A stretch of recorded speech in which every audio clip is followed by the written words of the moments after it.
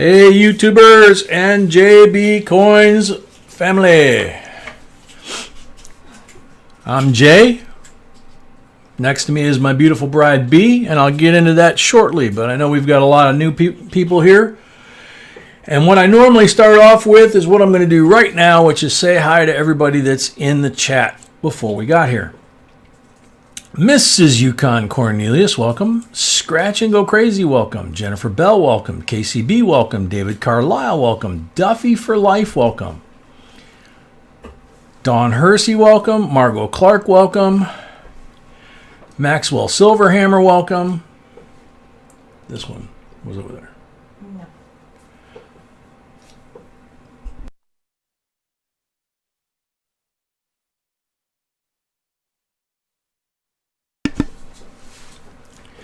G&P Coins, a member. Rebecca W, welcome. Maria Ramirez, welcome. From San Antonio. Asher 5250, a member, welcome. Catherine Schmidt, welcome. Chris Wise, welcome. Christine Son, a first-timer, welcome. Jack Gallman, Marion, North Carolina, welcome. Margot Clark, welcome. Bassman, a member, welcome. Catherine, your son's got a job and it's first night on the job tonight? Cool. Congrats. Brian West, welcome. Seaweave, a member, welcome. Ricky Corleone, welcome. Big Bass Man 67, welcome. Multi Haystack, a member, welcome. Emile Voyer from Connecticut, welcome. Johnny with how much is a no date worth Smith? Nice try. I saw you got answered. Thanks for coming. Welcome. Bassman, a member, welcome. Robert Henry, a Diamond member, welcome. Mel Lane, a member, welcome.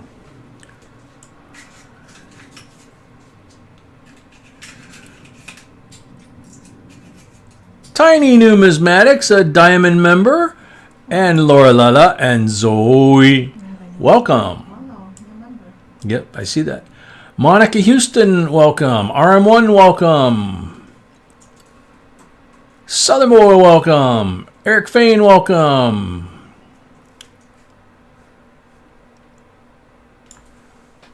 Tom Barton, a member, welcome. Joseph B, a member, welcome.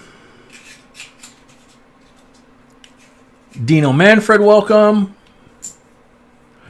Robert Bruning, welcome. Aaliyah M, a member, welcome. Undefined What, welcome. NG Coins Love, welcome from Morocco. Sean C, welcome. Yvonne Parks, a member, welcome. Gypsy Wolves, a member, welcome. South End Als, a member, welcome. Dean Harrington, welcome. Papa Frank Guido, a Diamond member. Ciao la familia, welcome. JCDC, welcome. Kelly Connett, a new member. Yay, welcome. Thank you very much. Mr. Boggle, a member.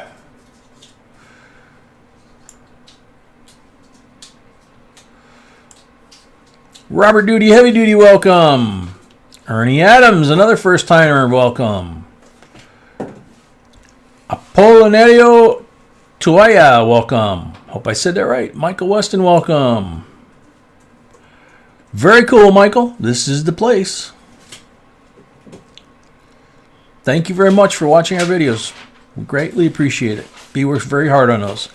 Dino Manfred, welcome. Zoe says, hello, Aunt B. Hi, Zoe. She says, hi, Zoe. I don't know if you heard her.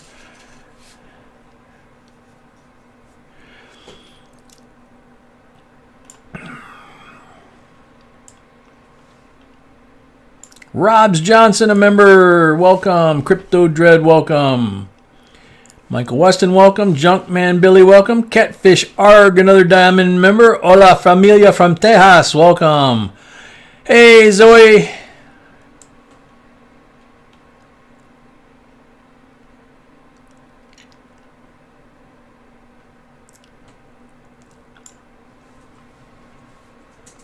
Jim Duhamel, welcome. Kathy M, welcome.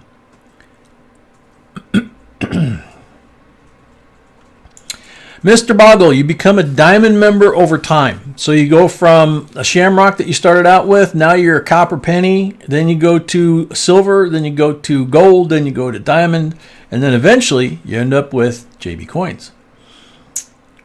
Old man, welcome. David Smith, another diamond member, welcome. Noel Burkowski, welcome. Silent Steve Milwaukee, welcome. NC Prospectors, welcome. Crafty Dragon, welcome.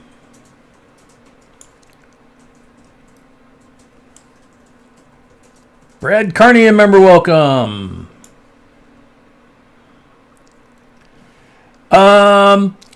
Good question. Brad says, did that box today count towards the streak? I don't know. I was thinking of the same thing. Maybe we should ask. B says she doesn't know. She was thinking the same thing. Should we ask her what? Probably not. Probably not, she says. It's not in the stream, she says. Okay. Michael Ellis, a member, welcome. Joyful Diamonds, welcome. Colt Phillips, welcome.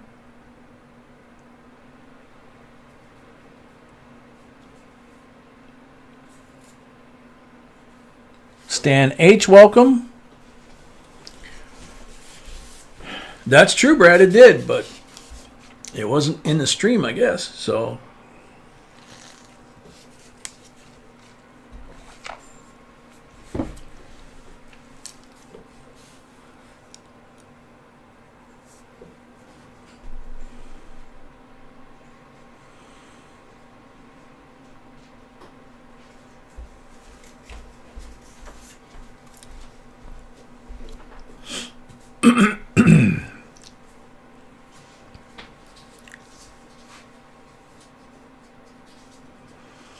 Alrighty, so I caught up on the hellos. So you want to start with the intro? Yeah, Got 100. Okay. Okay. So, all right, so I'm going to start the intro. And as I said earlier, I'm Jay. Jay is not my name. It's just one of my initials. B in JB Coins is for Mrs. B, Miss B, or just B. Either way, she's absolutely amazing. And she is the creator of all things. I'm just a hairy arm with a voice. So, one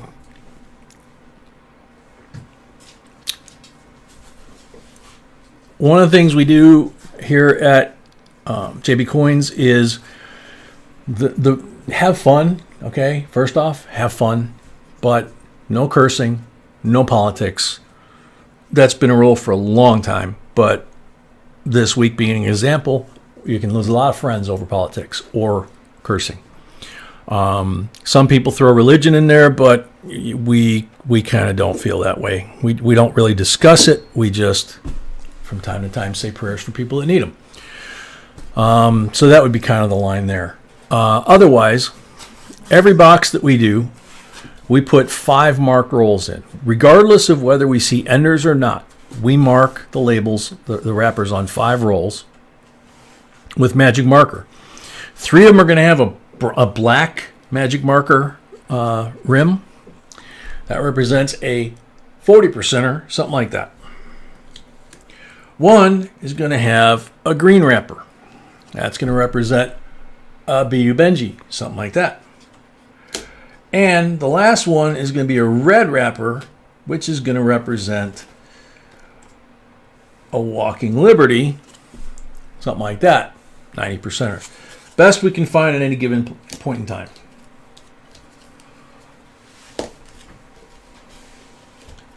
Then,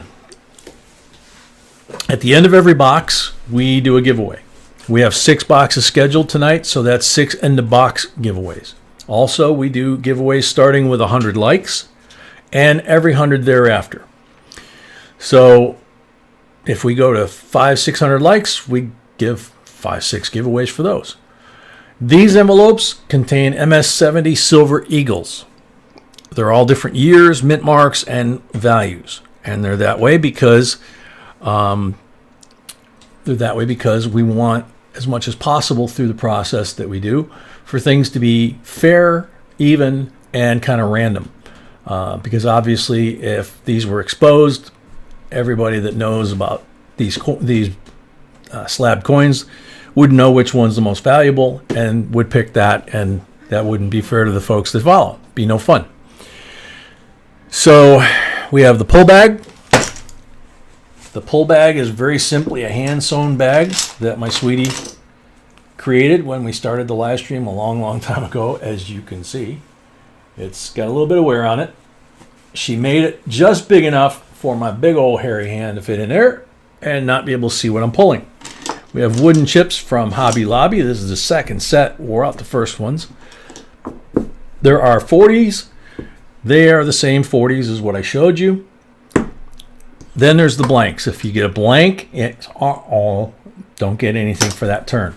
Then there's the 90. You notice there's only one in this whole bag. We run out of 90s 2-3 times a night, and I have to be resupplied. So it's really random. Some people have gotten, no 40s, but 3 or 4 of those 90 chips. So it's just, it is what it is. Let's see. We are at box number 126. We are at box number 126 in a row with at least one silver in the box. That's our string. If we get to 150, which is 24 away, obviously, it would only take a couple of weeks at the rate we do these. Then there would be a very special giveaway donated again by Corey Coolbaugh. We know what it is, and it's very cool. So let's see. Am I caught up on everybody on this stream saying hello? Richard Chardonnay, a member, welcome. Today's giveaways are from Robert Henry and Ernie Adams, welcome. Kathy M, welcome.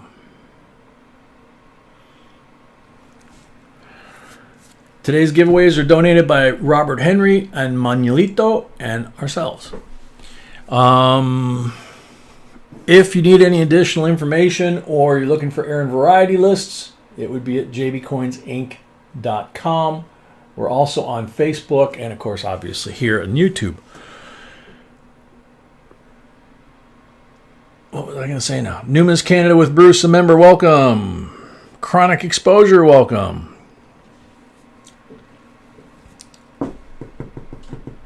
So we have one full box sold out as of this time. Okay. B says, as of right now, we have one full box sold, which means we do not have a box battle, but we do have one full box sold, which leaves 2 full boxes at this point, and 3 of these. We have rolls. Let's see. Little brain fart there. You have to be present. When we do giveaways, you have to be present. We'll call your name using the random comment picker from YouTube, and you'll have a minute on the timer to shout out in the chat that you're here. So it's important that you refresh your chat from time to time so you don't develop too much lag, because you could wind up missing your turn. And nobody wants that, including us. Victoria Hamilton, welcome. Shark Bait Lucky, welcome. Ouch.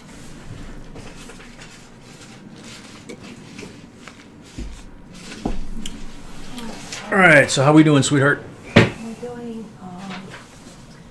what are we doing on the, just 1 second, where we have the likes? We're at 92 on the likes. I'm missing my tray. It's right here, where'd you put it? Oh, I don't remember putting it there, but that's okay. As long as I have it. Just like you. As long as I have it. Chin, RF4Cs. Ha, member. I got it right that time because I went slow. Roadrunner, Mimi, welcome. Peter Bonstead, welcome.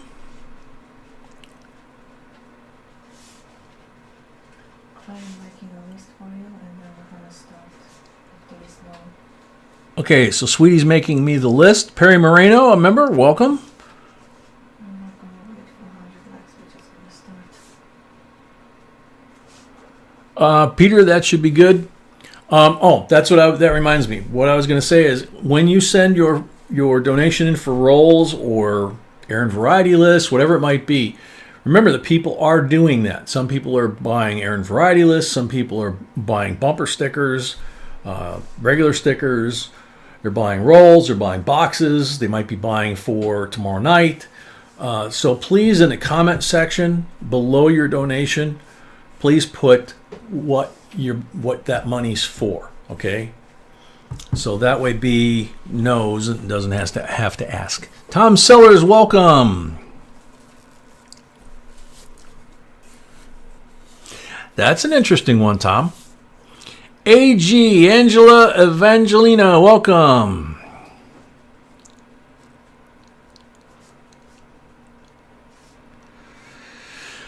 Catherine Schmidt wants to know if you got the tracking information on the package she sent you. Yes. Yes. Justin Simmons from Australia, welcome. Nicole Cruz, a member, welcome. Question, what is this being called? A donation? Is it a tax write-off? No, it's not a tax write-off. It's just the term donation is more acceptable to YouTube. That's how I'm calling it. Oh, that's how you're calling it? Yeah. Okay, sorry, my bad. Because it is a donation. Okie dokie. So, I have been handed the list, and it's been posted on the screen. So that means it's time to find some silver. So, Joseph B. starts us off in this box with 5 rolls. So how many down, how many over for your first roll, Joseph B.? And we got 106 likes. That's okay, you can start with. Yep, Scotty Hall, yay!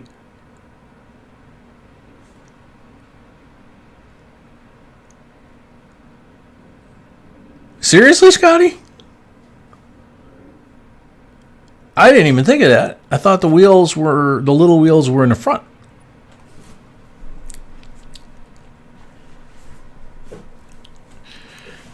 Three down, 3 over on the left. Okay, so 3 down, 3 over. That one there, right? Greg Snedeker, welcome. At least you didn't have a flat, Scotty. Yep, Jay, the big wheel is in the back. Oh, the big wheel in the back is wobbly? Dude, what'd you do? Go down a flight of stairs trying to race somebody? Should I add haha? On some chairs they are all around. Okay.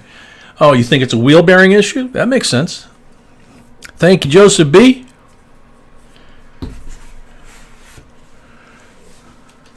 I mean, I know they have like the low profile ones that like the marathon guys use and stuff, and so didn't know if you had a custom ride or whatever. I'm not even sure what the terminology would be. Black one, 40%er. There you go. There's the 40%er to get us going. A little stretched there. Montana Treasure Hunter, welcome. Miss Fix-It, welcome. Dan M, welcome.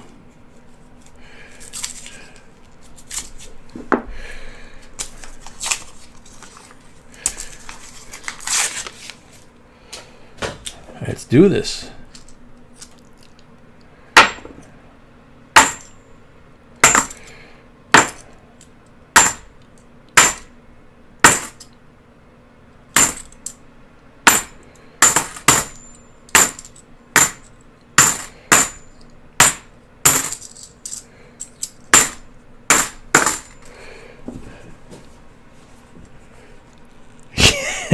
Good one, GNP.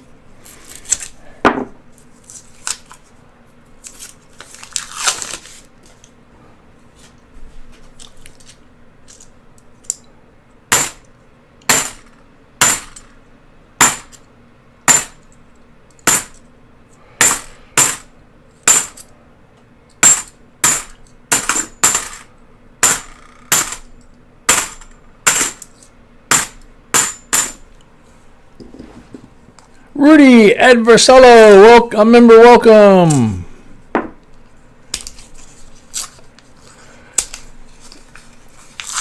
Yeah, picture sounds cool. I would like to see that. That sounds neat.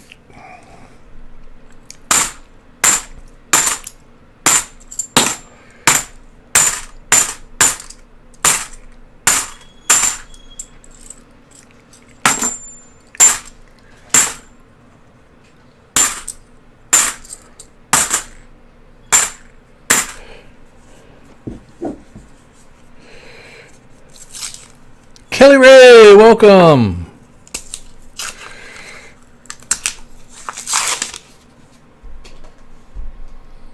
Maria Ramirez, welcome.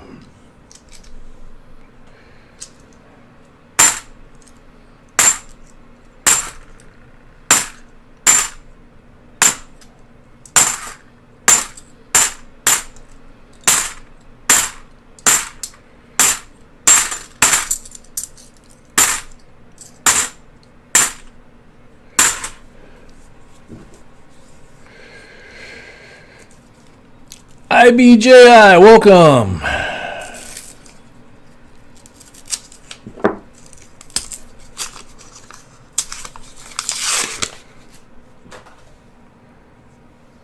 Mel Lane says the donation information and email is not on the bottom of the screen. Some people are asking about it. Justin Simmons, it's 11:22 a.m. in Australia on Saturday night right now. Cool. On Saturday right now, not Saturday night. That wouldn't make sense. Linda Wallace. Yeah, we've noticed some glitches with that lately again. That the notifications are not going out like they should from YouTube. We were actually talking about that while we were eating dinner tonight.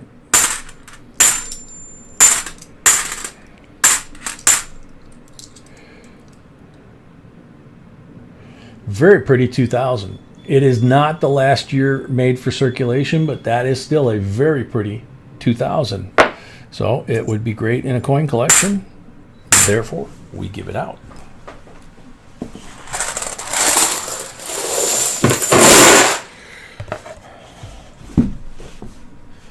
Alrighty, so Joseph, you got 3 pulls. Good luck. Mr. Jones, welcome. Blank on the first. Yeah, that is a nice coin, Joseph. It really is. I was surprised when I saw it like that. 40%er on the second pull.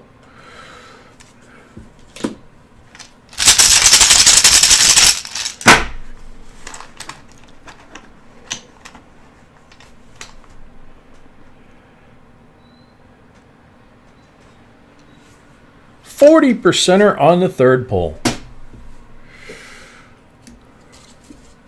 So there you go. So you got 3 40%ers, and you got this beautiful 2000 Philadelphia, and it looks that good. Wow, that's pretty neat.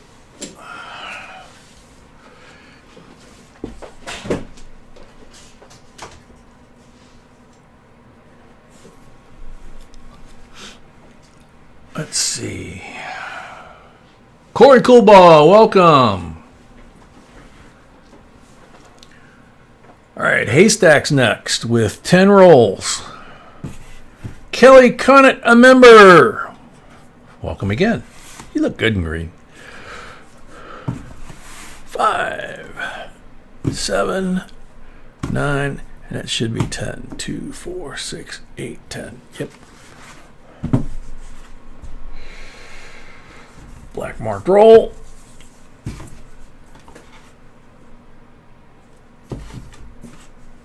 So 1 black mark roll, 40%er.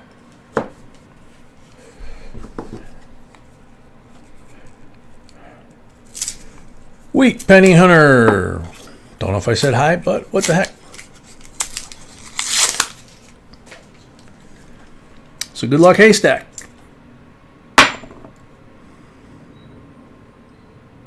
Okie dokie. What do you think of this one? It's kind of weird looking. that cool? Very, very pretty. Yeah. Let me put this down so I can grab that the right way. Thank you. Whoa. Okay, now I get to try and do this on the camera. So it's like a lime green on the front. Lime green's not really the right color, but... And then it's green and purple and pink on the back. So it's a very pretty bicentennial rainbow. So very cool.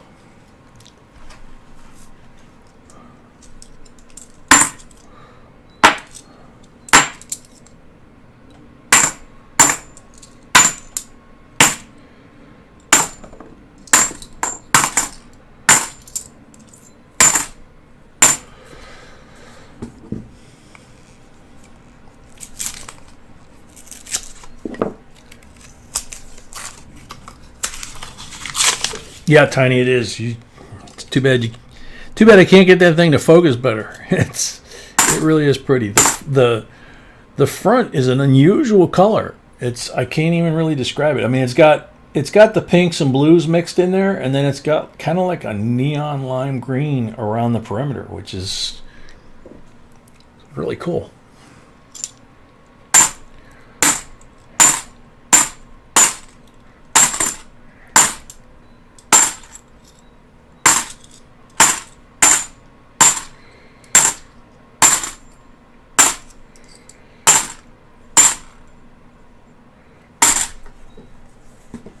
Incredible Hulk green.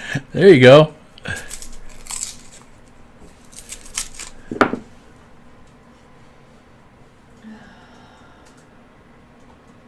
They call that particular shade seafoam. That'll work. Seafoam green.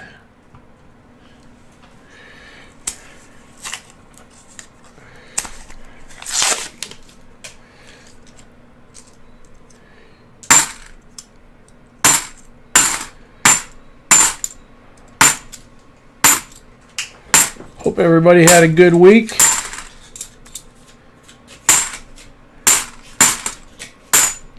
Looking forward to the weekend.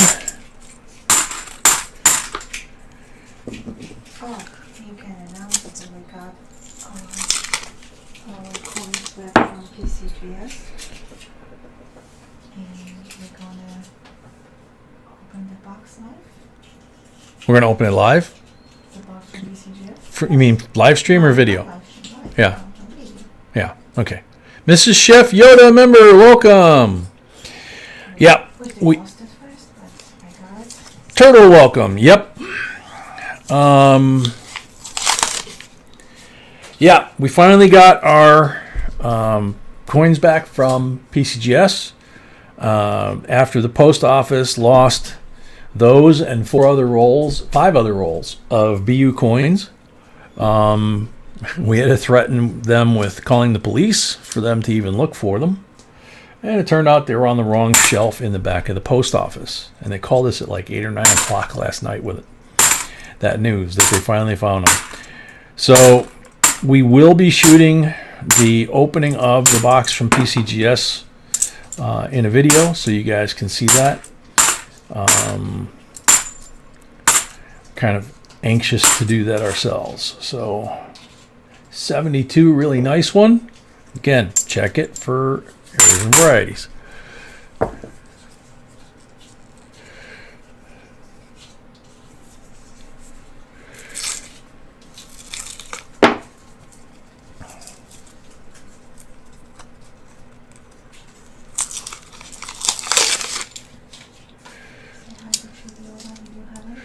Who?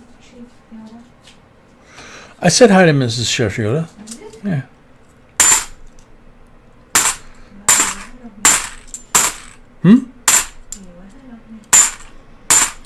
She said I was ahead of her. Holy cow. Batman.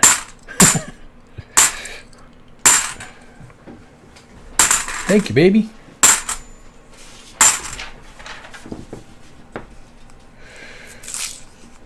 Oh, JCDC, dude, I don't know if B or I would be able to watch that.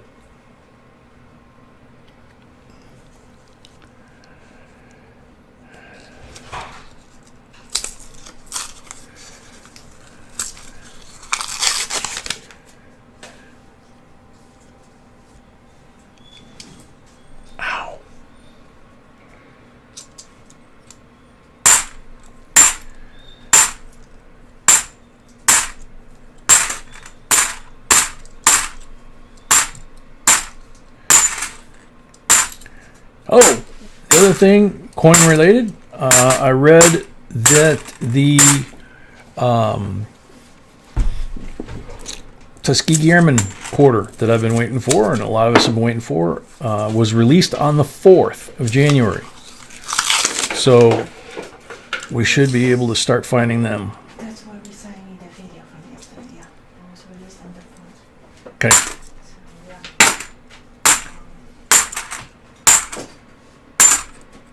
But there was no W, right? For this one. They didn't mention a W in the press release, no. That was what we were talking about Yeah. this past week in one of the streams, was whether or not they would do a W. I was hoping they would, but it would be off a year, so.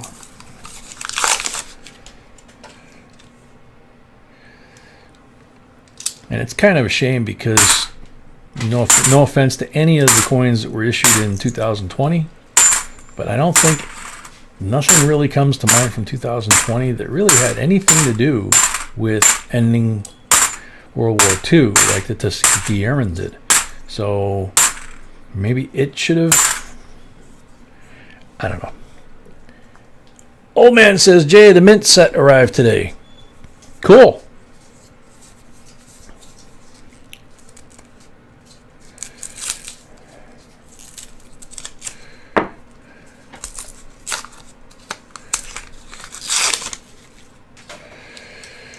Scotty says, Chris, a friend of mine took an old mantelpiece off a fireplace in his house once and found an 1877 Indian head penny. Nice find. And that's actually not that unusual. MJ Atkinson, a member, welcome. Any kind of old fireplaces like that date back, in an old house, like 1900 or older, there's a lot of coins that get found behind the mantle and down at the bottom of the fireplace where the trim, originally if they have the original trim on there, they would have like a little block, where you have the floor molding, you have the block around the fireplace. They call that bottom block a plinth block. And if you can carefully get that plinth block out, which could be hard with 100 years of layers of paint, a lot of times there's coins down in that corner pocket. Or sometimes they'll fall down all the way down in the plaster and lath and be down on the basement side. Old bars, old fireplace mantles, Bookcases. yeah, old built-in bookcases, anything like that. There's a lot of gaps and stuff in there that a lot of old coins show up.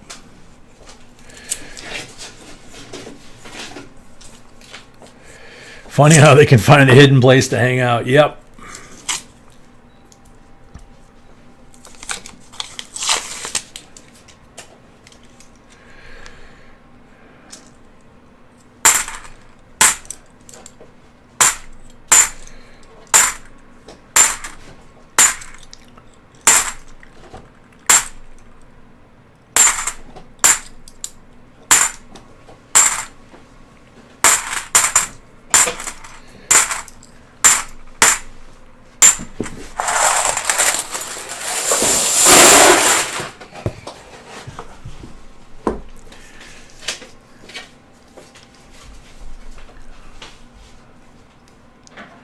All right, Mel, you take it easy, man. Catmanduism, welcome.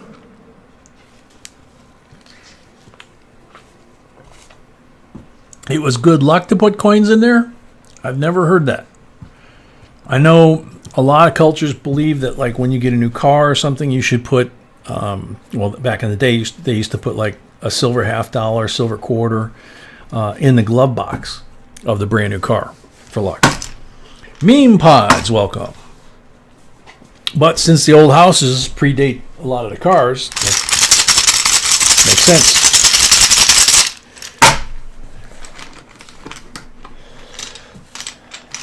$40 on the first pull.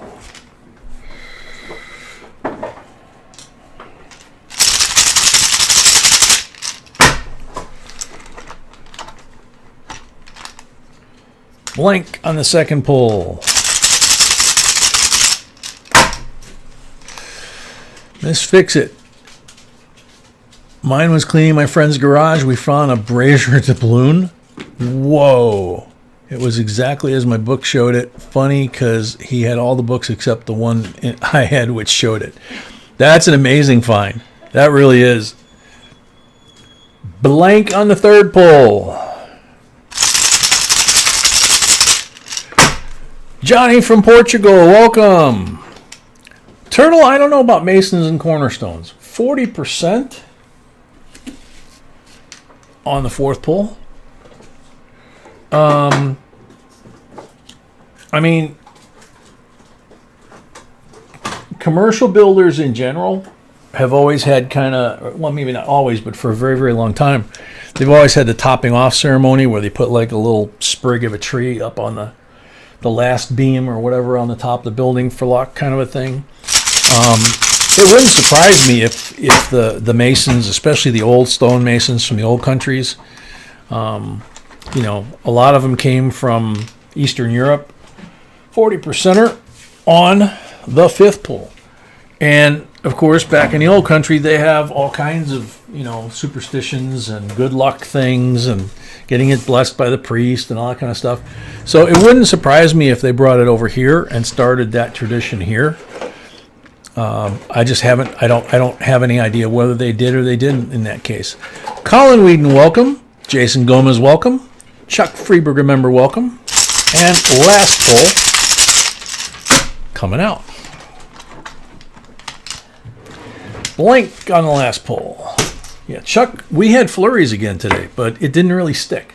40%, 4 of them. Nope, mine was beautiful. But as B said, it was beautiful. 72, the nice one, and we have the seafoam green or neon green or whatever bicentennial rainbow. And I'm gonna do the giveaway. And she says we're gonna do the giveaway. So guess what? That means we're gonna do the giveaway. Heather's Chubby Hubby, a member, welcome. Yay! Joe Layton, a diamond member, welcome. Oh, Tiny's still here. Gold plated, 24 karat gold plated bicentennial quarter. That would be from Robert Henry, right? Yes, thank you, Robert. Thank you, Robert. 1 minute on the timer. Good luck to everybody. Those are pretty. They really are. I say it every time we pull one out, but they could take a coin that is not perfect, put the silver over it, and it's going to look like junk. Or they could do it the other way around, and it's going to look like junk. This, they took a nice coin and did it right, and it looks like, beauty. Connie Broadwell, a member, welcome. Mossman, yes, do them more often. That was fun. Good answer. A girl who left chickens, welcome. A member. Mossman, are you here? Brian West, that's where I thought seafoam green. Brian had a 56 Buick that was seafoam green. B and I had, what was it, a 52, wasn't it? 51, 52? Roadmaster? Do you remember, sweetie? No, I don't. Shoot, I can't remember what it was now. Bummer, how could I not remember that? Scott Cook from Virginia, welcome. Mossman, you got 25 seconds left. Now he's missing him on the front end. Robbie DeWitt, welcome. Yeah, we had a seafoam green Buick Roadmaster straight 8 with a 4-barrel. And the thing was a tank, man. It was huge. Time's up. Sorry, Mossman. Nana Lalo, welcome. Charles Easterly, welcome. Next up, good luck. Sorry, Mossman. Yeah, multi-haystack. That was an awesome car. The big drawback with it was trying to find parts for it. Because that was the only year they put a 4-barrel on the straight 8. Richie Rich, that was awesome. You should do this more often. Suggestion, have Mrs. B Silver as one giveaway and Mr. J as another giveaway. Okay. I don't know if we can afford her giveaways. Just kidding. Buick Century 332 V8? Really? I don't. 322 V8. Oh, that's what yours is? Okay. That makes sense. Richie Rich. 30 seconds left. Wes Carnley, welcome. Sean C., welcome.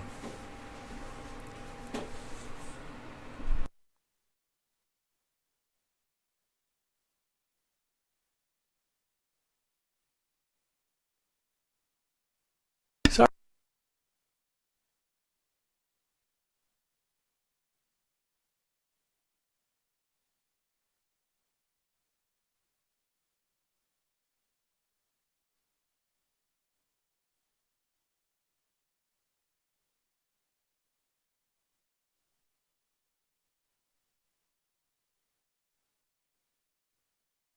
Sweetie, that wasn't an insult. It was that with all, I got it off. With all the 90s that you,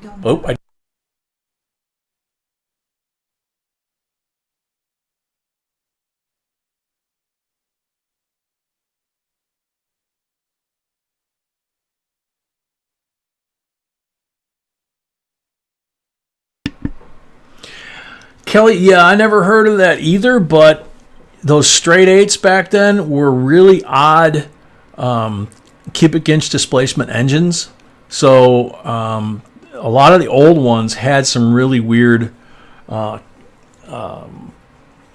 cubic inch numbers. So, yeah, Connie. Let's see. All right, so Gypsy is up next. Gypsy has 5 rolls.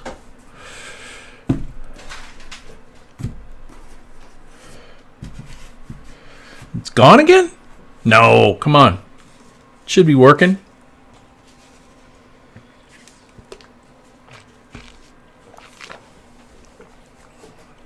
Robert Henry, you had a 48 olds with a straight 8? Yeah, those things were beasts, man. They had low-end torque that was unbelievable. W. Warford, a member, welcome. Yay. No marked rolls. Bummer.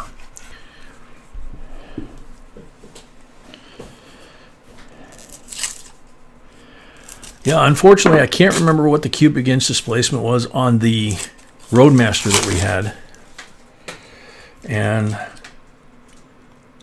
I mean, some of the stuff that was under that hood was some of the first stuff I'd ever seen like that. And of course, it was normal back then. But you know, I was used to working on like 57 Chevys and then most of the cars from the 60s and 70s all the way up till, oh gosh, some of the modern stuff, not all the modern stuff. Tiny, the motors came in 216, 235, and 261 straight 8s. Thank you for checking that out, man. Unless you already knew that one too. Victoria Hamilton, welcome.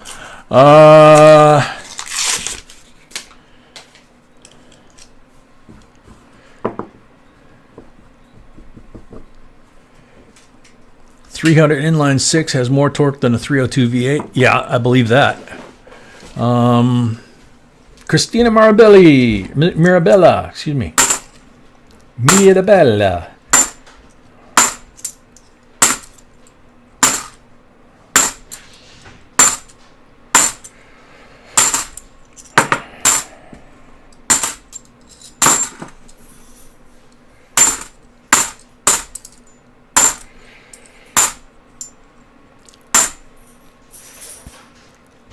Man, this is crazy. It's 75 degrees in here even. It was 70 degrees 45 minutes or so ago when we sat down.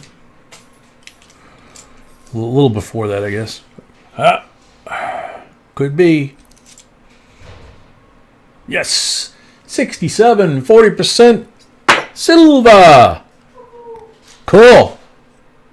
The streak continues.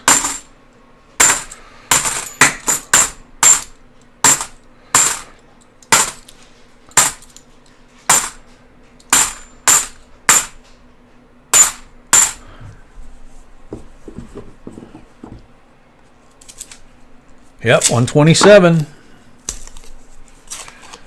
Mr. Jones, you bleed Mopar blood. Me, Pontiac. That's my preferred vehicle. The 69 Pontiacs in particular. I owned almost every single high-performance 69 model at some point in my life. I had the 69 GTO before I went into service. I had 69 Bonneville two-door hardtop with a 428 HO when I was in Memphis A school. I had 69 Firebird Ram Air 4 4-speed that I pulled out of a yard in Fort Worth for $250. Got it running, ground it down, put it in red oxide primer, sold it for 4 times what I paid for it. And that really, literally, other than a tune-up and a new battery kind of thing, it was pretty much all I did with it. So Gypsy, 3 pulls.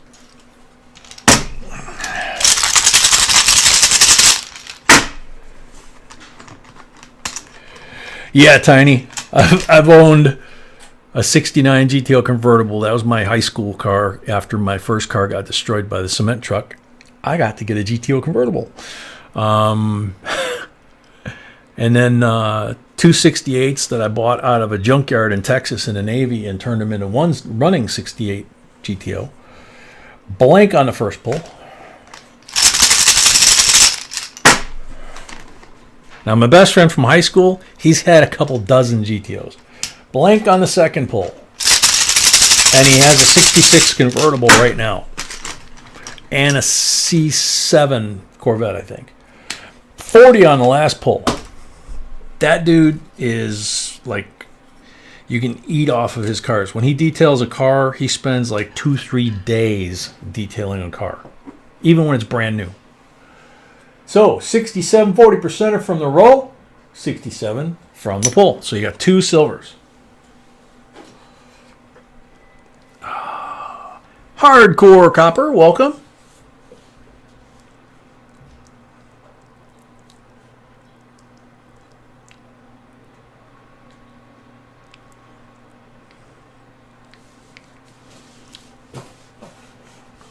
Nope, that's not going to happen, Hardcore.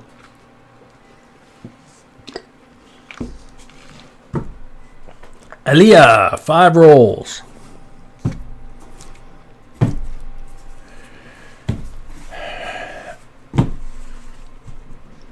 Red mark roll for Aaliyah. 45 Walking Liberty, 90%er for the red mark roll.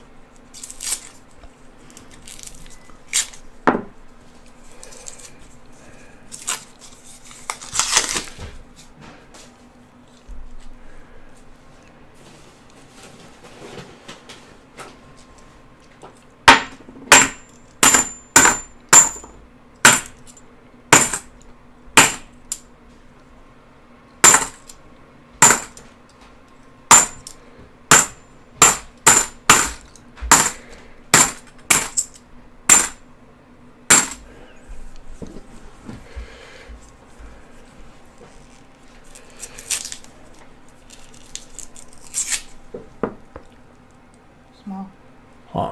Small bite. Oh, that's a small bite. I know.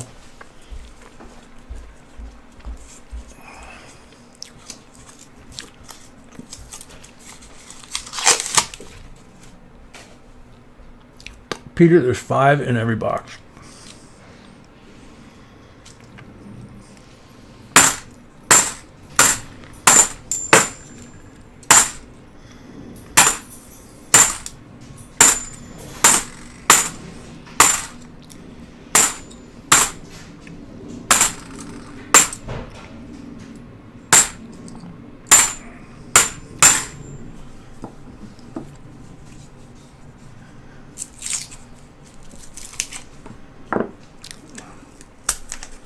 All right, Asher, you take care, man.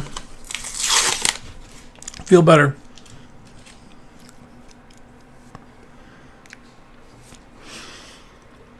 Gypsy, when B comes back upstairs, we'll have to ask her.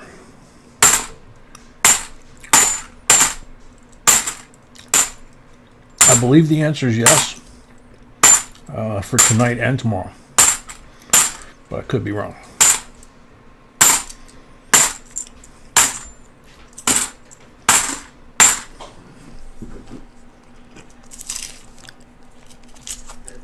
Maria Ramirez.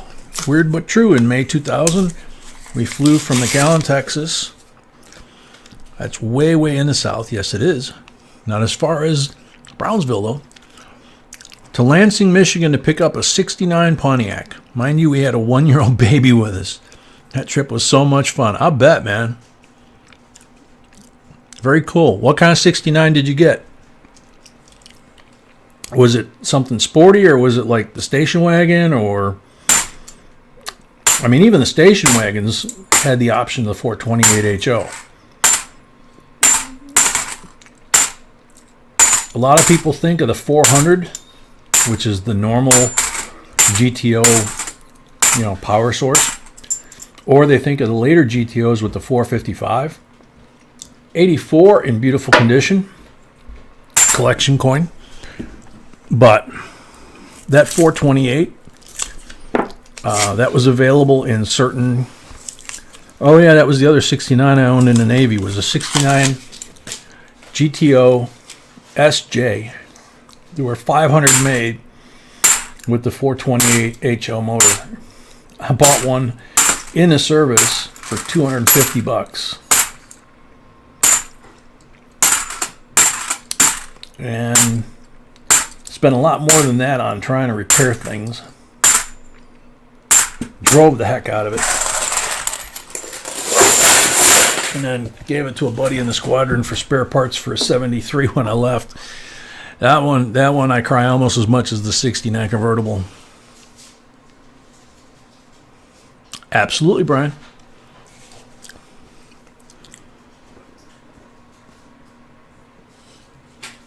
Yep, Torino had a 428.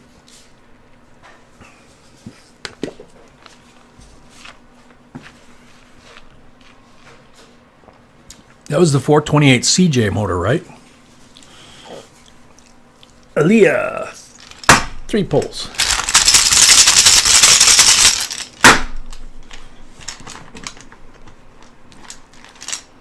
$40%er. It's also one of B's favorite movies, Gran Torino.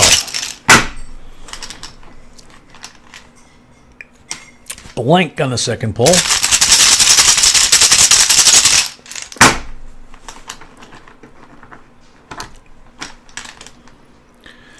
$40 on the third one.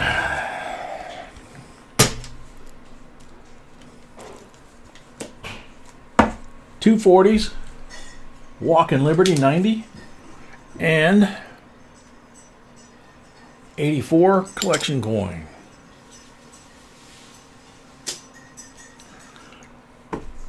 Next up, Nicole Lucky Cruz.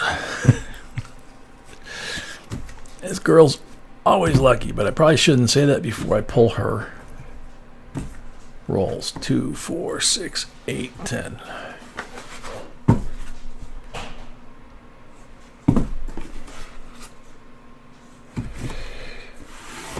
Double check that. I don't see any marked rolls.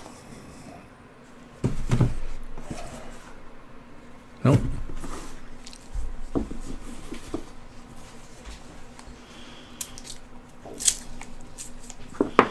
Jim Davis is here with good news. Hang on, time out.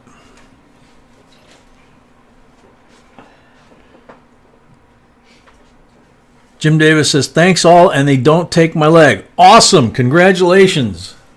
That is great news. Yours? No. No?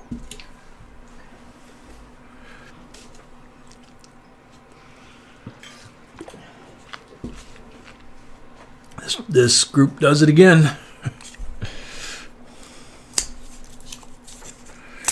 Well, Jim, we're glad to hear it. That's the outcome we were all praying for. That's awesome. Yep.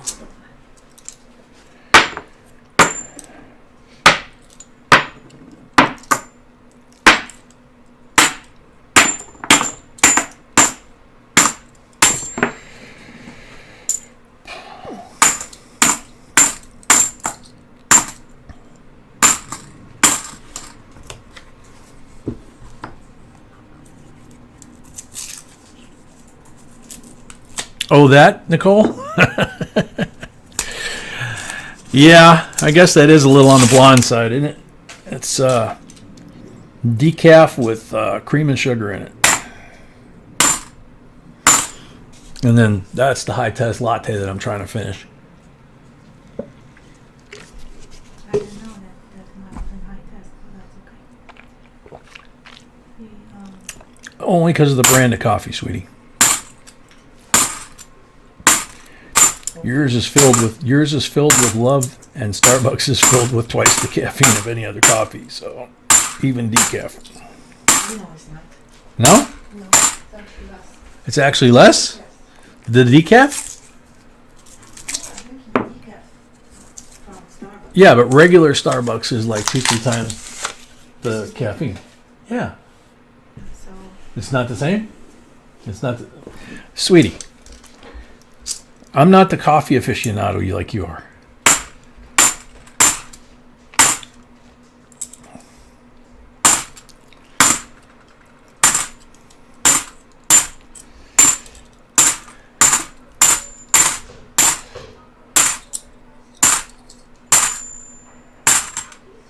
I just started drinking this stuff like 10, 12 years ago. Uh-oh.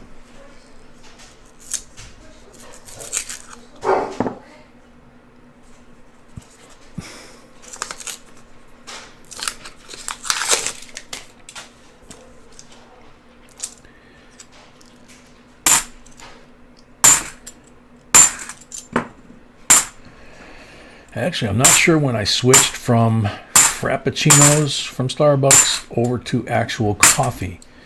I know it was like Frappuccinos, and then I went to Cappuccinos, and then I went to lattes. But I don't remember how long it took to make that transition. 72, nice one. Again, check it for possible error and variety. Jim Davis, home after 3 weeks in the hospital, not knowing whether I was going to lose my leg to a bacterial infection. Yep. We know we were praying for you, buddy. We're glad you're doing better. We're glad you're keeping that leg.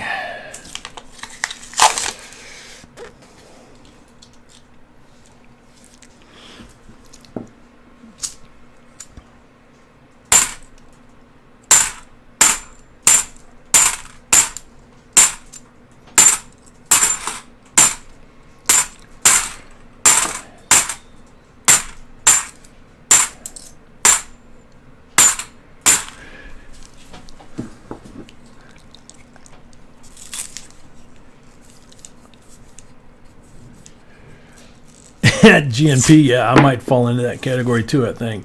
At least back in the day.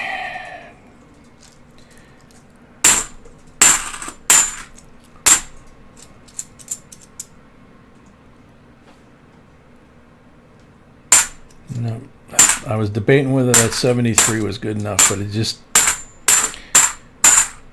didn't look quite up to my standards. Let's put it that way.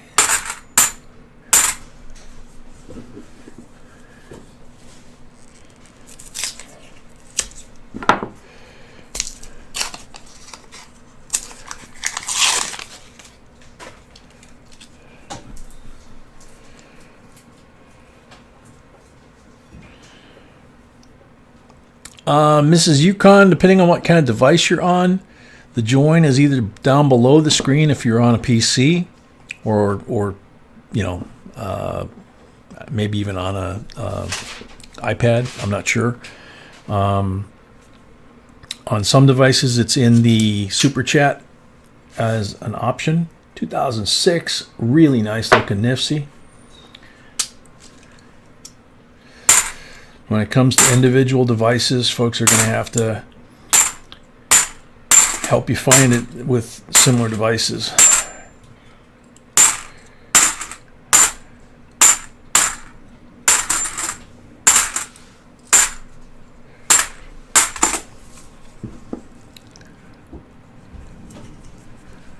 Papa, welcome. Sandy Freeman, welcome. So is he in? Oh no, we're saying stuff up because he cannot see us.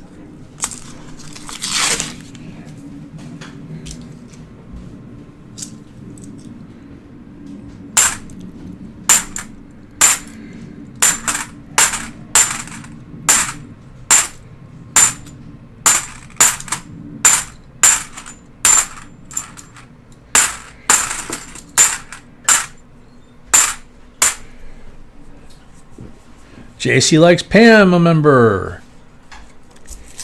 Sandy, sorry to hear that. Know a lot of folks that have had that similar situation.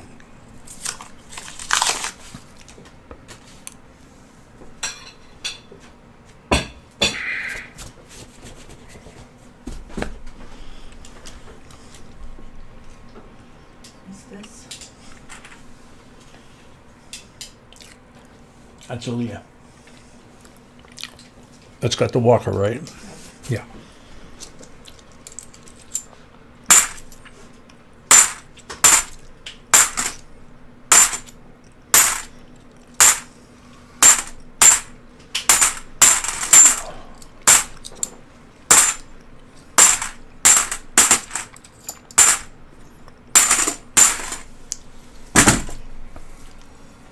How many silvers in the box so far? One so far. One so far. Shimpy, welcome.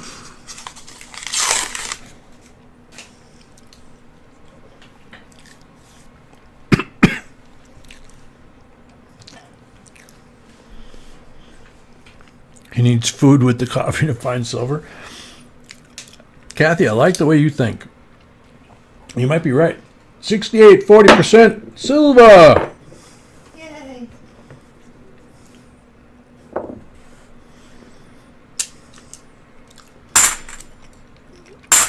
Second one in the box.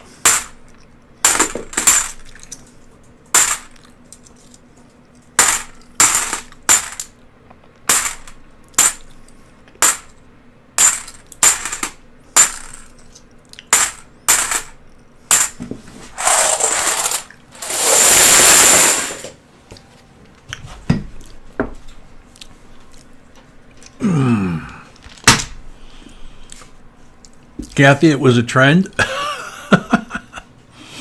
Cool. I didn't notice it. Good for you. Riley Manderside, welcome.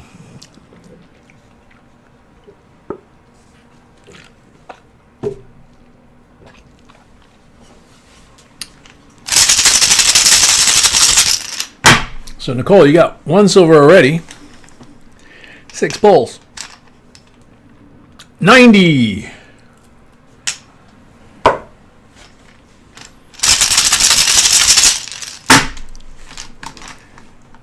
Let Asturiano, welcome. Blank on number 2. Hopefully I said your name right.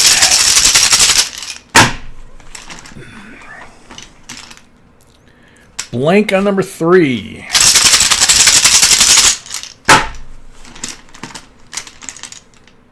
Blank on number 4. See, I shouldn't have said anything. 40 on number 5.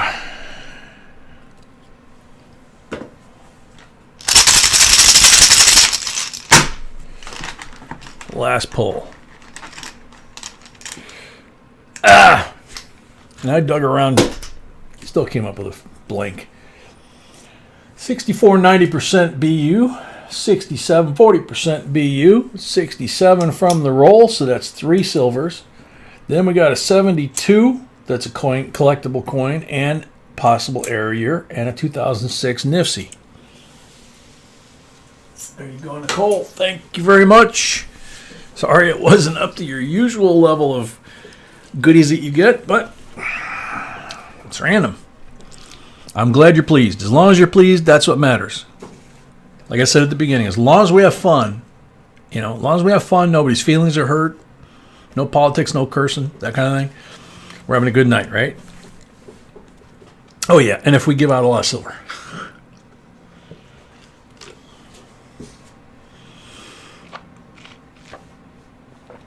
Catherine Schmidt got the next 5. Excuse me, folks. Shoot, I guess I gotta wait. I was gonna call out low-flying geese, but I'm gonna have to wait. Green one.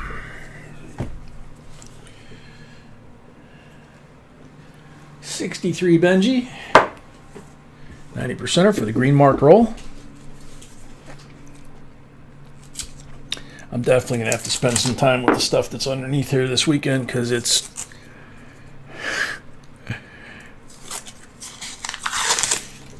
a mess. Let's see. CLMK, a member. I'll start bid 5 to wake people up.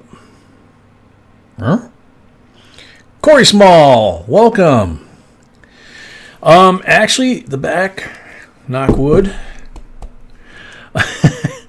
I don't know if you heard me whack myself in the head. The back actually has been doing pretty well.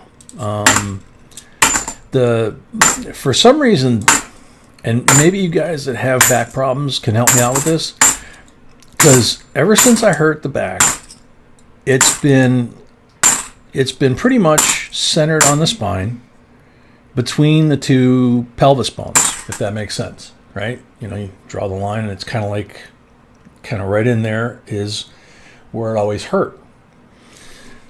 Now the back seems to be doing okay since I got those 3 shots, but now I seem to be getting pain in the right hip. Not all the time, and it seems like a little bit different kind of deal. So I don't know if I should let my doctor know that, or what. Or if I'm just, still compensating and maybe, I don't know.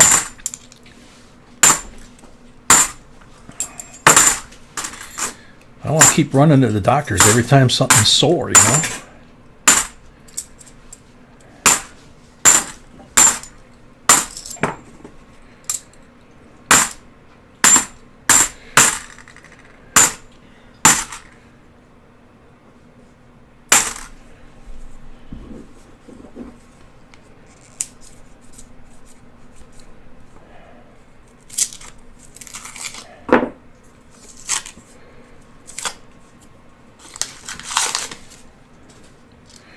By the way, you guys know how much I brag on my bride.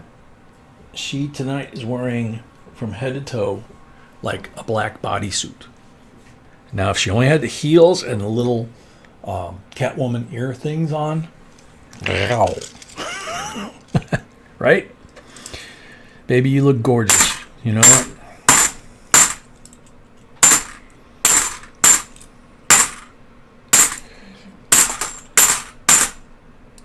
You're very welcome. Thank you.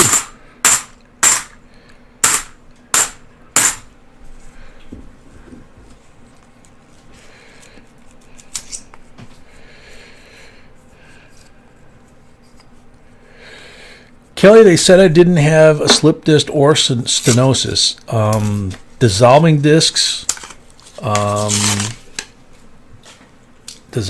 arthritis, and then the ones in the neck, I can't remember what they said about those. So, but the ones down below, it was dissolving discs, arthritis, and then when they gave me the shots, they said it was those first. It wasn't just L5S1, which was the one I injured initially, but it was that one and 3 above it that the inflammation had gotten so bad because I had gone 2 years without the shots. So I don't know. I mean, I missed my follow-up with the doctor, so I was a bad boy. It felt good, so I didn't go back.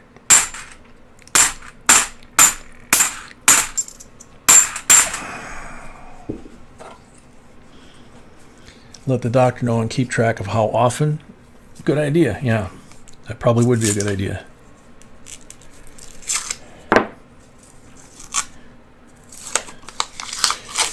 Thank you all for the advice.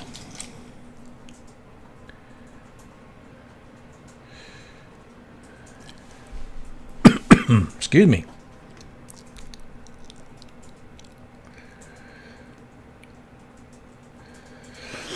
Bruce, I never actually broke anything. So, it's just the way the hip was feeling. Of course, my first thought was, okay, now I'm going to need a hip replacement or what? But that's why I figured I'd ask this group, because I know there's a lot of folks here that not only have medical background, but a lot of folks that have back problems. So, a lot longer and more severe than mine. So,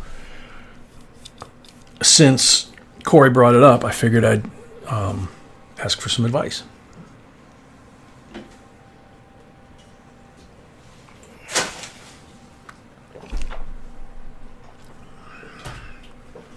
Catherine has 3 pulls.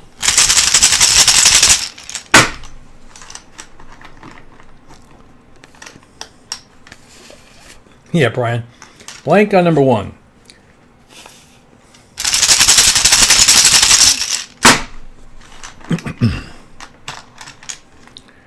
Blank on number 2.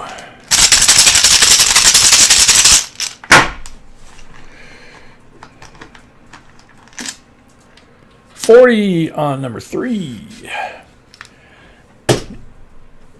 They made a 100th anniversary coin for Qantas Airlines in Australia. That's cool.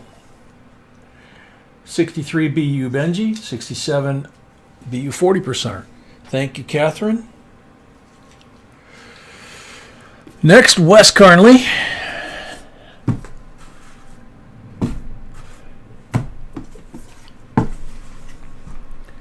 Black marked roll.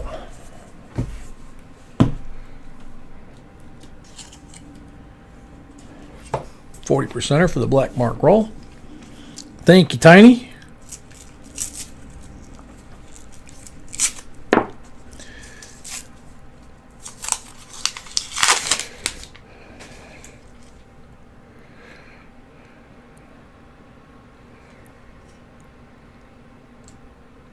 T. Navarro, a member, welcome.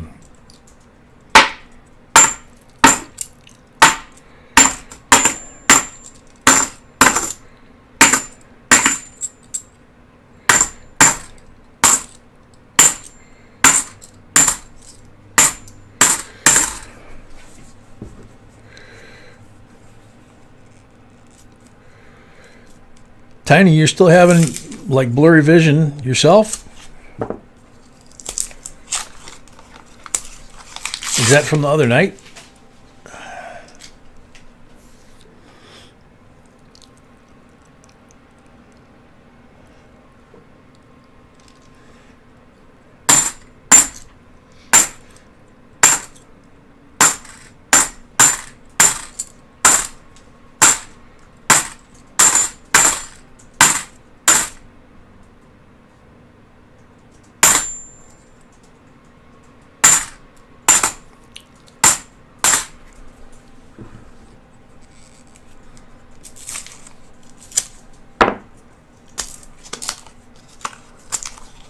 Oh, okay, Tony.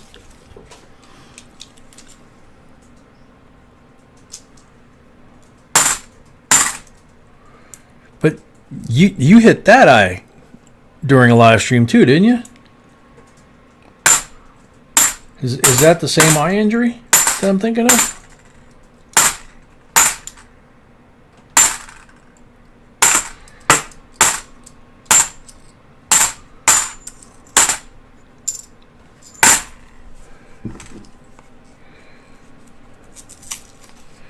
No unibrow, but I got a big beard, so it offsets it. That big beard might act as a cushion.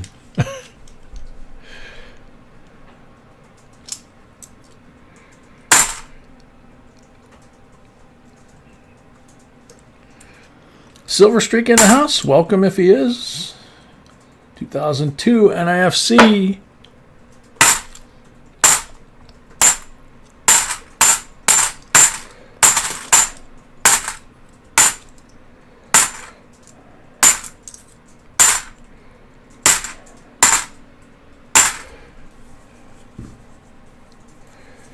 Scotty, you taking off?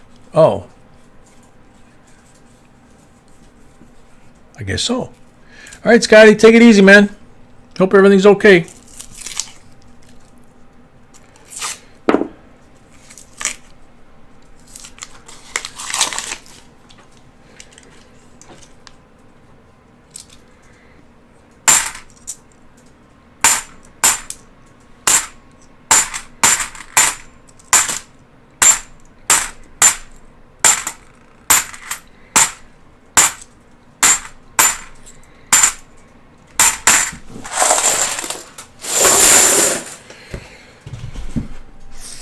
Three pulls.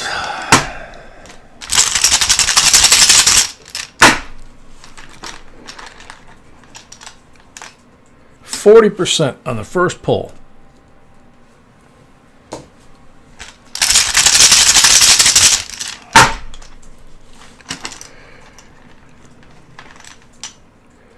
Blink on the second one. Oh gosh, Tiny. Blank on the third one. Bummer.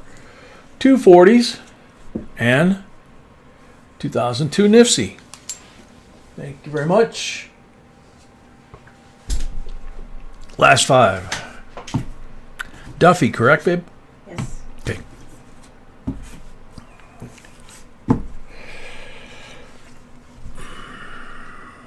No mark rolls. Good luck. Bill Cheslick. I don't know if I said hi to you earlier. Welcome. The next box will be a full box, and we still don't have a full box battle. Say that again, sweetie. In this box? No, next box. Is a full box. Next box is a full box. Okay. And we still don't have a box battle. And we still have rolls available, right? Mm-hmm. And we have rolls and boxes for tomorrow night, right? Yes. Okay. Because somebody was asking why you were... Is hardcore proper in this stream? She was, but I think that she and Scotty are both gone now.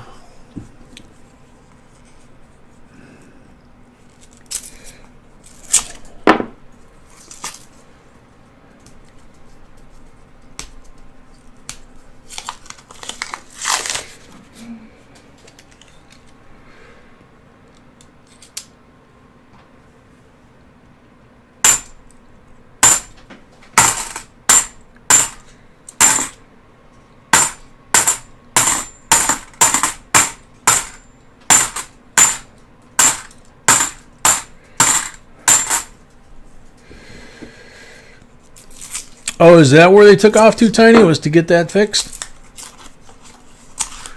Understandable.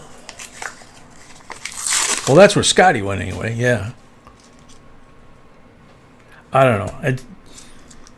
You know. Hard to keep track.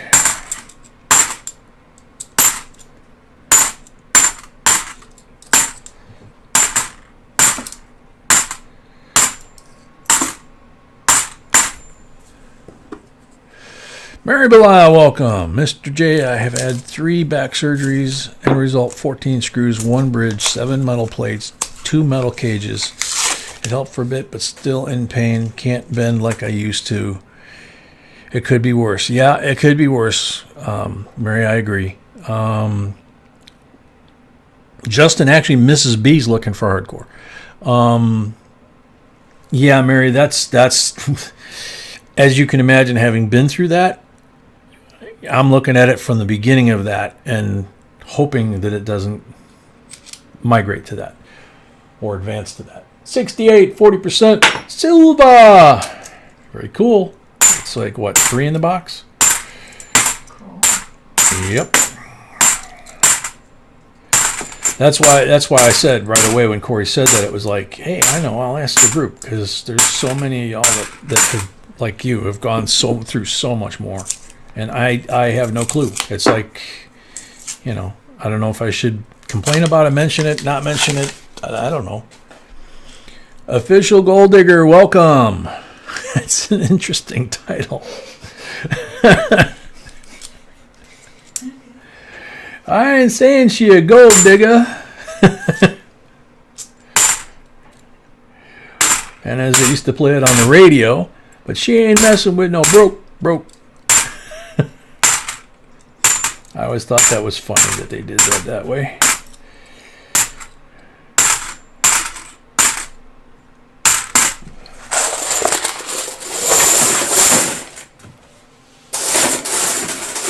Wasn't that Kanye and Jamie Foxx that did that?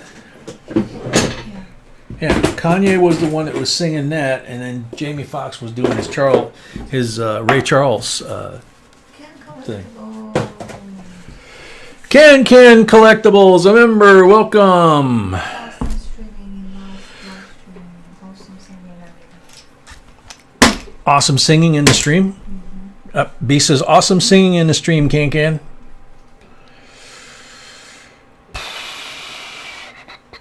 Kanye West and Jamie Foxx. Yep, that's what I thought, Justin.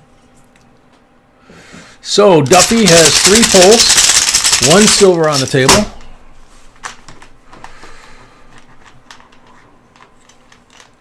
Blank on the first pull.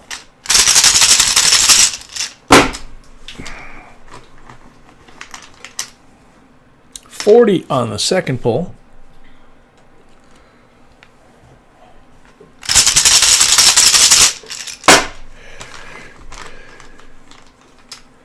Blank on the third pull. Bummer. So 68 40%er and a 68 40%er from the roll. So very cool. Thank you very much, Duffy.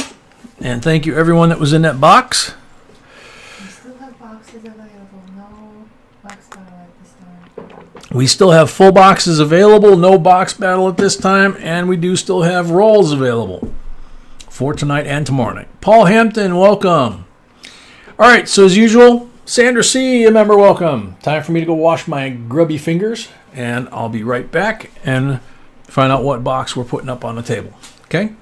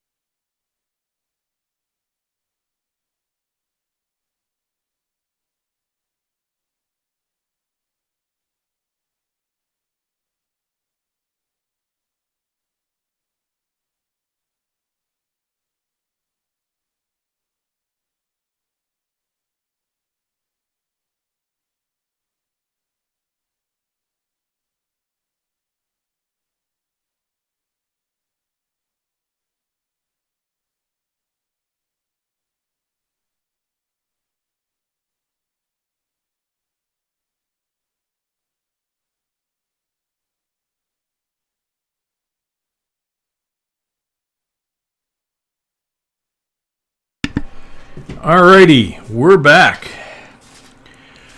So, South End Alan Laura's full box. What's it going to be? 1, 2, 3, and 4, correct? 1, 2, 3, 4, yes. Yes. And that's the only full box we have sold tonight so far.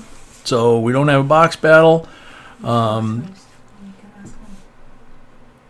What? What number of box? I just said South End Alan Laura. What number of box? 1, 2, 3, or 4?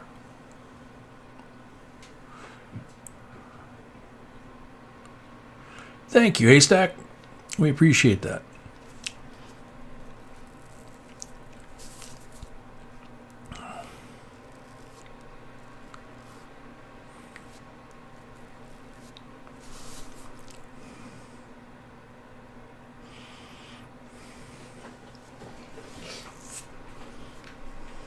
Elton Jones, welcome.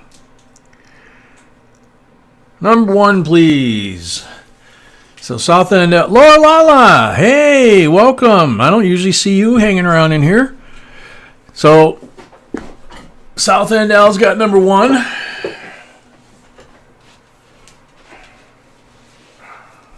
don't have a box battle yet. Nope, don't have a box battle yet. We have boxes still available and rolls still available. And the more boxes in the box battle, the bigger the bonus coin always is. Oh, man.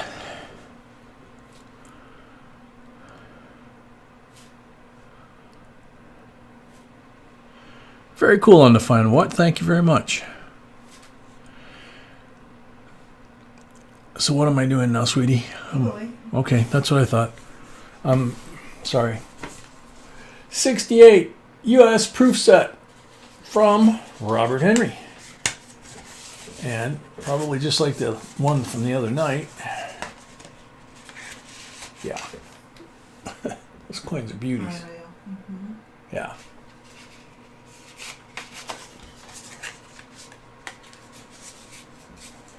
That's the last set from Robert. Though. That's the last set from Robert? Mm-hmm. So sad. Donald Carter, a member, welcome.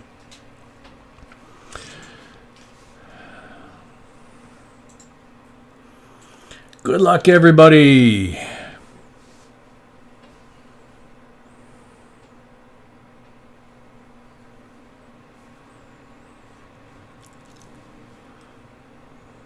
Greg Welch. Yes, you guys should do this more often.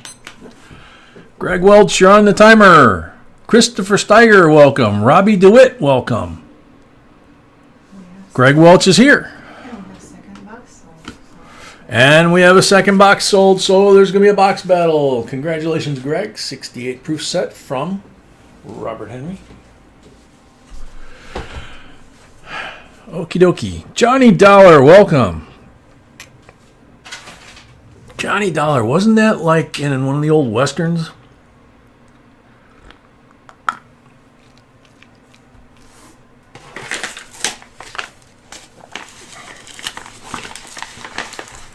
I know there was a Johnny Ringo, but I can't remember if there was a Johnny Dollar. Hello. Eva Wanda, welcome.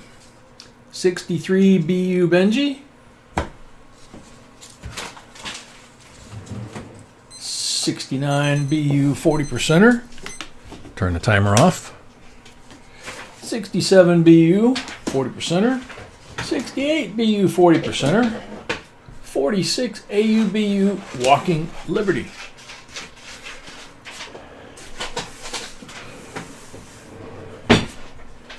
Pull that down a little bit.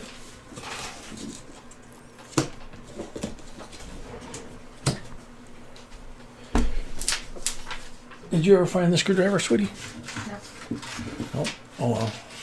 We had 2, and I cannot find it. I know we had 2 and we can't find it.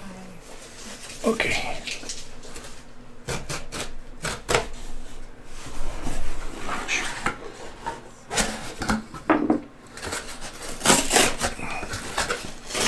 Ouch. There it goes. Check the screen. Yeah, that actually looks good. I actually can come down a little bit, so I don't have to stretch quite so far. Alrighty, so good luck. South End Al and Laura. Frank Lisso, welcome. Holly Armstrong, welcome back. Barbara R, welcome.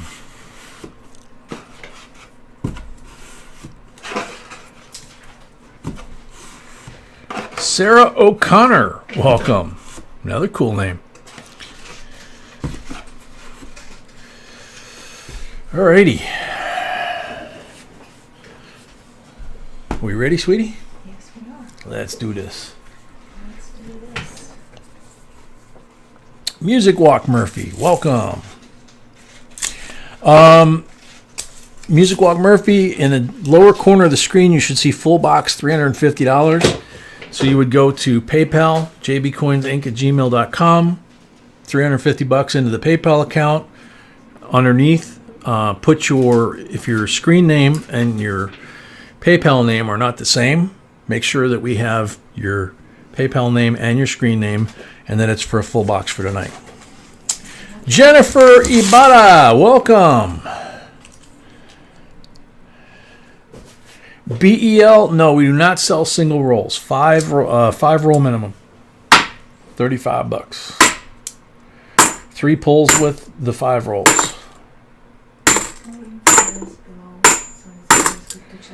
Yeah, all the rules and the amounts and all that kind of stuff is always below, so it's always good to check that stuff.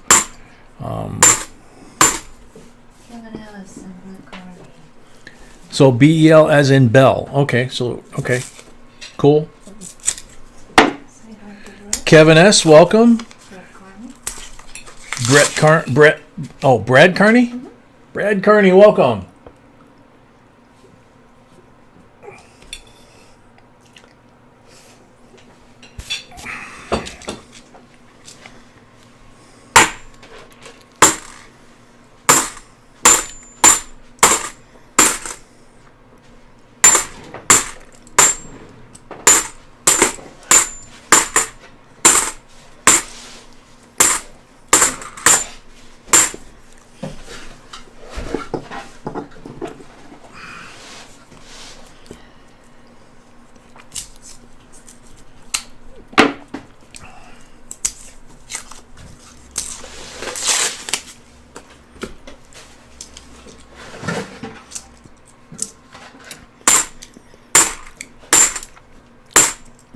Jennifer being a possible good example. For those of you folks that came in after I said hi at the beginning to everybody, once I turn this way and start doing the coins, the stream's over that way. So if you came in since I started and I didn't say hi to you, I'm not being snobby. You all right? Okay. It's just I can't see the stream over there. And so if I missed anybody, I apologize. I peek from time to time when I can when I'm doing this kind of stuff. You have a platinum coin? That's cool. It probably is beautiful. Is it one of those Liberty Platinum ones with just like the head of Liberty on it? Rodolfo, welcome.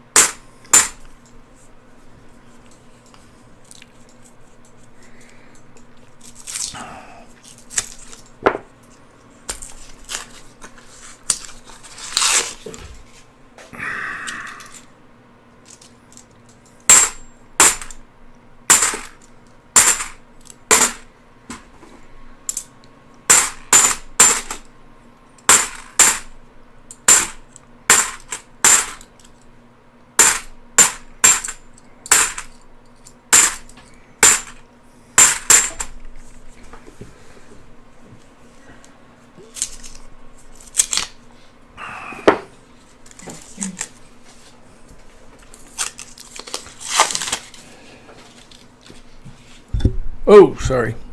Accidentally bumped the mic. Oh, very cool, Jennifer.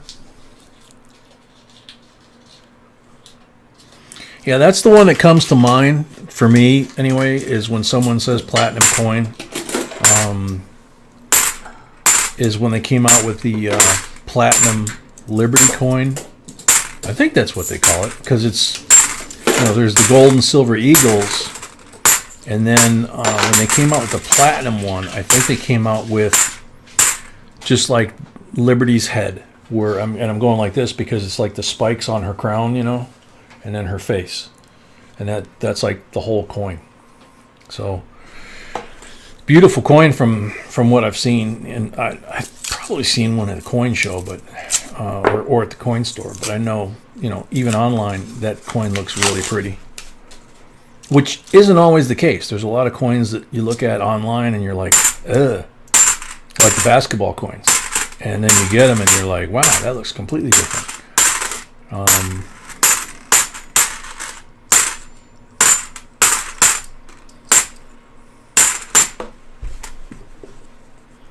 Yosemites, welcome. Southern Boy, welcome.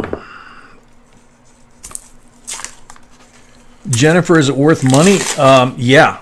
I believe if it is that coin I'm talking about with just Liberty's head on it, and it's about the size. I think it's about the size of the $50. Maybe it's a little bit bigger. I'm trying to remember. If it's this size or the size of the Silver Eagle. But it's like 1 ounce of platinum. And if you look up what 1 ounce of platinum, just the platinum, not even counting what the coin itself is worth, 1 ounce of platinum, I think, is just over $1,000. Maybe a little bit more. Used to be platinum was worth more than gold. But about 4 or 5 years ago, they crossed. And gold went higher and platinum went lower. So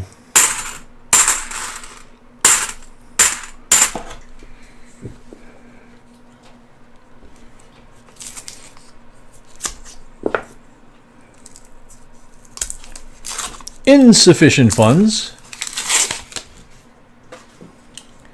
JB, look for 73p DDO. I found one the other day. I need to send off for attribution, or is the FS101 73D with no mint mark? Couldn't tell you. If you're going to send it off to attribution, especially if it's Mr. Wexler, he's going to know. Limited edition only. Welcome.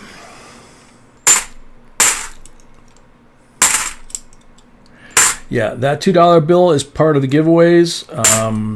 That's a Red Star, or Red Seal silver certificate. Silver certificate, right? Mm-hmm. Yeah. I can't read it from here, so.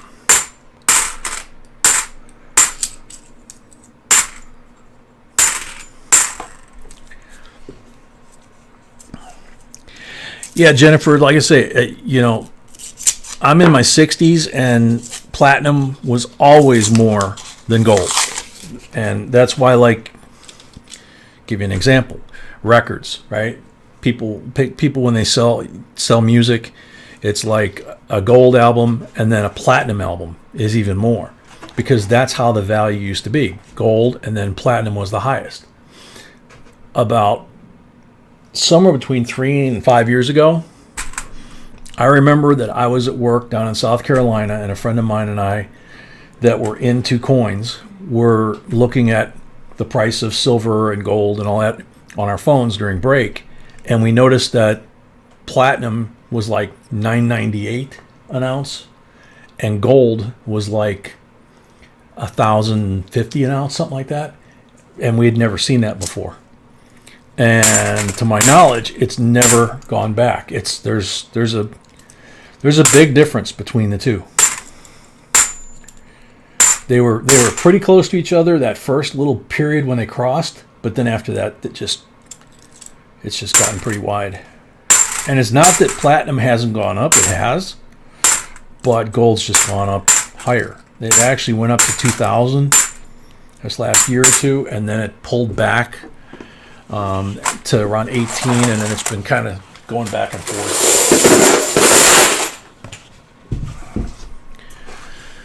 But silver's been nuts lately. Silver was almost 28 bucks earlier this week. It might have hit 28 bucks, but if it did, I didn't see it happen. I saw it at 27.50 or 60, something like that. Mike Kent lives 15 minutes from you, Mel. That's funny. I don't know all the shows that we ever went to. I'm not sure if we ever met Mike, did we? No. We met a lot of the different guys that ran coin shows, but we didn't. I don't think we ever met Mike. Justin, you got your first silver 1 ounce coin this week. Very cool. Congratulations. Even if you collect 1,000 of them, you'll probably remember that first one.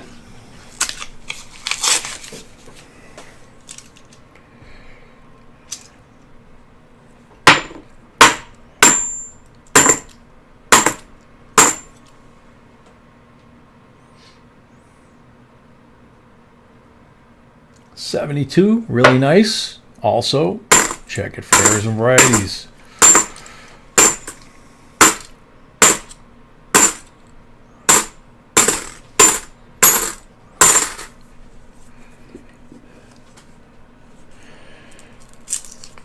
$1,090 for platinum today. Yeah, and gold is what, somewhere between 18 and 1900 right now, I think.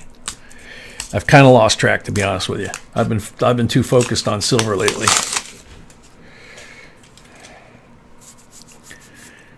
That and the holidays and all that. Although silver today, the last couple days earlier this week, silver was going up like that, and today silver, I noticed, went down a ton, like $1.50, I think, at one point. So I'm not really sure. I'm not really sure what they closed at. 2003 NIFC, nice one. But let me say this: if you were looking at silver when it was 27, almost 28, and you were like, "Man, I wish I'd have bought it when it was 25." Well, I know it was at 25 something earlier today. So silver's 25.40. So if you were saying that a couple days ago, dude, now it's 25.40. Okay. Mrs. Yukon Cornelius, a new J&B member. Yay! Thank you very much. Welcome.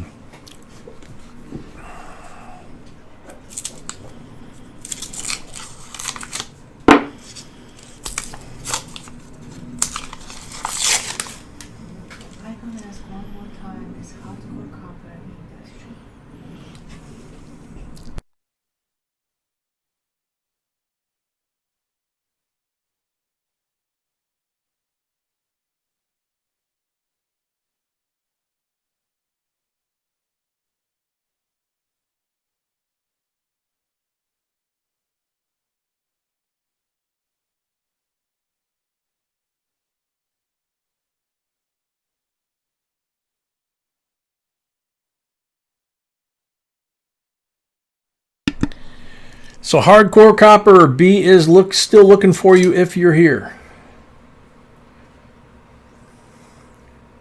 Man, another really pretty 2000 like the one from earlier. Those you don't find too often. I don't know why.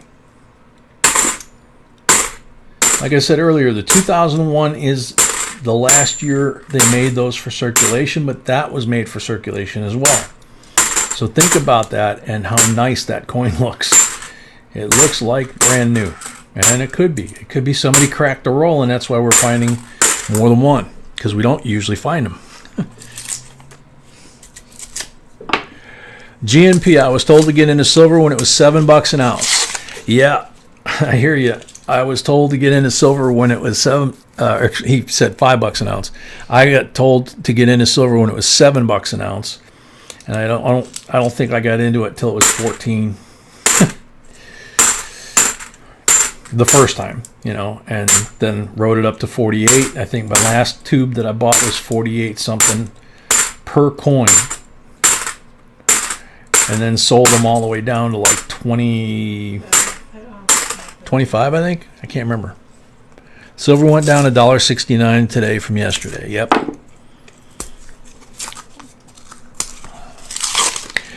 Yeah, and this being Friday, and I've said this before, that price should hold all weekend long until the markets open on Sunday. But the coin shops won't be open usually on Sunday.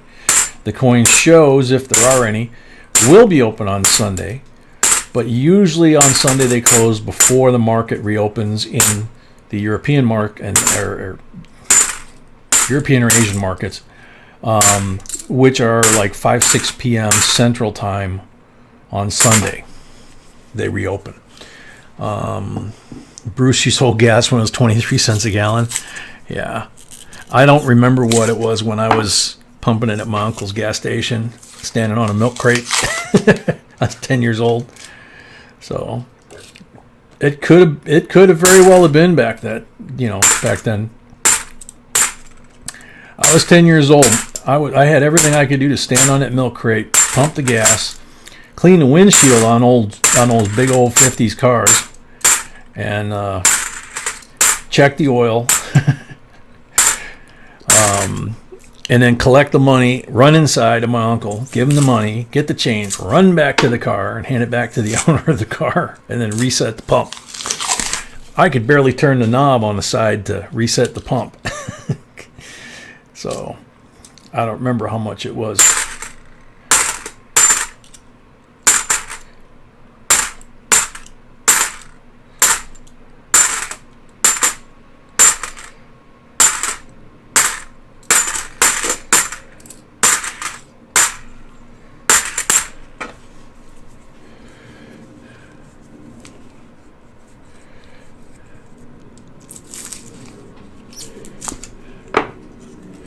Limited edition, all you got to do to answer that question about if a penny's worth anything is watch any one of our penny videos. You find out real quick which ones are worth a whole lot of money.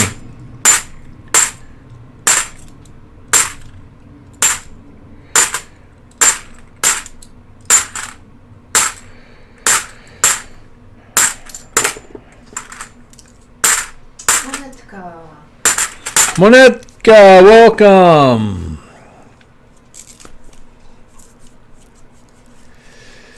Any premium on 2009, 10, and 11 Sacagawea dollars?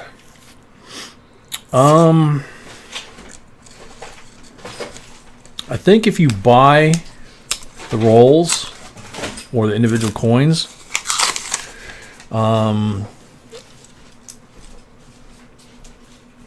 right, sweetie? Yeah.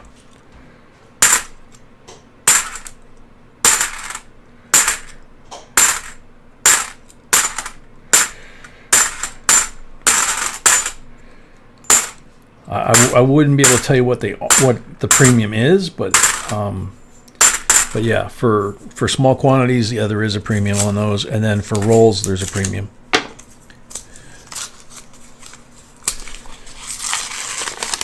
Very cool, Mrs. Yukon.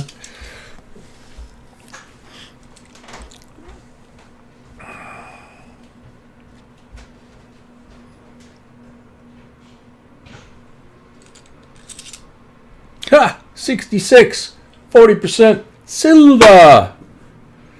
Box number 128. Cool.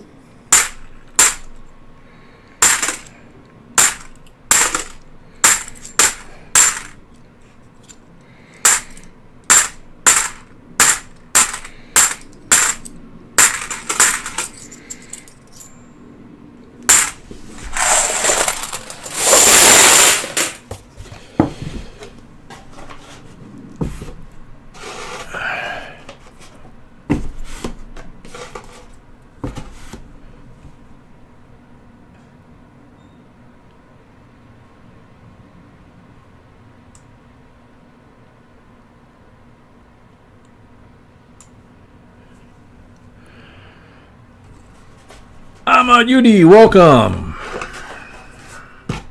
Trudy Sable, welcome.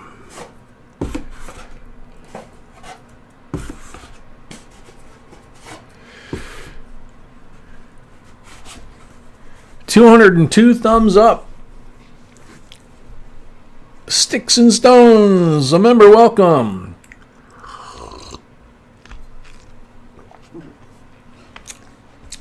Peter, I believe you are first in the next box after this one.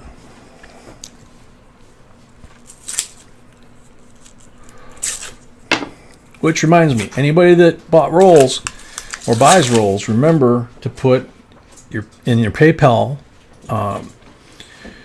put your screen name if it's different from your real name that's in your PayPal account, so we don't accidentally disclose your information on the internet forever. If you already did make a purchase and didn't give us your screen name, all we got is your real name, you can send me an email at jbcoinsinc@gmail.com. And 2008 NIFC, and connect the two together for, screen name and regular name. And again, that way we don't accidentally release your personal information out there on the internet. And I know we preach about, I preach about this a lot, your name and security and be careful and all that kind of stuff. And, usually I'll talk about friends that we have, friends of mine that will, they go out to dinner and they post, hey, I'm having dinner with my wife at such and such restaurant, and this is what I'm eating. Here's a picture of my dinner, and it's great. And we always say, don't do that, and especially don't do, here we are on the beach, do that when you get back from the beach. Don't do it when you're standing on the beach, because you're telling people you're not home. And invariably, I get people every once in a while, not very often, but every once in a while, I'll get somebody that sends me an email and says, you're scaring people, this and that. Look, we're not selling anything. Okay, that's the first thing. We're not selling security systems or anything like that. We're worried about people getting ripped off or, God forbid, getting hurt. And if you don't think it can happen to you, 1995, beauty. I don't know how many of you guys saw the news this week that Dr. Dre had a mild brain aneurysm, if there is such a thing as a mild brain aneurysm. And his publicist put out a press release that Dr. Dre was in, I think, Cedars-Sinai Hospital out in LA, and that he was recovering well and would be going home soon. And when he got released from the hospital a couple days later and went back to his house in a very ritzy area of LA, it had gotten broken into because the bad guys knew he was in the hospital. And when they got caught, they admitted that. Luckily, the man had a serious security system, as you can imagine. And so they didn't get very far before they got caught. But, I mean, think about it. If somebody like Dr. Dre, and it was his kind of money and his kind of security, these guys actually got in the house, stole a bunch of stuff, and made it far enough away to get caught. So what would happen if they got into a normal person's house? And, so Squeaker, welcome. Donna Newell, welcome. So please, everybody, be careful.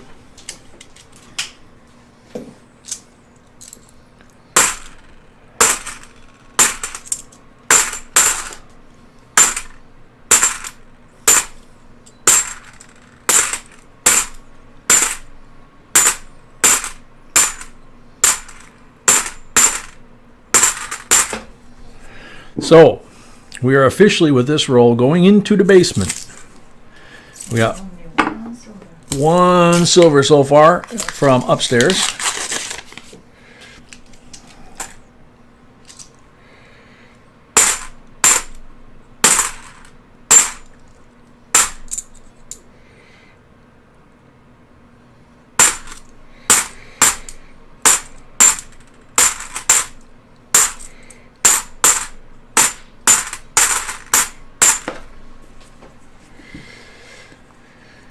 GS Taraftari, welcome.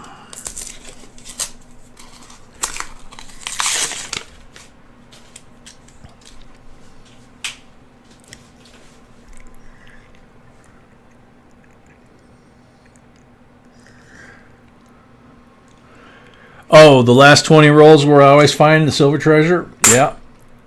That seems to be the case. That's what everybody says. Let's hope so.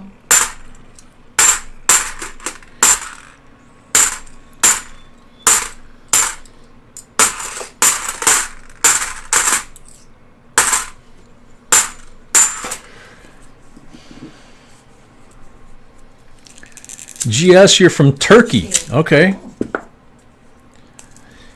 So a 1905 Metahan would be a Turkish coin, I'm guessing?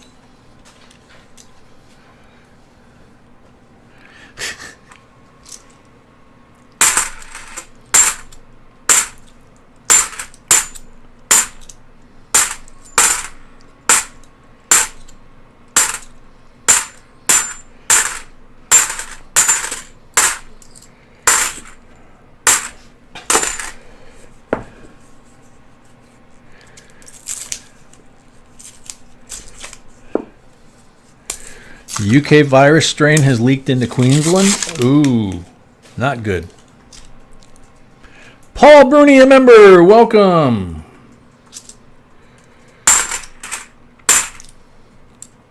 (2003) NIFC.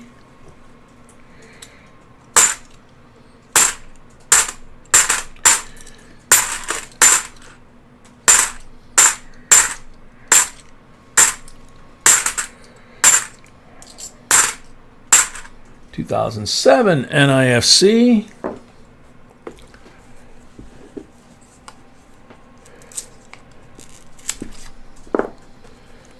Ouch.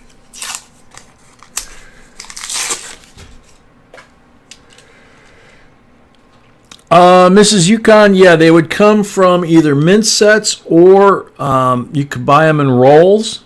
We've been buying them in rolls for over 10 years. Heather's Chubby Hubby, $5 on Super Chat for a month of membership for Squeaker Voice. Thank you, Heather's Chubby Hubby.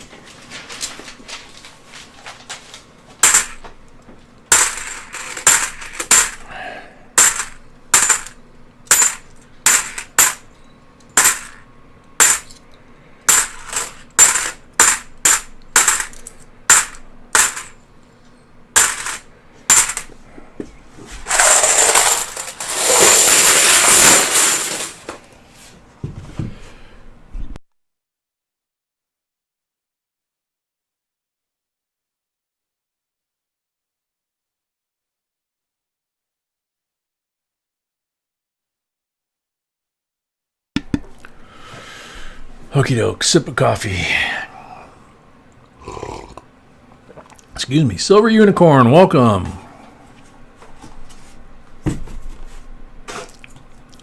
Brisbane's in lockdown till at least Monday? Whoa. That's where my grandpa came ashore in WW2.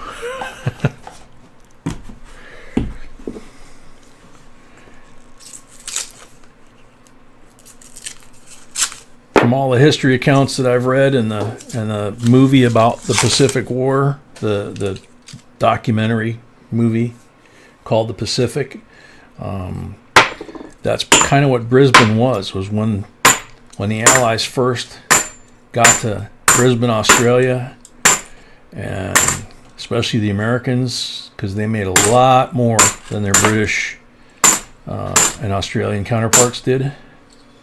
So they had a lot more money to spend on the ladies. 2007 NIFC.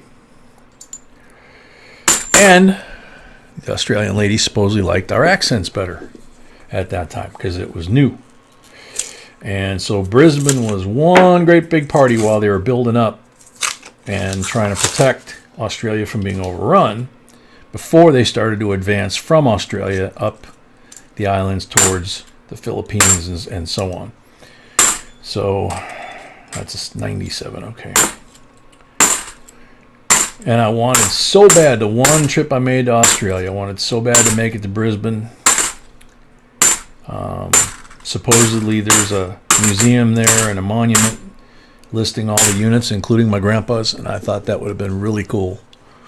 To stand where in the one spot anyway that I knew where he was for sure. But a cyclone came ashore while I was flying over Hawaii on the way to Australia, so They landed in Sydney and they flew me over Brisbane to Cairn. Same thing on the return trip going back. So I never did get to see Brisbane, and it was like a 17-hour flight from LA after flying there from the East Coast. So like 20 hours in the air. I don't know if I'm going to do that flight again. So it would be cool.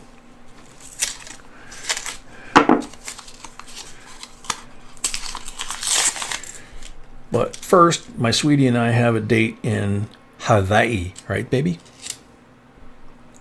67. Look at the back's all like, looks like a rusty old piece of metal, and then it's pretty on the front. 40% silver. Got to go pick up some coffee there in Kona with my sweetie.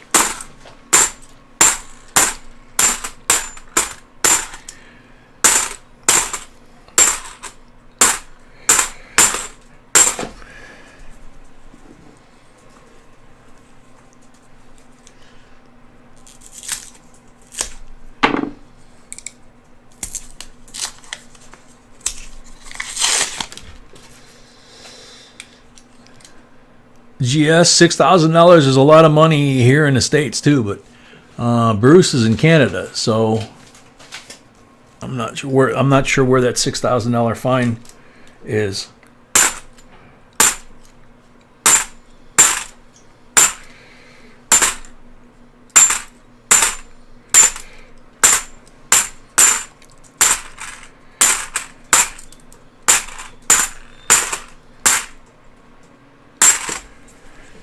$5 from Tiny for a month membership for Squeaker Voice on Super Chat. Thank you, Tiny.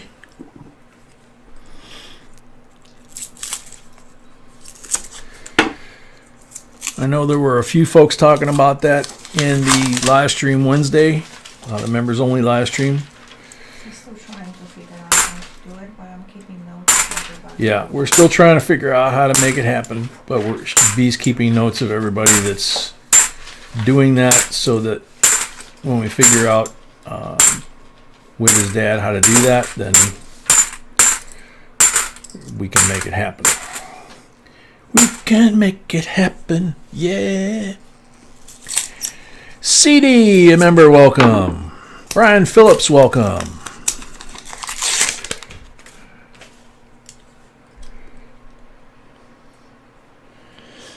Brian, I believe so. I think we're not sold out on rolls yet tonight. Brian would like to know if he can get 20 rolls. That's fine. Yep.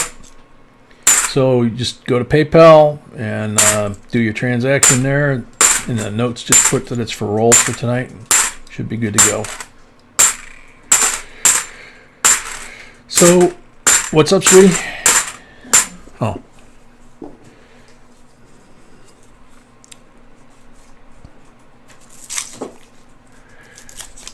CD, yeah, there are rolls left. There's rolls left. There's one box left so far, one full box, but there's also individual rolls left.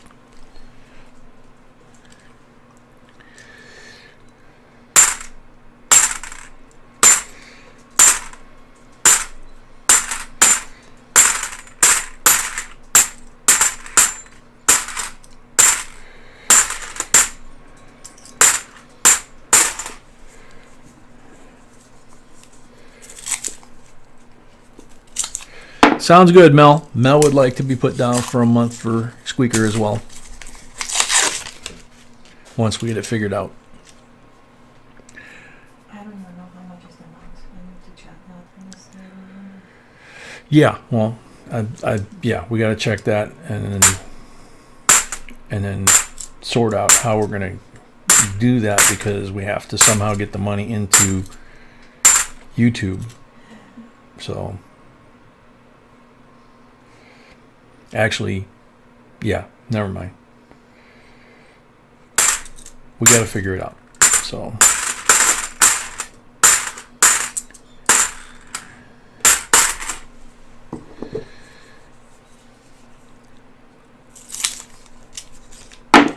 Donna Newell, welcome. Yeah, it is that it's possible. I don't know. I didn't know it.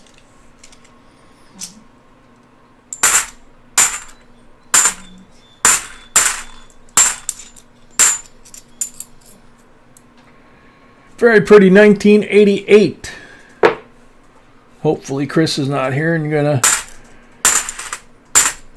get all upset that there's a very pretty 1988 in the box.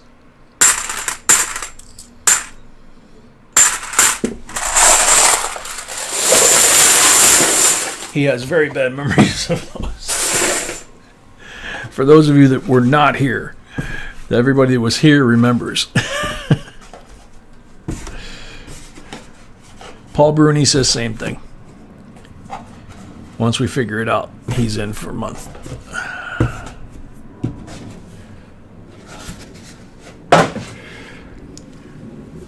G&P, is that who sang Mrs. Jones was Cool in the Gang? I mean, I love that song and I sing it every once in a while. Holly Armstrong. Yep, I hear Puppy too. Puppy is letting his presence be known. He's already been fed, walked, watered, given a couple treats. And he hears coins. Yep.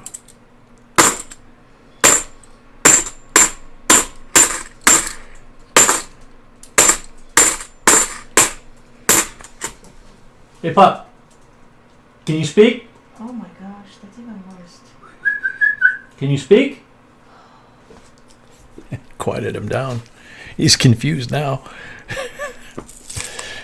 Mr. J, right now Australians are banned from leaving the country, although less than 20 community cases a day, only 5 people allowed to visit your house and must wear masks in shops and public transit. Yeah. I looked it up. Mrs. Jones is by Billy Paul. Wow. Billy Paul. I mean, it's a great song, man. Connie Broadwell says, my dog just looked at the TV confused.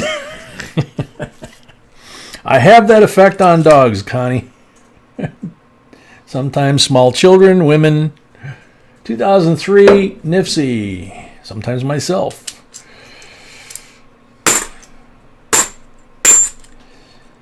When you're standing in front of the mirror in the morning, just crawled out of bed, half asleep, and you have a very sharp razor that you're about to take to your throat, and you look in the mirror and go, who dat?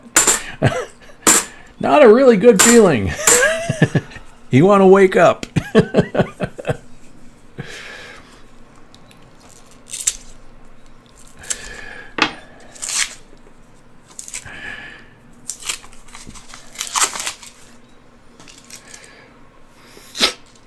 Excuse me.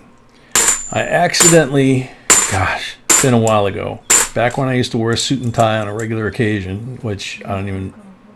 What? I can't hear. That's okay. Never mind.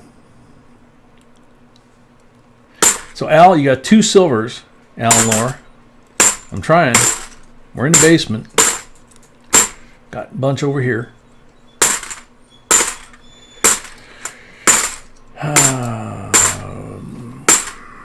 We can make it happen. Yeah. Coffee. Maybe that'll help.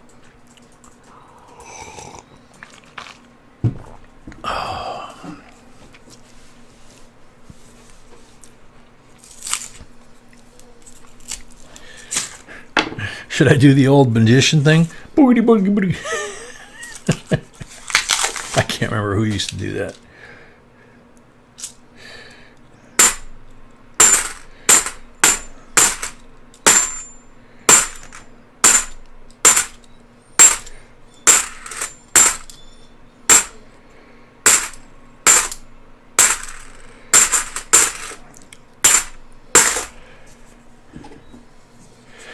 Connie. Oh, yeah, you haven't been here for a while. I forgot. The key lime pie has been banned from my diet, unfortunately. Oh, man. Oh, man. We got twins here. Got this one and we got that one. Here's the weird thing. It'll probably show up better in the roll, so I'll show it to you here.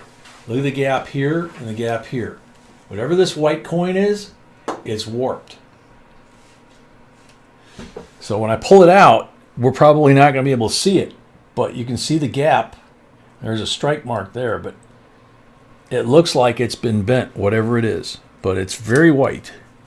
This one's very white, but a different shade. 67.40% silver. Now we find out what this one is. That was kind of what I guessed. 43. And it has been tweaked a few times. It's been tweaked here. It's been tweaked here. Here. Big one there. There. You can kind of see it on the back too. Big hit there. Big hit there. Shoot, it's an S. S mint mark, but yeah. You can kind of see it wobbles. But it's still 90% silver. That's a shame. Oh, man. An S no less.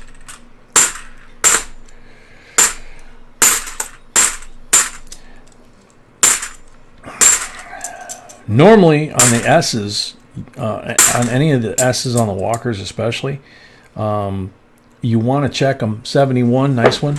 You want to check them for S over S. We found one a couple of years ago, and it took the big magnifier to find it. It didn't. You couldn't see it without the big magnifier, but it was very clearly there. So, just my eyesight. Hey Jay, do you remember the series Centennial?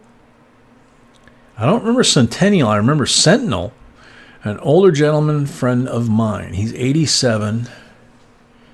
Gave me the entire series today, all their original cases. His wife bought them new. Wow. And it's called Centennial?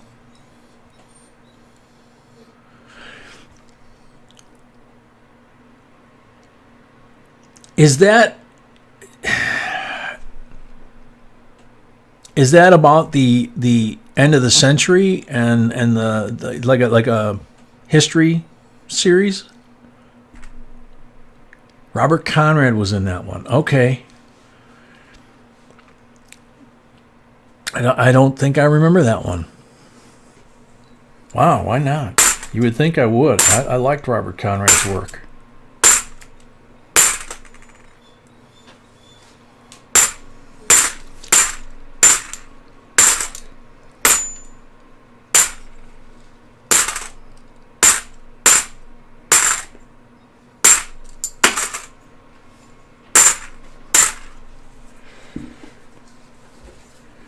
Mr. J, domestic travel in Australia is also restricted as well. Western Australia only allows essential travelers in, and they must quarantine for 14 days on arrival.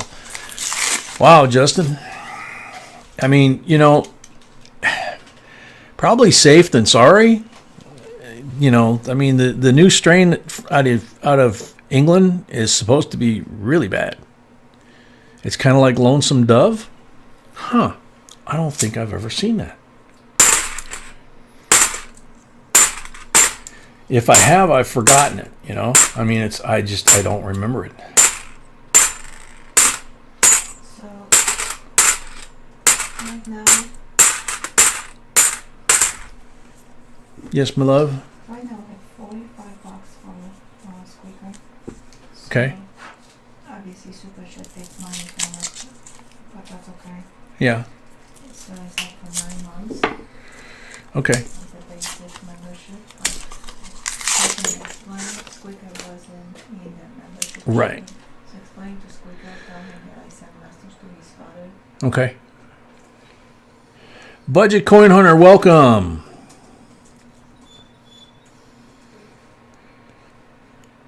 Yeah, we've been having that same conversation here. I'm not sure if you're in Australia or here, but here being the States, the same conversation has been going on. The miniseries follows the history of Centennial, Colorado from 1795 to 1970s. It was based on the 1974 novel of the same name by James Michener, produced by John Wilder. Wow. I used to read Missioner's stuff like Hawaii, and of course I can't think of any others right now, but yeah, Missioner's stuff was good stuff. They were usually like that thick, but they were good stuff, man. I loved it. Sybil Shepherd was in it. It doesn't help me. I don't remember. I remember her from when she was with the TV series. Anyway, Sean Was, welcome. GNP donated $10 for Squeaker. So we're up to, what, 11 months now? Yeah. Dan Longano, welcome. All right, so Squeaker was not in the members only live stream on Wednesday, so he probably has no clue unless somebody slipped and told him. Moonlighting, that was it. But he actually was there at the beginning of the live stream because we were having trouble getting it set up for members only. And then once he found out that, it was supposed to be for members only, he didn't hide in the background or whatever. He stood up like he's done and said, okay, I don't belong here. I'm not a member. And thank you very much. And I'll see you guys this weekend. And he left. And he left. And, Gail Marie and a couple other folks too. But, Squeaker being a kid, everybody kind of thought that was a classy thing for him to do. And folks started suggesting that they would like to sponsor him for a monthly membership. And so we kind of talked about it during the live stream. And we realized that, the money for him to be a member, to actually make his name turn green and all that stuff, it actually has to be paid on his account. So, and, with a credit card or, a gift card or something like that. So we're trying to get a hold of his dad, and Squeaker B sent your dad an email about it.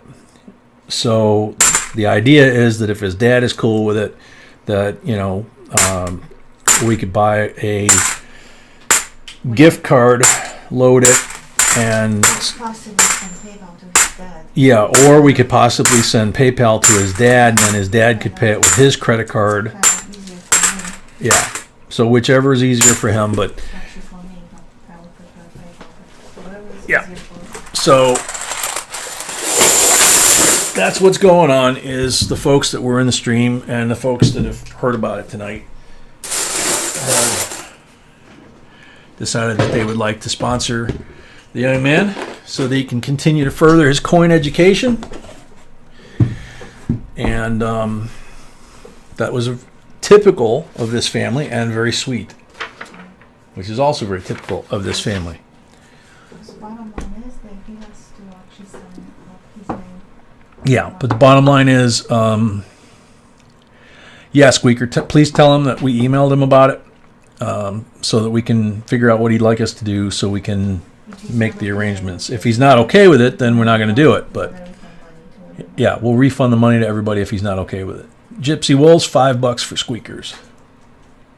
Thank you, Gypsy. So we got 25 pulls coming out.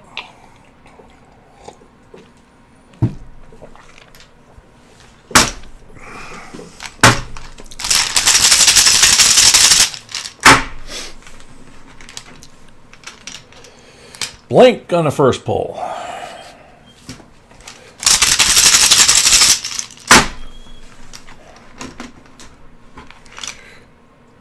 Blank on the second pull.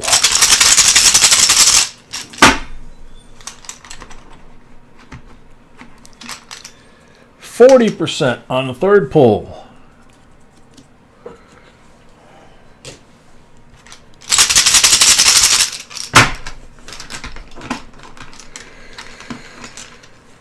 %40 on the fourth pull.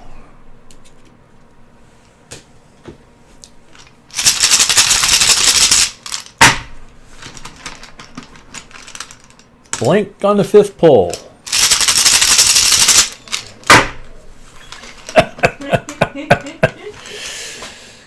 Blank. I thought you were something. I had to count right in my head until she started giggling like that. Oh, man.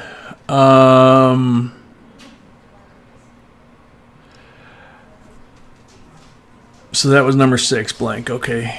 Budget Coin Hunter. Oh, here we go. Station Cookie.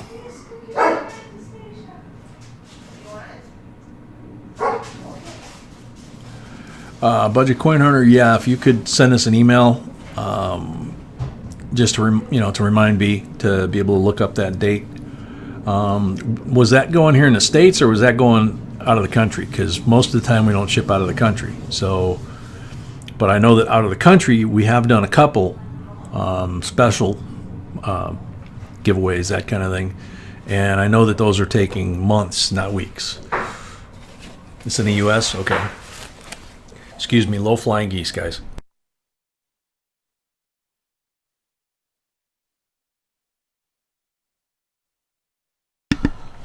Robbie, welcome. Ernie, welcome. 6th pull, thank you.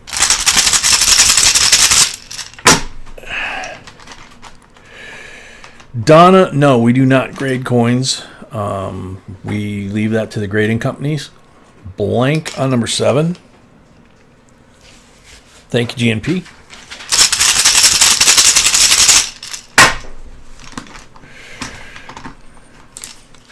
Number 8's a blank.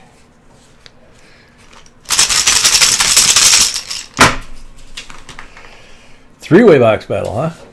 Yeah, we have no more full boxes. We have 5 rows left. Period. We have no more full boxes. They're sold out, and we have 5 rolls left, period, for tonight, and then we're sold out. Squeaker, yeah, you get to turn into a leprechaun like the rest of the Green Gang. Yep. Because you start off with the shamrock like Paul's got. And if anybody would like to send money, the PayPal is the best.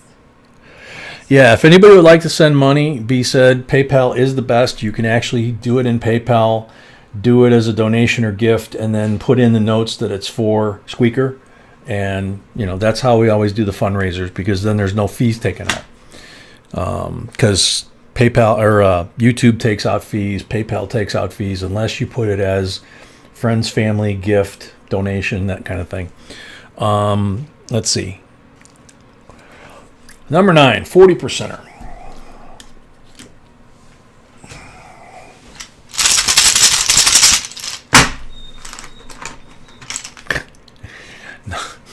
No. Number 10, 90%er. Yeah, he's working it tonight.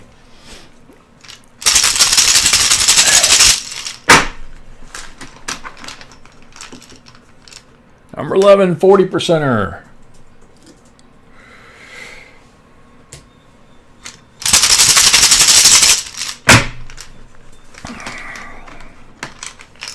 Number 12, 40%er.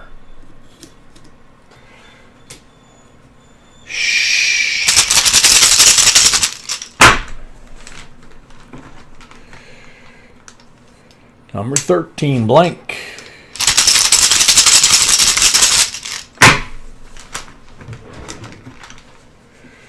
Number 14, blank.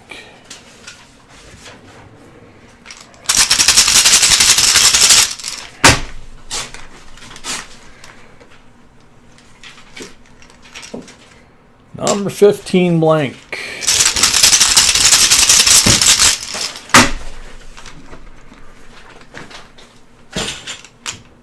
Number 16, 40%er.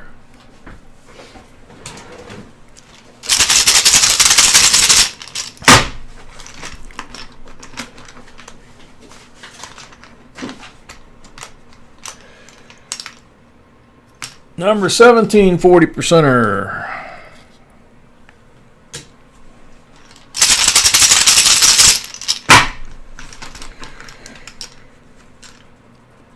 Number 18, another 90. See what I mean? That's 2 already in this turn.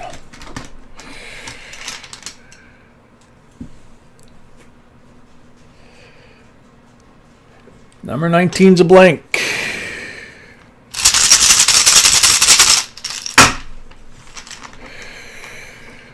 Old man, I'm not sure what to tell you.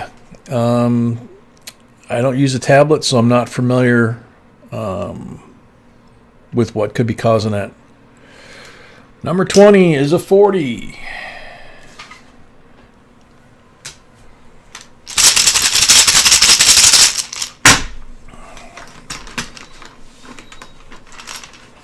$21 is a blank.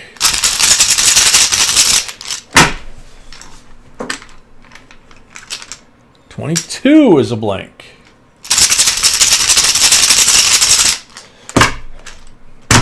Come on. That didn't even sound right. There we go. 23 was a blank.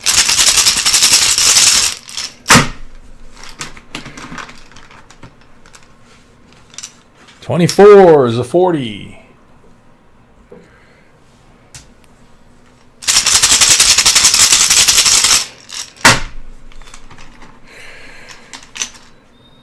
$25 is a 40.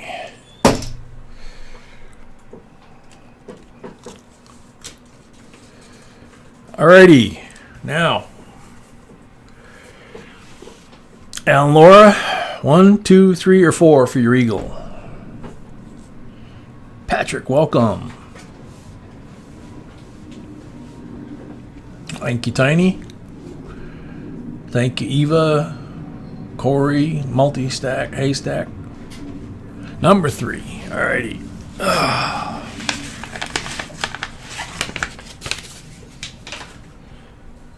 2014 first release MS-70. Nice. Ooh. All right, so now we got two 64s, 90% BUs. That's 3 silvers there. And we got the 46 AUBU Walker 90%. We got the 63 BU Benji 90%. So there's 5 silvers there. 10, 15, 18, and then the 340s make 21. And this poor beat up Walker, it's still a Walker though, makes 22. So 22 silvers. And we've got all those other coins over there too. 11 of them.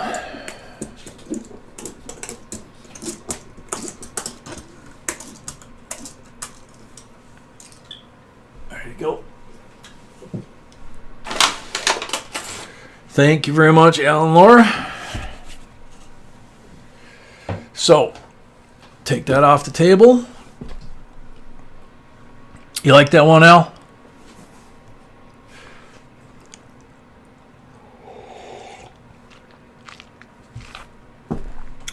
Cool.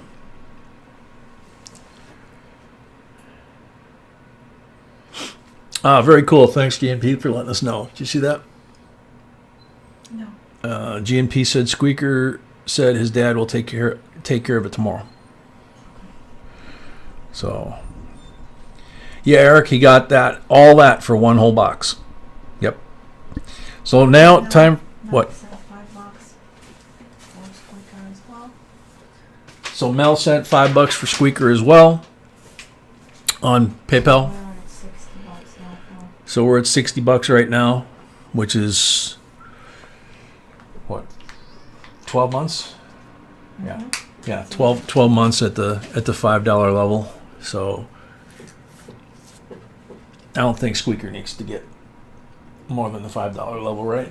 No. I think a year is just enough. So. Yeah, and a year is probably enough for now. You know, we'll take care of. So Vince, oh yeah, he likes. What? Did you see So Vince comment? No. South End. Oh yeah, me likes. Good answer. I like that. Very cool.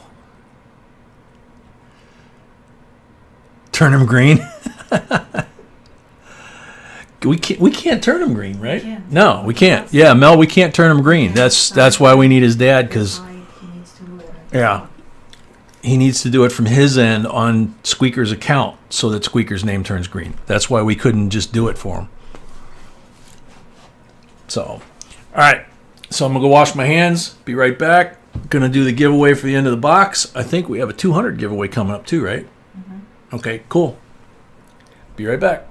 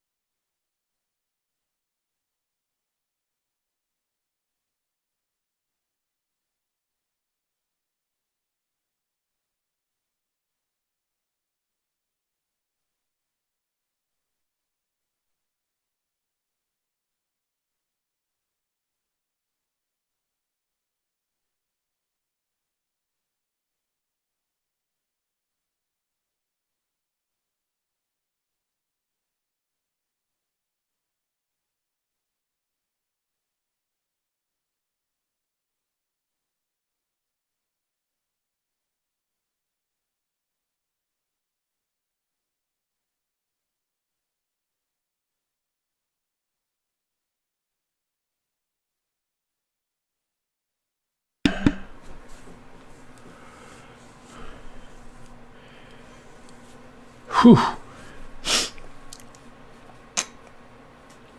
Yep, we're back.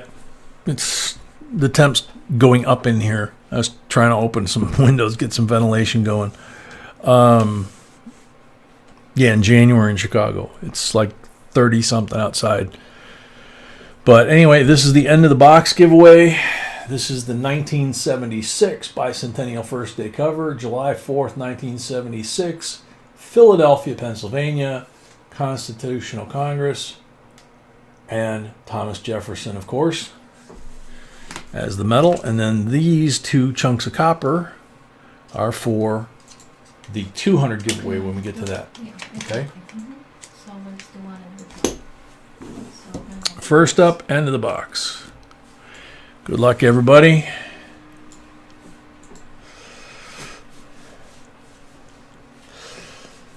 Tiny. Oh, wow, I don't have that one yet. I'm surprised you don't have that one yet, dude.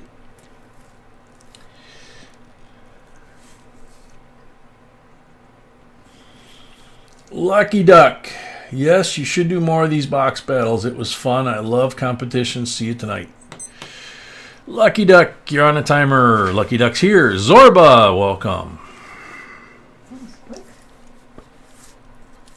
That was quick. So we got 45 seconds to burn off the timer before we can do the 200 giveaway. And Lucky Duck, there's your Thomas Jefferson. It's really cool if you've never seen this one, because not only are the stamps on the front cool, but it's got his hand writing the Declaration of Independence, life, liberty, and the pursuit of happiness. So it's very cool. And it's got it in script here.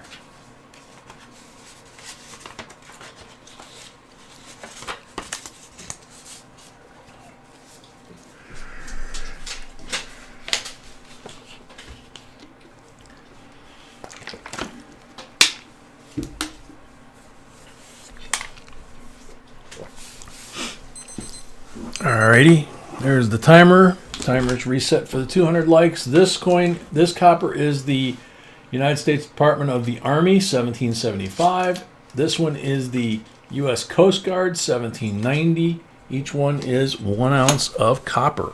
Good luck. Good luck.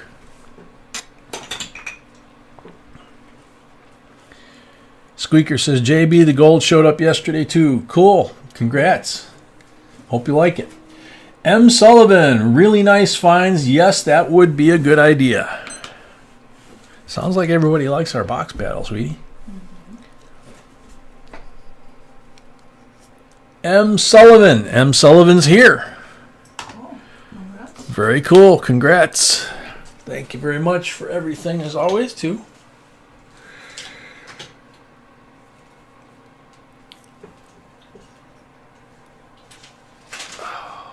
And we have still 5 rounds left. We have 5 rolls left in the last box like this. So, tonight. Tonight. Tomorrow night we have boxes and rolls still available. Excuse me. Peter Bonstedt, you're starting us off on this box. You got 10 rolls. How many down, how many over for your starting roll?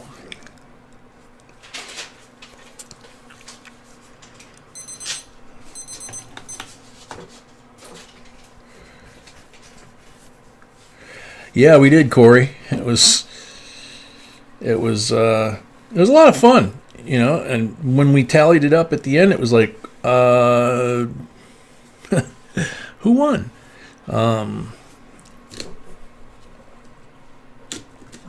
the box battle, are you counting them in silver count? On here, it's silver count. It doesn't matter whether it's 90 or 40. It's just silver count out of the rolls. 3 down and that row. Okay, got it. When we were doing ours, we didn't really count them until the end, and then we realized we had the same quantity, you know. But hers was definitely much better quality. So,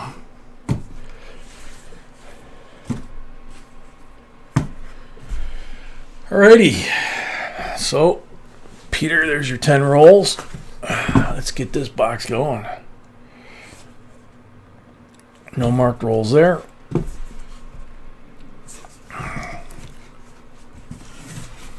Black mark roll.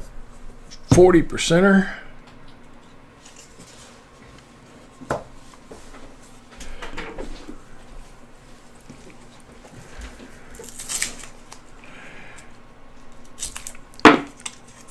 Eric, it's dependent on the amount of rolls. So 5 rolls, you see at the bottom of the screen, 5 rolls gets 3 pulls, 10 rolls gets 6 pulls, 20 rolls gets 12 pulls, a half a box gets 15 pulls, and a full box gets 25.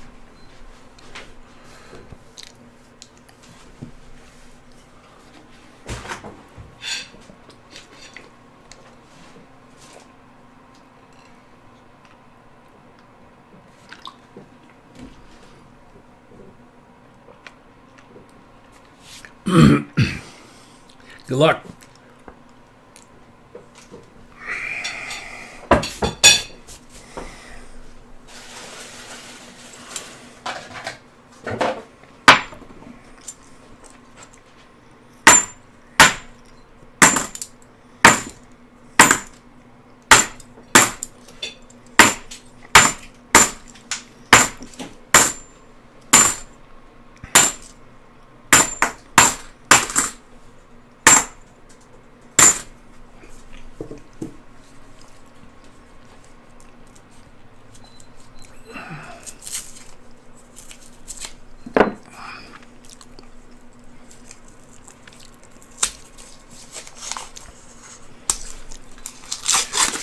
The funny thing is, and I can't remember whether I said it in that video or not, but every time we've done a box battle, she kicks my butt.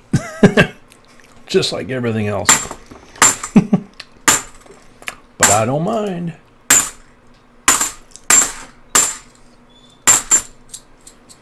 (2002) NIFC.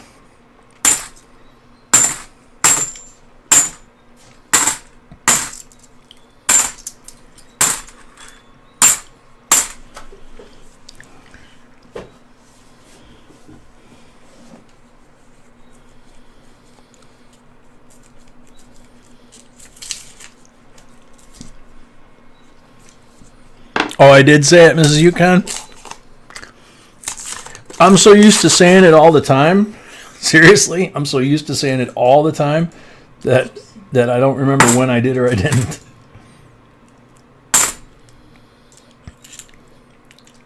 When I brag about it to my friends or, you know, like folks at work and stuff. Oh, dropped one in the wrapper thing. Sweetie. Okay, I'll look and see. All right. Yeah, I can't. I'm always bragging about how many languages she speaks and how gorgeous she is, what a great cook she is, you know, all that kind of stuff. Can't really tell them about this, you know, like we've said about, you know, security and not really knowing who might be listening. Because it's not just knowing all of your friends or family are cool and not going to get in trouble, not going to get involved with drugs, not going to get in debt to somebody, whatever, get desperate, know you have things that they want to take. It's when you're telling somebody who's within earshot, right? So Okay, we're sold out, we're sold out. but I can post it. This thing. Okay. So we are sold out tonight, but B's having problems with the computer again tonight, not wanting to post it. So we're going to bring that out of retirement, and you can just, yeah, put it over there. Yeah.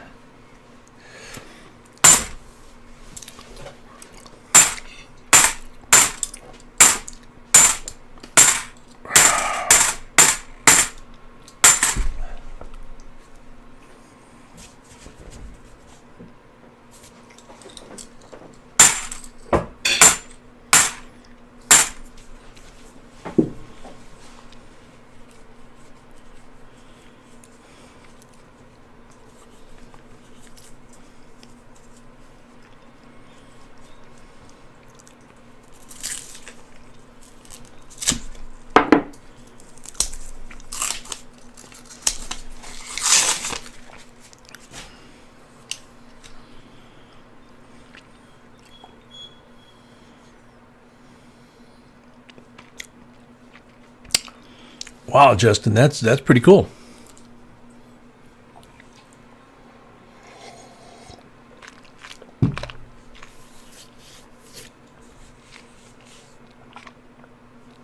That's a fake one, I think. Yeah.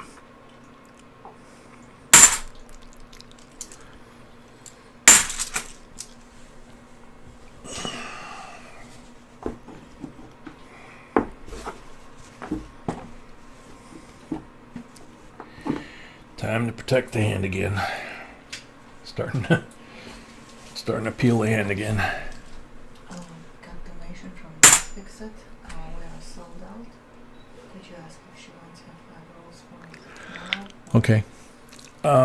Miss Fix-It B says that she got your donation, but by the time she got it, we were sold out. So would you like a refund, or would you like it applied to tomorrow night's live stream?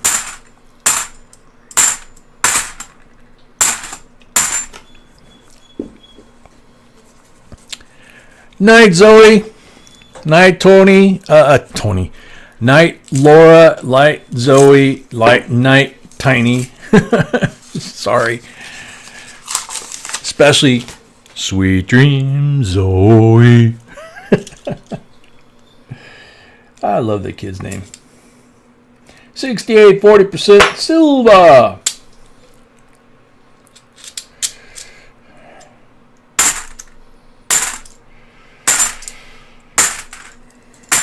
Awesome. So it is box 129. Box number 129, B says. Night, Laura.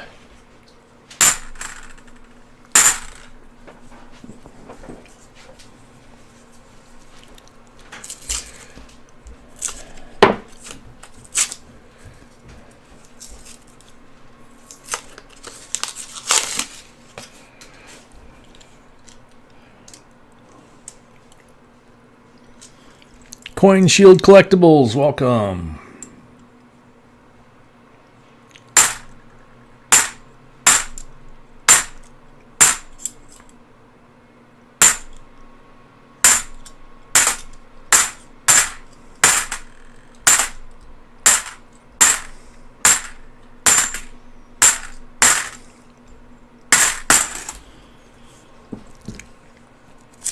$4 in Super Chat from Coin Shield Collectibles for coffee. Thank you, Coin Shield.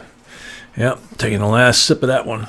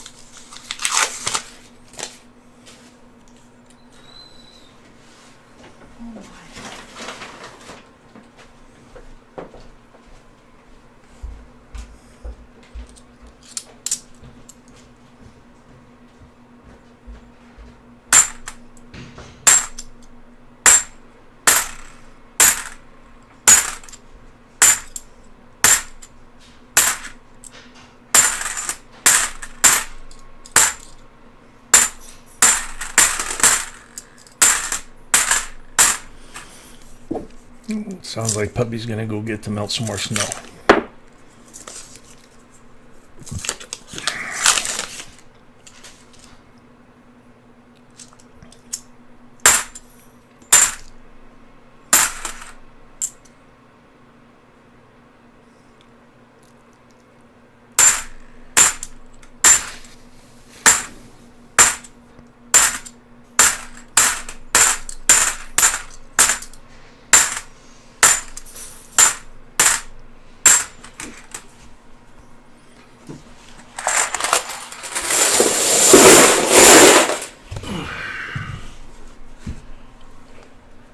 Okay, so there's 10.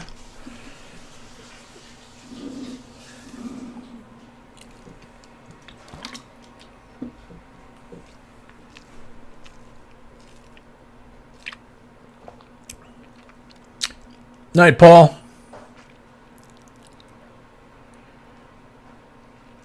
Justin, your oldest are those two? That's very cool. The 1893 Barber is a very nice quarter, and the 1893 Columbian Exposition dollar, you know, that's, if you've watched our videos, the 92 was the first, technically was the first commemorative. And the 92 and the 93, along with the quarter for the Columbian Exposition, that was the 3-coin set, basically. They didn't sell them as a 3-coin set, but during the run of the Columbian Exposition, those were the coins. So I've got 6 pulls I got to do.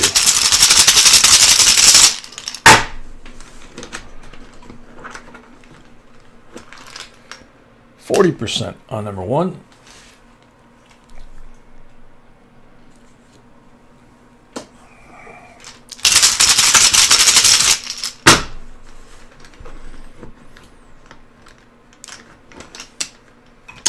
Blank on number 2.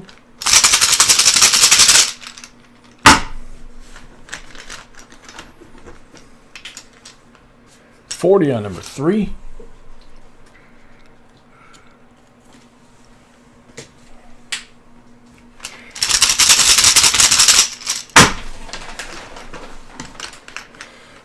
$40 on number 4.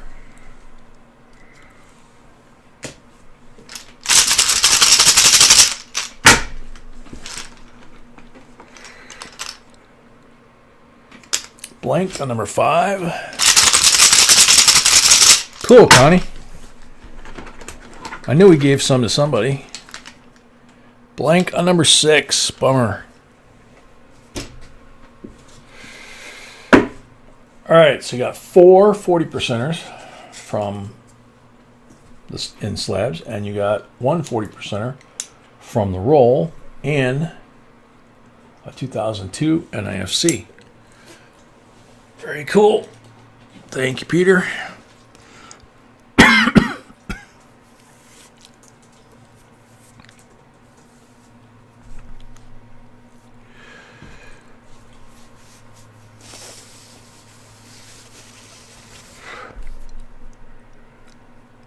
Michael Carmack is next with 5.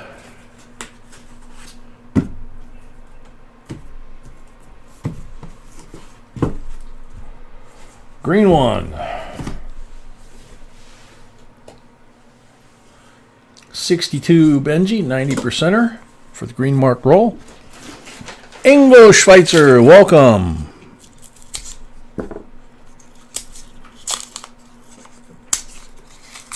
Glad you liked them, Ingo.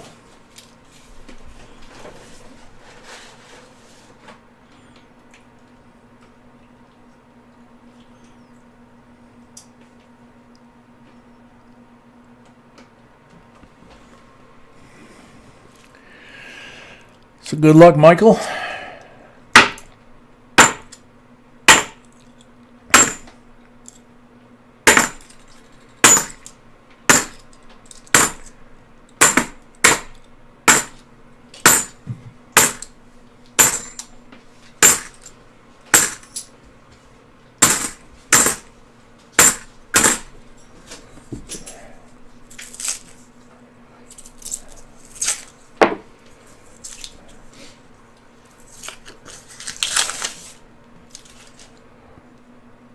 Shiny, shiny.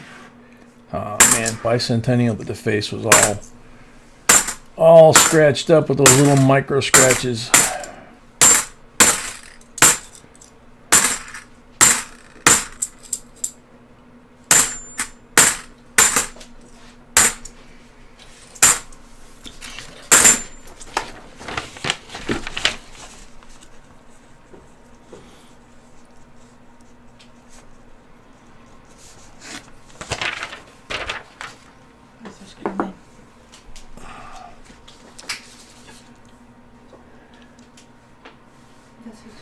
Okay, honey. So I guess these are Southern boys.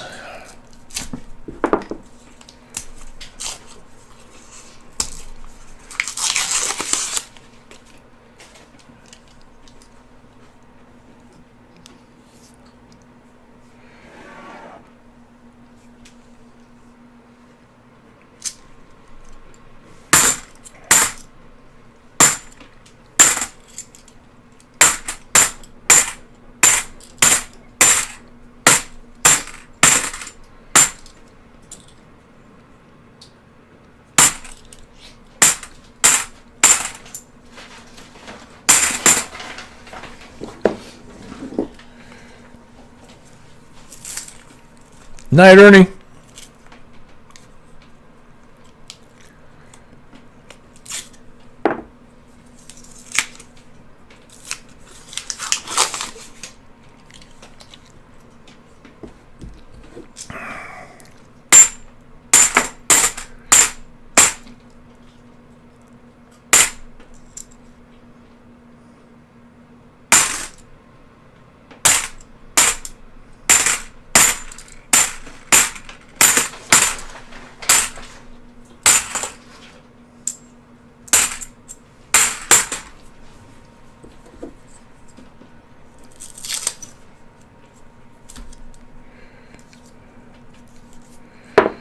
Barbara, welcome.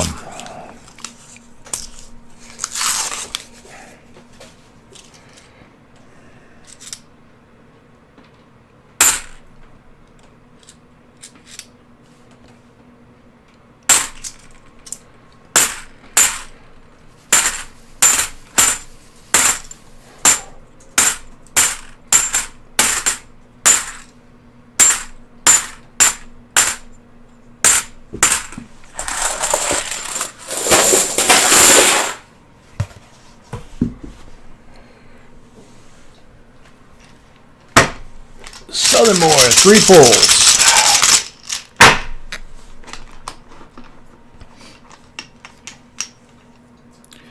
%40 on the first pull.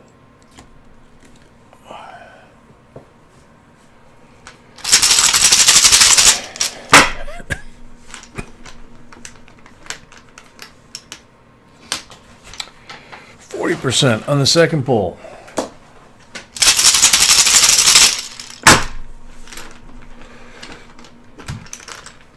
Blank on the third pull. 2 40s. The Benji. 3 silvers. Thank you very much, Southern Boy. Next up, Thomas Barton got 10 rolls.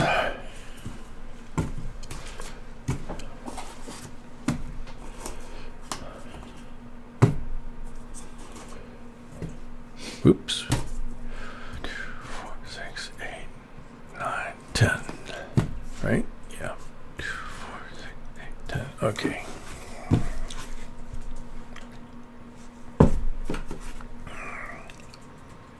No mark rolls.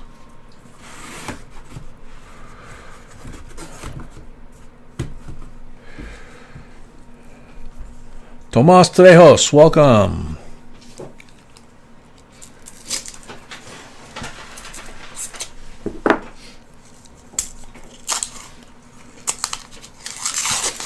Interesting, Bruce. I didn't know that.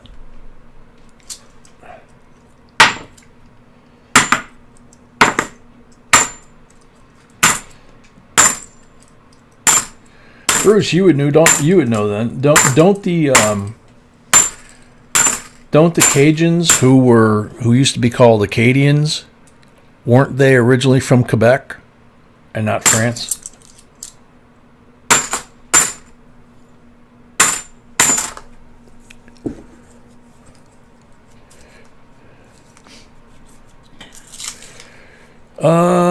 Justin, I'm not sure that I know about that one. If it's a small cut on the top of the number, I don't know that it would, command much in the way of value, other than collectability, for yourself. 64 Blaze White, 90% Silva. Nice. Very nice. Look at this one. Thomas. Yeah.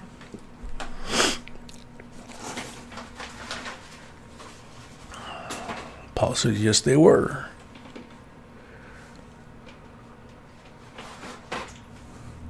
Yep, that's what I thought, GMP. And Paul.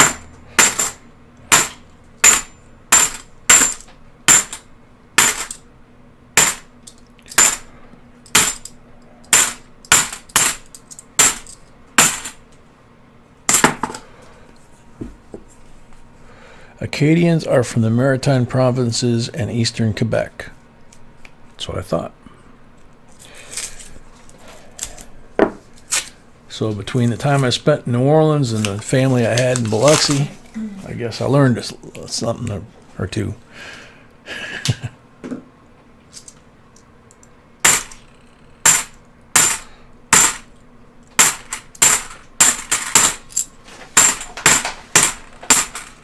No, they are not. I think Miss Fixit is asking first. What? She's next. She's next. I posted who's next. I think I confused Miss Fixit. She's asking if you're doing her roll, honey. And you're not. Who? Miss Fixit.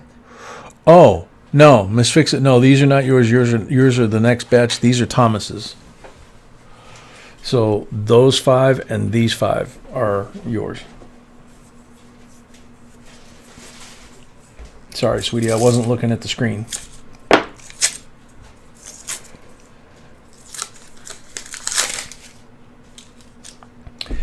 I think I found a new trend. Every time she goes down by puppy, we find silver. 69 blaze white, 40% silver. Oh, she's letting him in, that's why. That is funny though.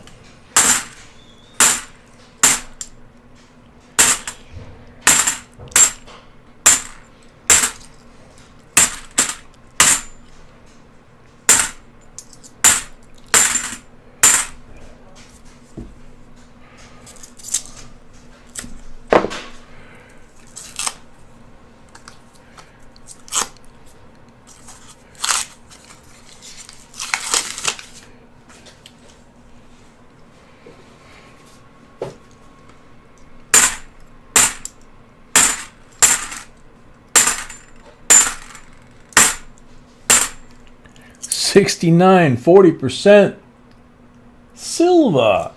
That is a weird one. Wait a minute.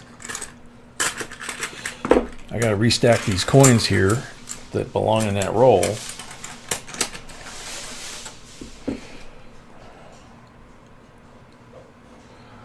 That looks very strange. Look at the edge on this coin. If I can hold it up to the camera the right way as I kick the camera.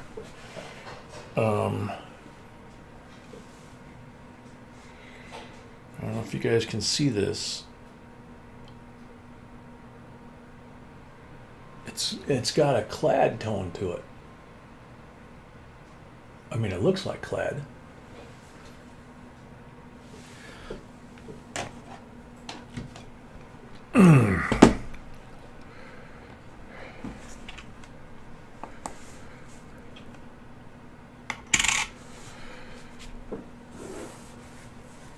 $11.46,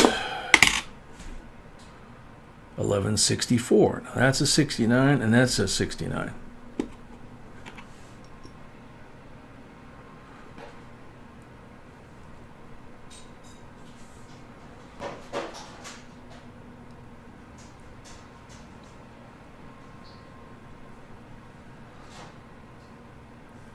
I think we might have found a fake. 1166 for the 69. 1147 for that one.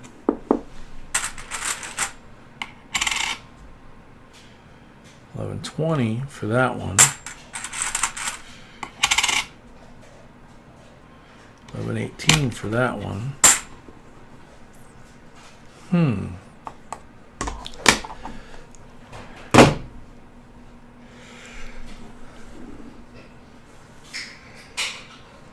I don't know if you guys can see the difference in the edges. If I can,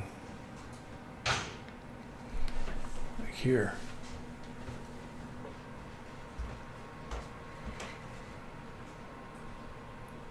It doesn't show up on the camera well.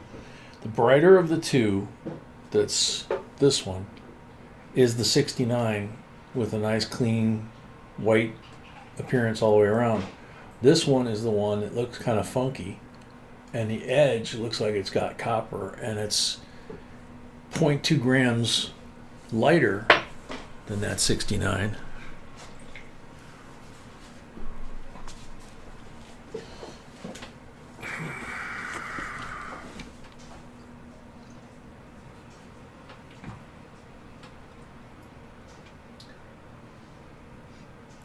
I could be wrong, but I think this is a fake. What is it? It's a 69. Yeah, I'm pretty sure this is a fake.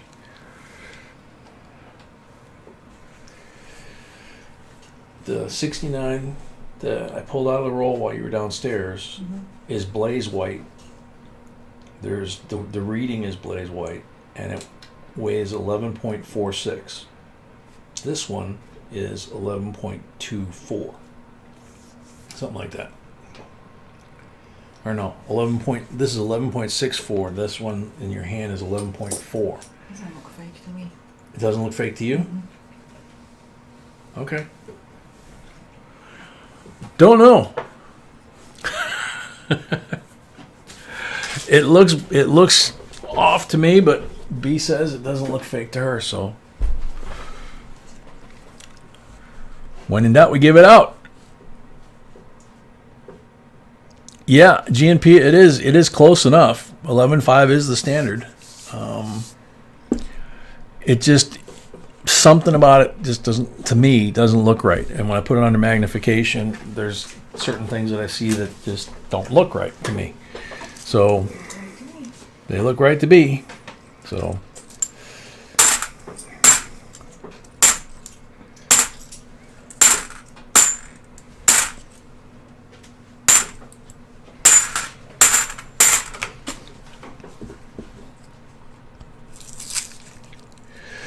Sean, yeah, we see fakes all the time, but they're usually not tremendous effort. You know, they color the edges. Sometimes they'll spray paint the coin. A lot of times when they spray paint the coin silver, they'll get the color really close, but they forget to spray paint the reading, and it's copper color, right, like that. We found other coins that have been silver, looks like silver plated on the front, and on the reverse, same thing. The copper shows through. So I don't know.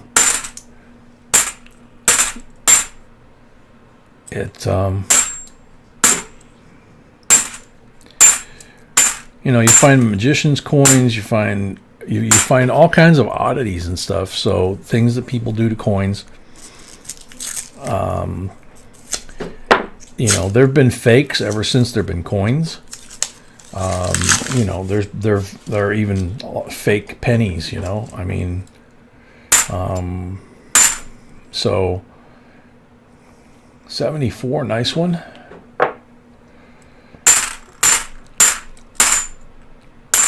So you just never know. It very very well could be that it's a 69 and it just looks weird to me, and so I'm just being suspicious. But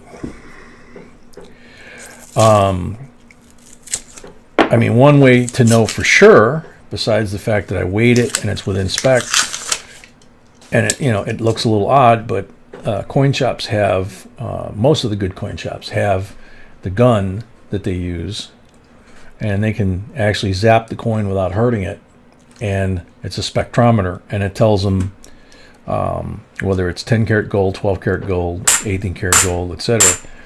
And it'll also tell them whether it's silver or not. So that would kind of put that one to bed,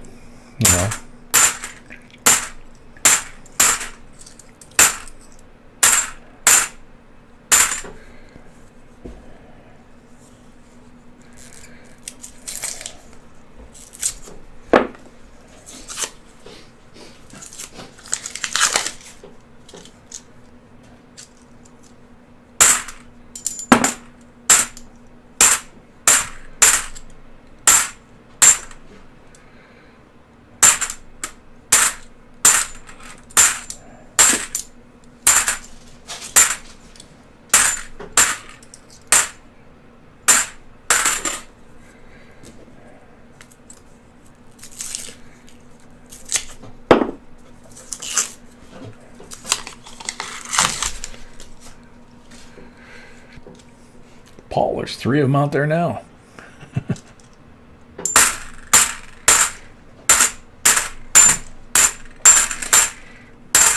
Just from this 10 rolls.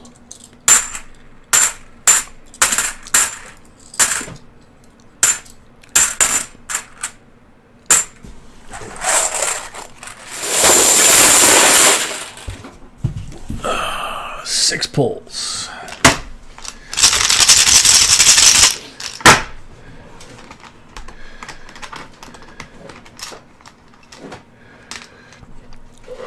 Miss Fix-It.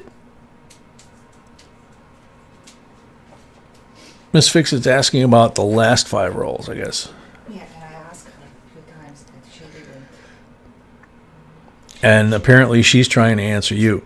Because Barbara says she's tried to answer you and she's asking 2 more times. Okay, so please say that she didn't get in time for the last few rolls. Okay. She wants a refund or Okay. So Miss Fix-It, B's saying again that the last 5 rolls that you tried to get, we were sold out at that point. So those 5 rolls you did not get. The next 10 rolls are yours, but the 5 at the end are not. And it's up to you whether you want a refund or apply them till tomorrow night. 40% on the first pull.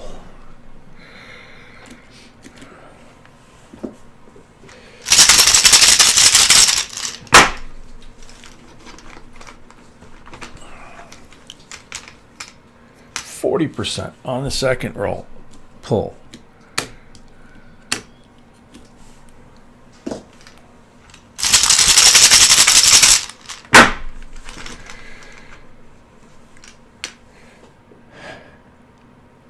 40% on the third pull.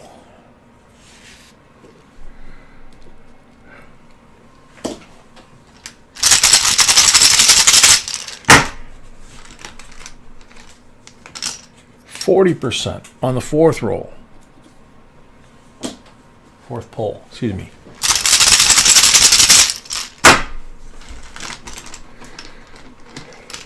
Blank on number 5.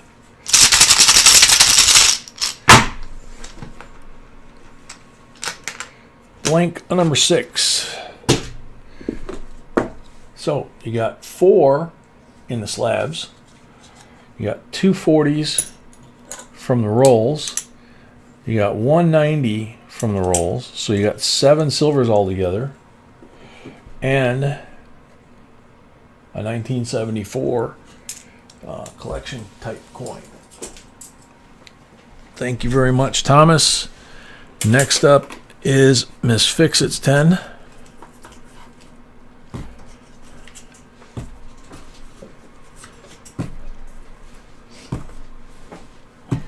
Two, 4, 6, 8, 10. Red one and a black one. She wants tomorrow, okay. Okay, you got it. You're going to be on tomorrow, Miss Fix-It. So you got black and red on this one. Wow, Yeah. what a luck.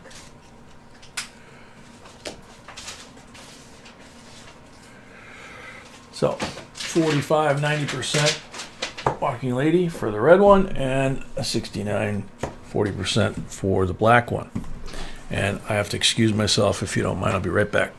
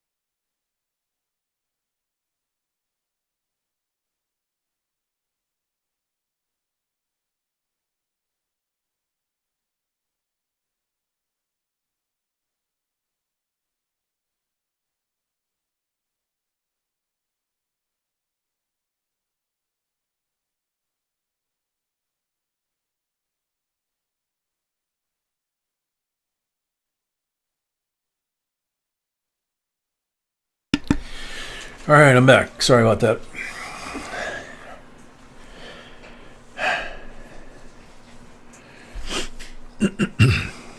All right, misfix it. You got your 2 coins out there, and good luck with these rolls. Night, Paul.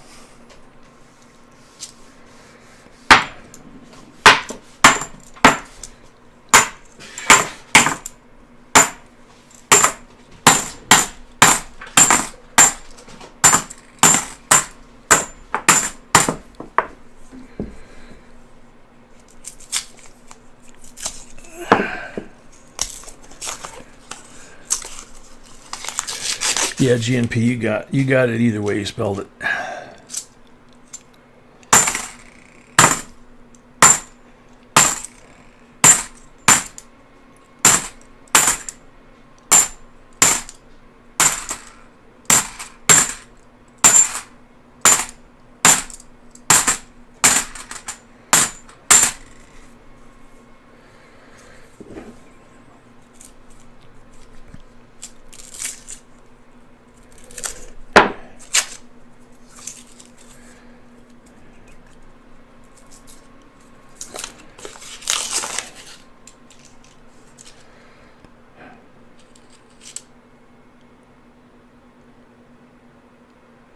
Nice 71.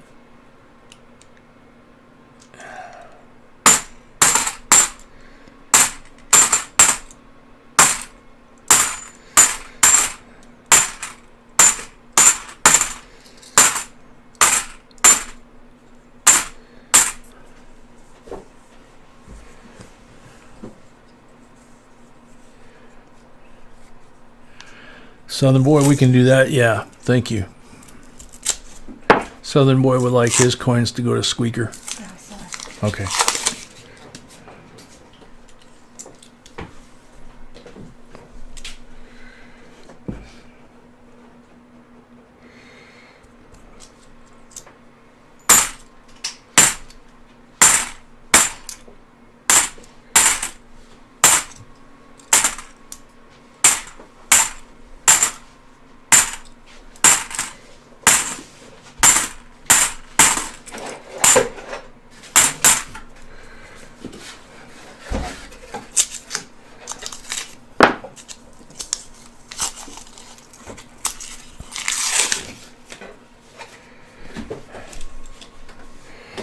This one, I believe, is fake.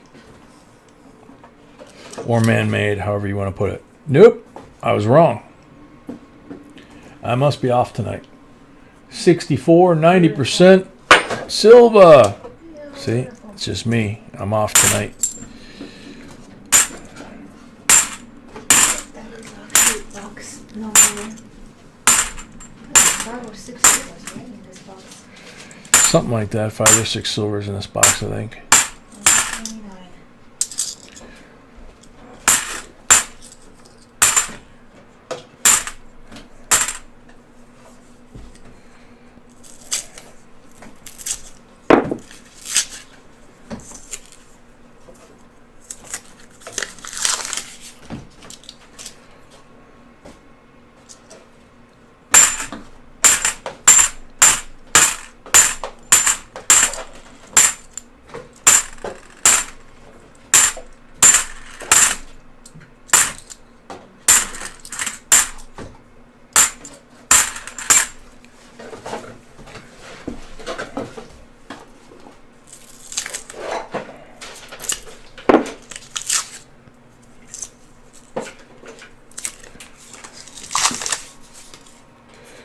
Manuelito, how you doing?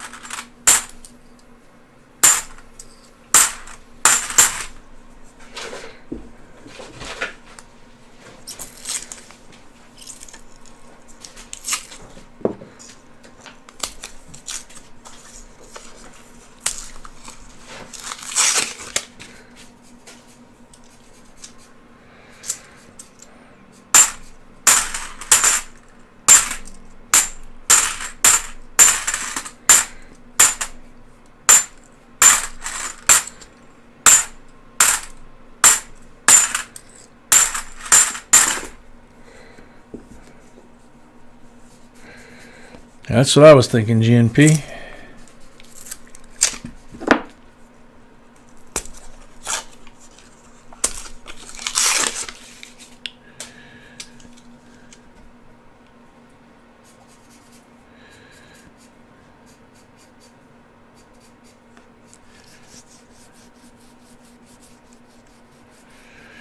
Tina Burkett, welcome, a member.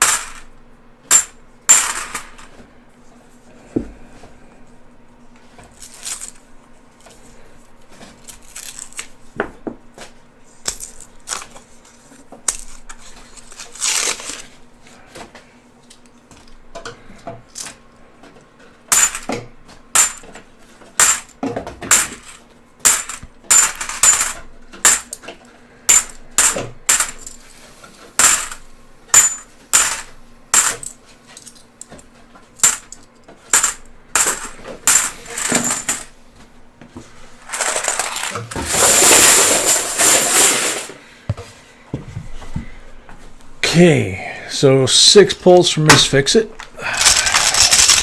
Colorado Coins, welcome.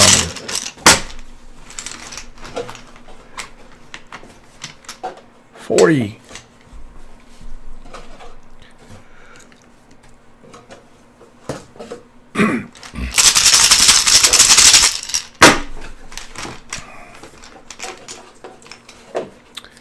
$40 on number 2.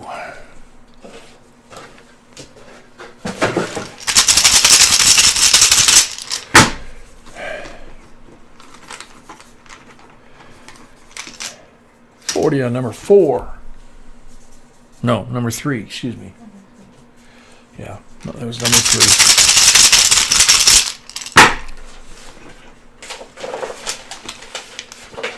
Blank on number 4.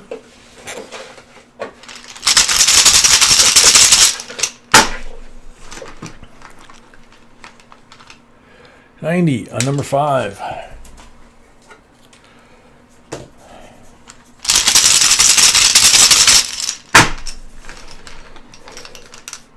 $40 on number 6.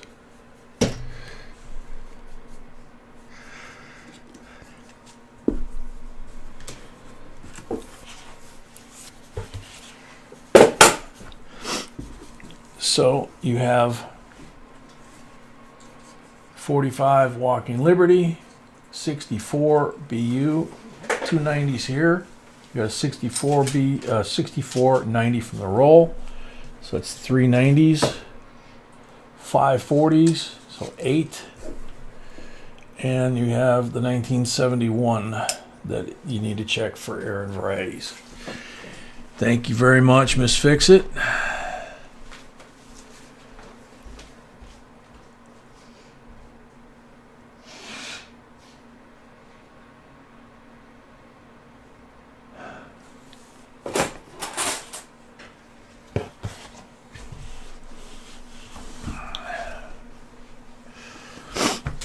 So next up is David C. with 10 rolls. David?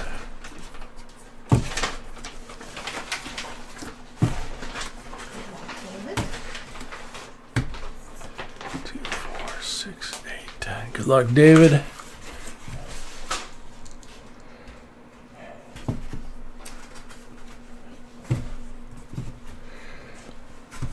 No marked rolls.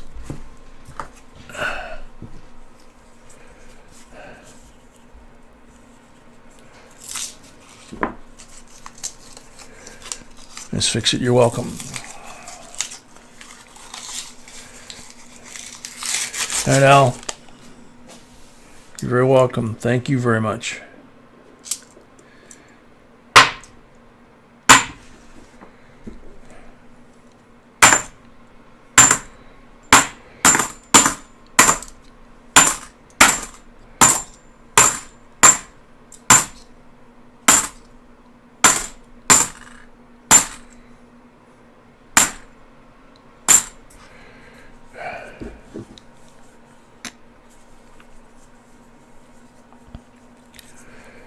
Mr. J, in Australia, our 50-cent coins from 2019 are a key date, only about 300,000 minted rather than an average of about 10 million. Wow.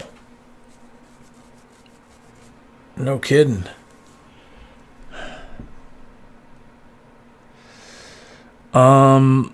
South End L, no, you do not have to be here to win the box battle. I mean, if there's a tiebreaker, even that's the third person, that randomly picks it.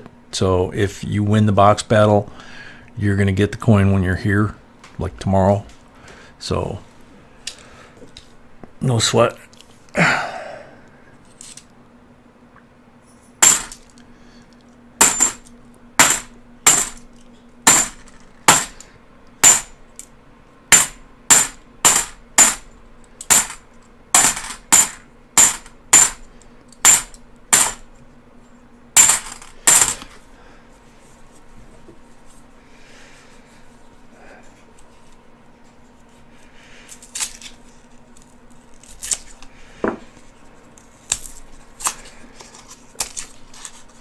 Justin, too bad I didn't go to Australia in 2019 instead of 2009, I think. I think it was around the winter of 2009, 10, somewhere in there. It was cyclone season. I remember that, like I said. And it would have been...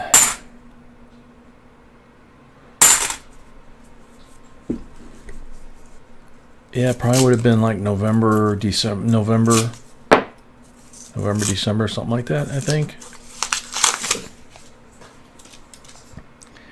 I don't know. Either way, it wasn't 2019.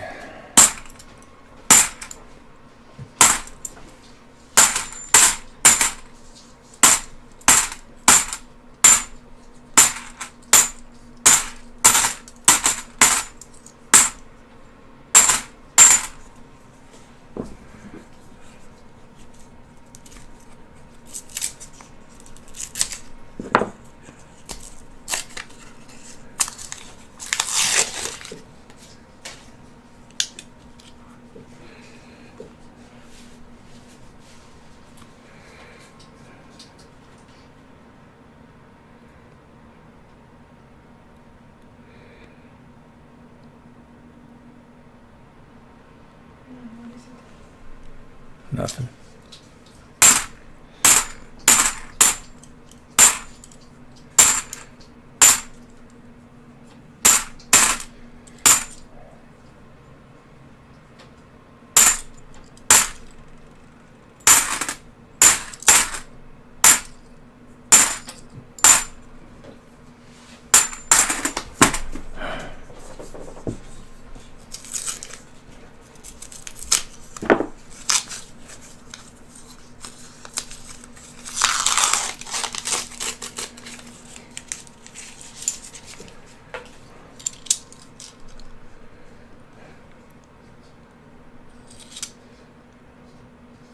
Two 2002 NFC.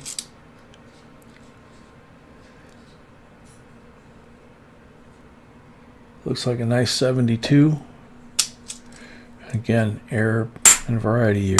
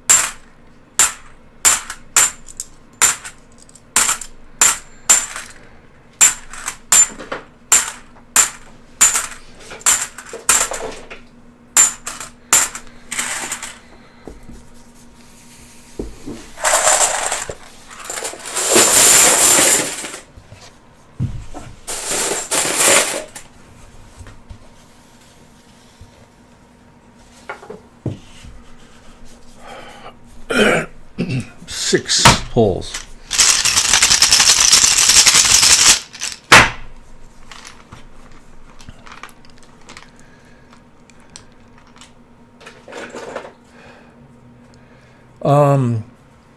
Squeaker, I think you got a year of membership.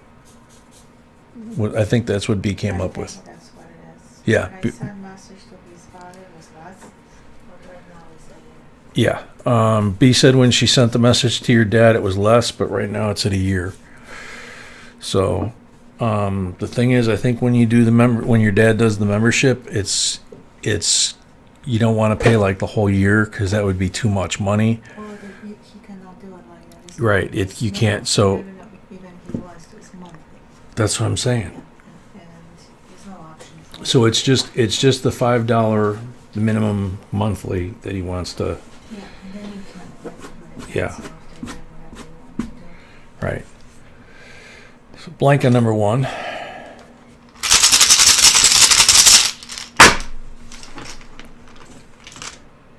Blank on number 2.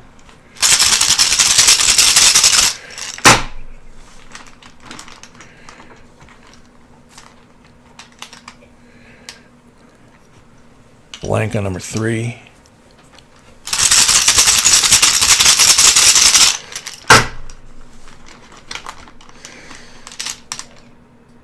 Blank on number 4.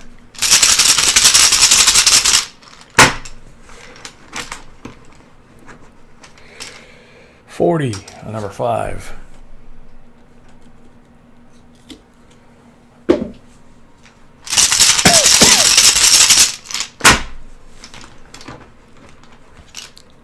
Blank on number 6.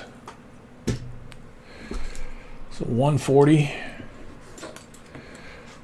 2 nice coins here, Nifty and 72 specimen coin. 72. Thank you, David.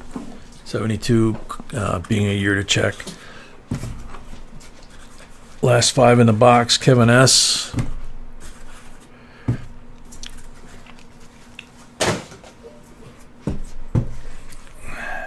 Black one. So, black mark roll. Excuse me a sec.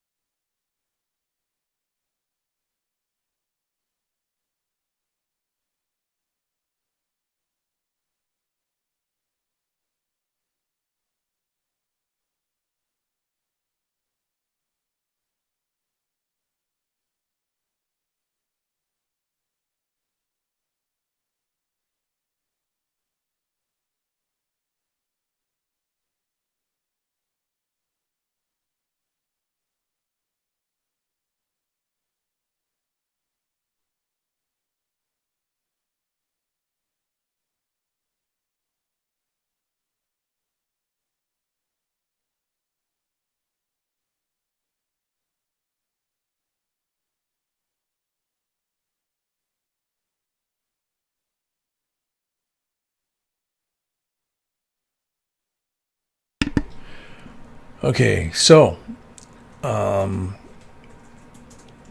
last 5 is okay. the last 5 is Kevin S. He's got the black mark roll, which I already put the 40 down here for. B just let me know that we are going to have our next members only live stream this coming Wednesday. Everybody that was there really liked it, really liked that format. So we're going to do it again. And everybody that's at that members only live stream on Wednesday at 7:30 p.m.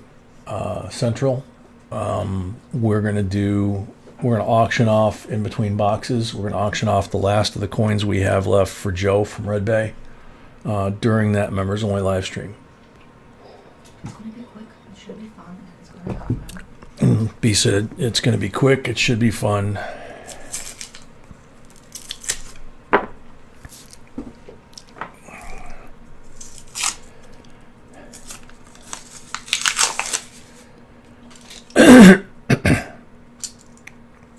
Good luck, Kevin.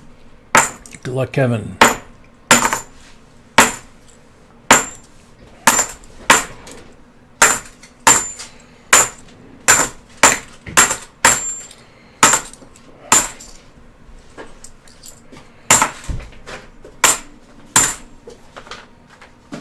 Yep.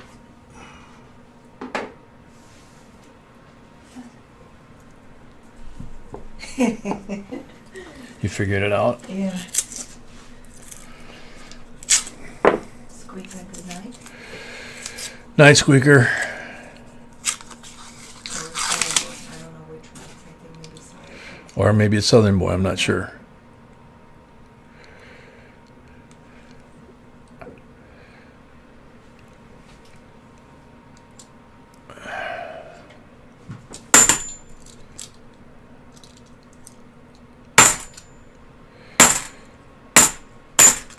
I think you were out of the room. Justin Simmons from Australia said that the 2019 Australian 50-cent piece is very rare. Cool. It's a key date. Cool. They only minted, I think he said 300,000 instead of 10 million. So Corey Small, the godless note for silver certificates is not an error. They were made that way on purpose. The expert is sitting to my left, and she wrote the video like almost all the videos, except for a handful that I've done. But on that one, I can tell you for sure that was her. She knows the godless notes. She knows the paper money way better than me, like a lot of the coin stuff.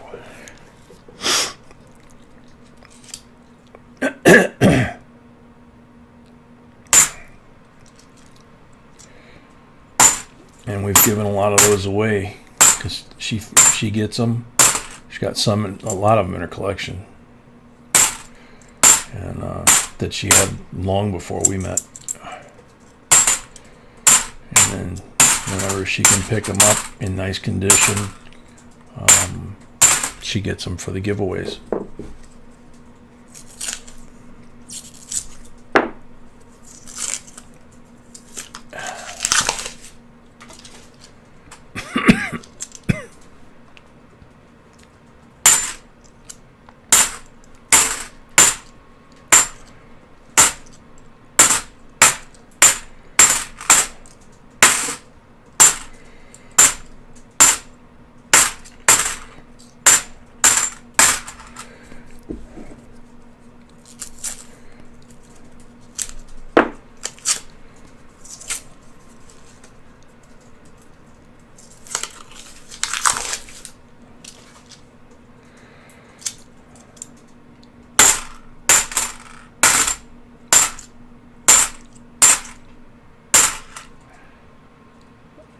Bummer.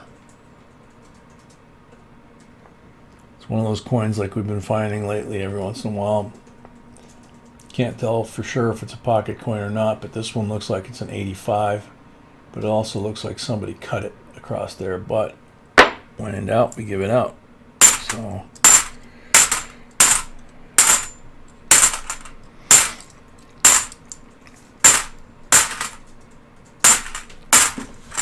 $85 being a 35-year-old coin, it's quite possible, if that was a pocket coin, that it could see that much wear. Justin says, Mr. J and Mrs. B, those 2019 50-cent coins from Australia have already been selling on eBay for about $20 each. Wow. I mean, $20 American for that with that kind of mintage is not really that bad. If somebody, Probably people don't know they are that. yeah, people probably don't know, and that's why, because here in the States they may not know. So that might be something worth picking up. You think I should take a cough drop?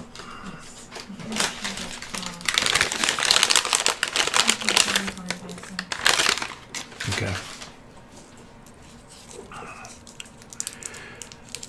Connie, not so much. I'm gonna take a cough drop then. I still gotta do Kevin's pulls, 3 pulls.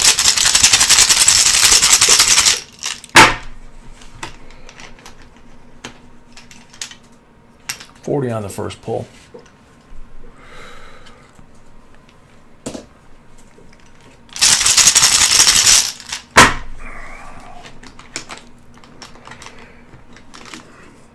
$40 on the second pull.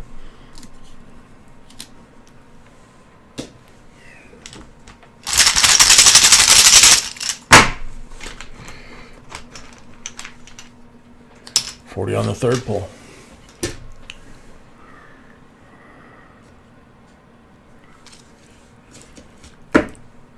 Four 40s. And this pocket coin, smooth coin. It's not as smooth on the back, but it is worn. Rounded edge, but like I say, somebody cut it right across here. But still kind of interesting. If you decide to make it a pocket coin, you could, and you could fix that scratch enough that you could Wow. handle it. 3, good job. Yeah, 3 out of 3. Awesome. I have 2 emails with questions if people can buy coins now for Wednesday. And the answer is absolutely. Because you can buy for whatever you wish as long as you pay. Hang on. If they can buy coins for Wednesday? Oh, yeah. They absolutely Okay. for any day basically, as long as they indicate in the message. Right. So I know. Yeah, as long as you indicate. I'll pull this over here on the screen for a second. You can buy rolls and boxes for tomorrow night, Wednesday, next Friday, next Saturday, pretty much any date you choose that we normally would be broadcasting. The only thing with Wednesday, obviously, is it's members only. In the PayPal, you would, this would have your normal name here, right? You're sending it to us. And then in the comments section, put your screen name and put the date that you're purchasing, put rolls for Wednesday, whatever the date is, or rolls for 1/9 Saturday, something like that. Just as much as you can give B, so that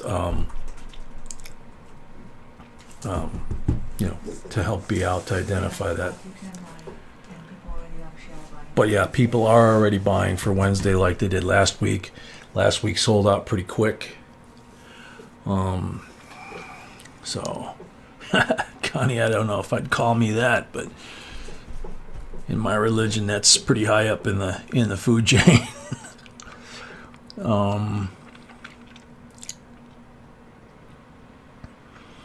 Yeah, I'm having some problems. It's the biggest issue is GNP picked up on it. I'm having trouble breathing.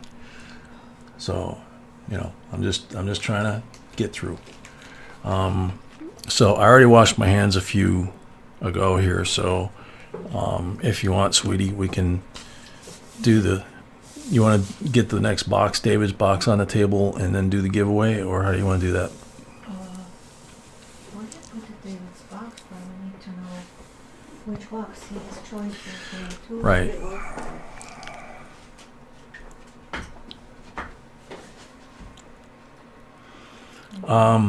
So David Smith, 2, 3, or 4 is his choice. Mm-hmm. Okay.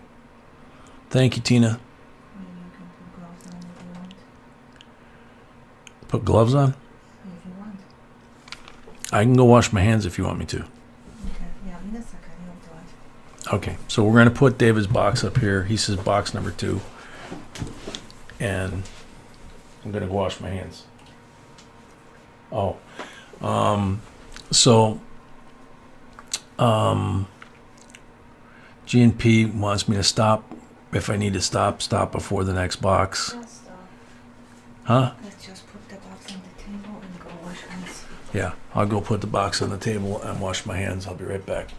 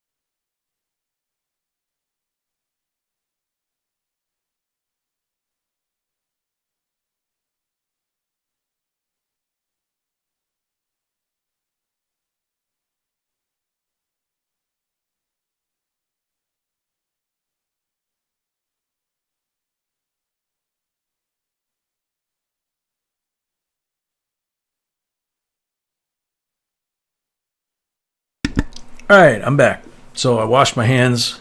B gave me something for the breathing because my nose is running and I'm breathing, so she gave me something and I'm sucking on a cough drop. So a few minutes I should be fine. End of the box giveaway. End of the box giveaway, 2003 Platinum Edition Steak Quarter Collection.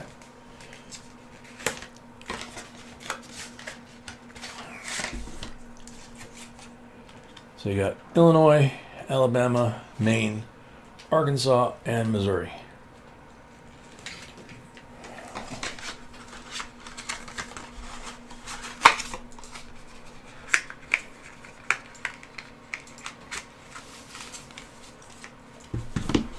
There's that. Got a minute on the timer. Good luck, everybody. No, Justin, they're not actual platinum. They're calling it the Platinum Edition. So, thanks, Eva.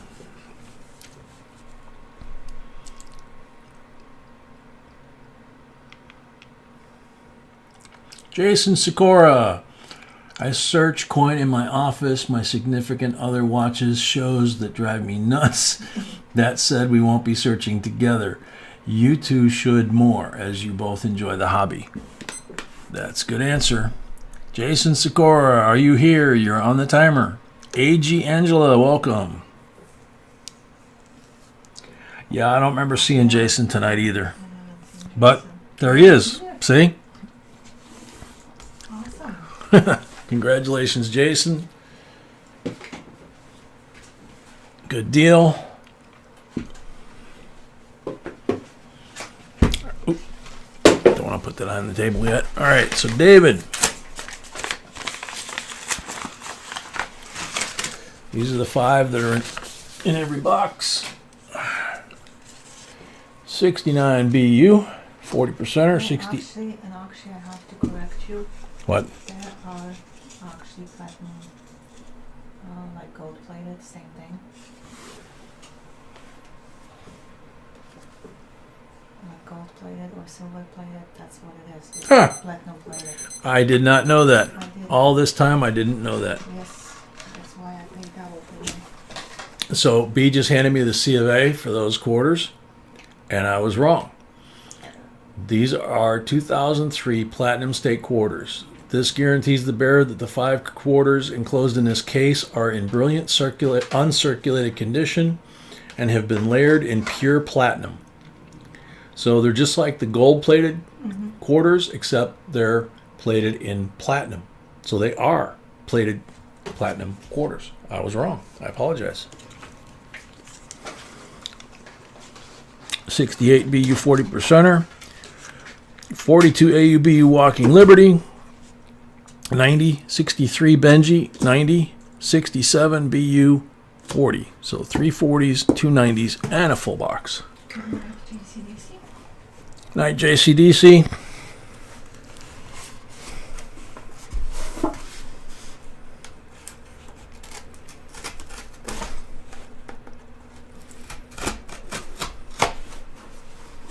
Ouch.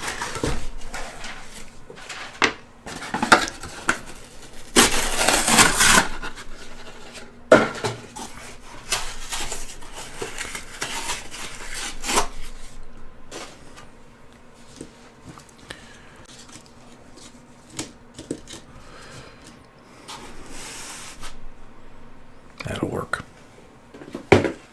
Long David.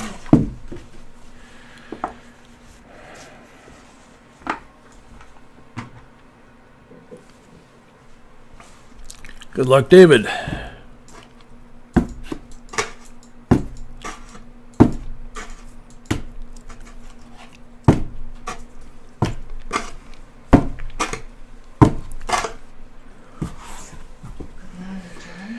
Night, John.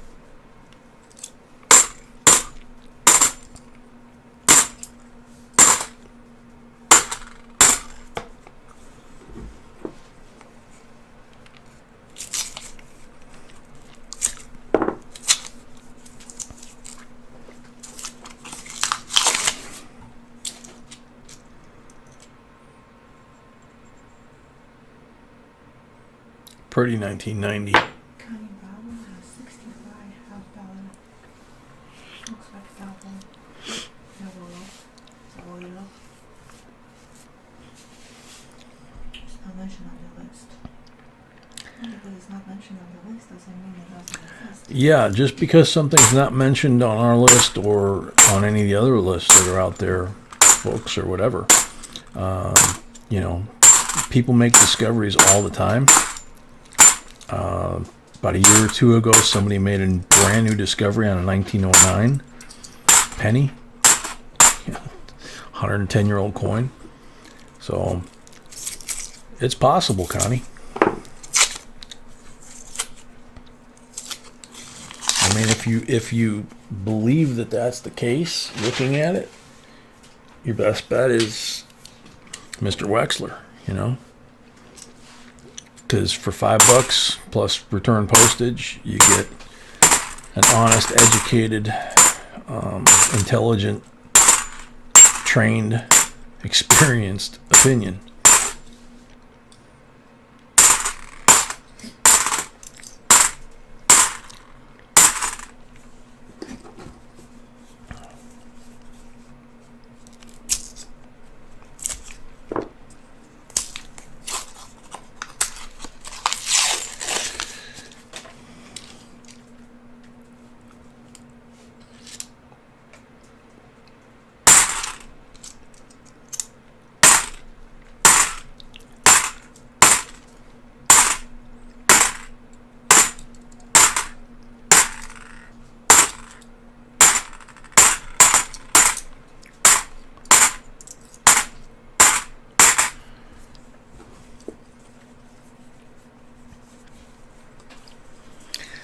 Heather's chubby hubby, Mr. Wexler, does not have an apprentice that we're aware of.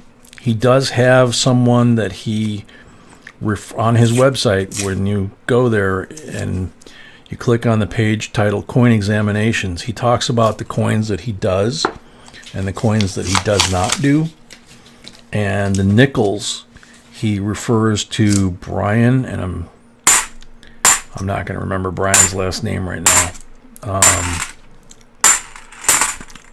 When we were all worried about how Mr. Wexler was, why he wasn't responding to emails, and God forbid something was wrong, Brian was the one that we actually were able to get a hold of, and he couldn't get an answer for the longest time either. But Brian's a good guy, and very knowledgeable on the nickels. And Mr. Wexler sends those off. But I think it's only certain years. So I think he's trying to kind of hone in on the things that he's really, comfortable with, knowledgeable, and kind of begin to cut down on the workload a little. As he put it, he said to us that a certain YouTube channel had sent him a whole bunch of people's coins. Yeah, he was complaining to us. It was so cute.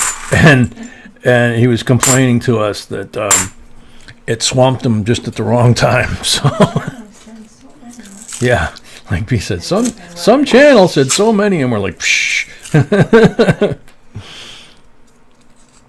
Gary, member, welcome. Today my box of quarters was not new ones and a total dud. More boxes on the way. Well, that's cool, Gary. Thanks for letting us know. Appreciate it. Thanks for trying. Yeah.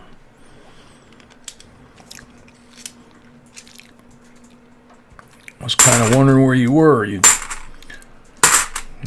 using the thing, and we got Squeaker set up between the other night and tonight with enough money for a year of membership. We're just trying to communicate with his dad now to try and figure out the best way for his dad to have it set up on the monthly recurring. Because like when I mentioned the debit card, I don't know whether that would work on a monthly recurring like a regular card. So it, whatever his dad's comfortable with, and if his dad says he doesn't feel comfortable for some reason, then we'll just refund everybody's money. I don't know. We'll figure it out. I kind of can't see why his dad would say no, but you don't know,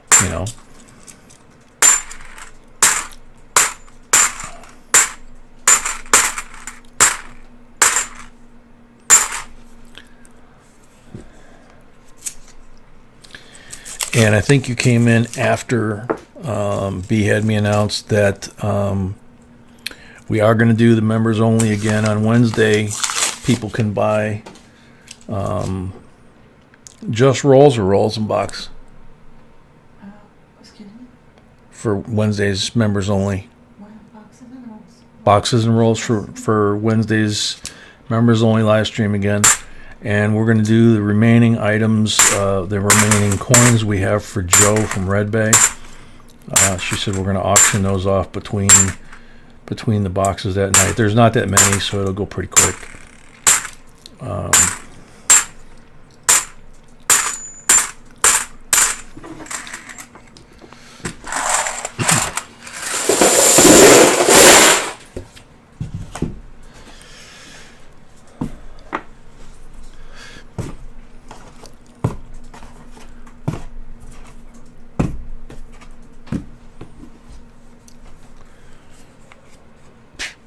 Excuse me.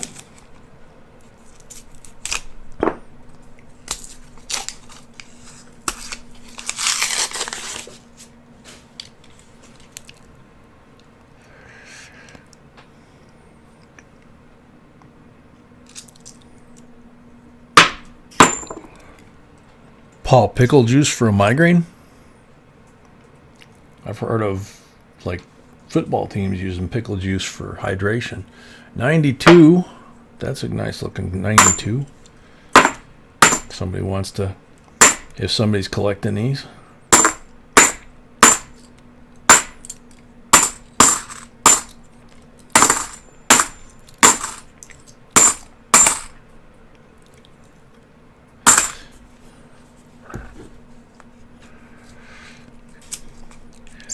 Wow, 3 to 5 times a week since 1995. Pickle juice for leg cramps. Yeah, that's what I was thinking. Yeah, but if Paul has them that many times, no, Bassman has them that many times. So.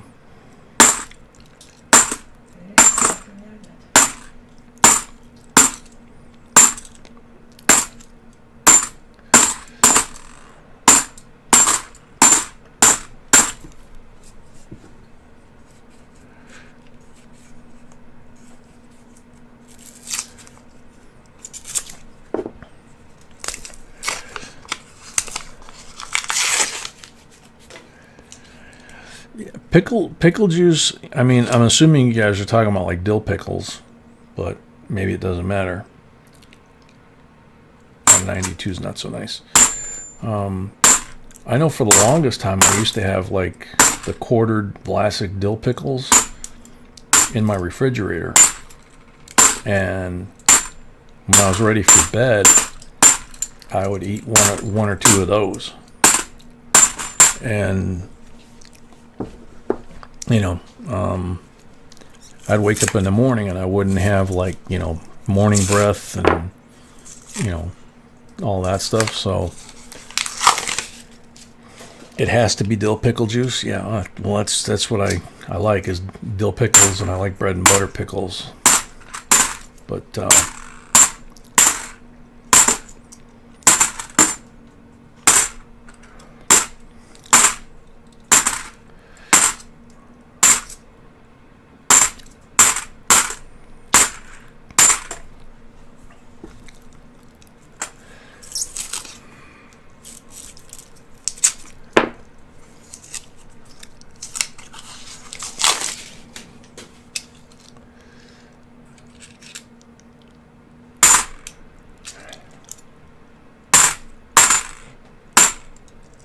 so far, no silver in this box.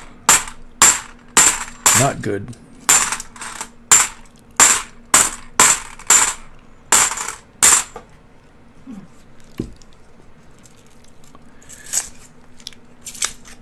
We got, counting the one in my hand, we got 10 rolls left from the top deck. Then we go to the basement.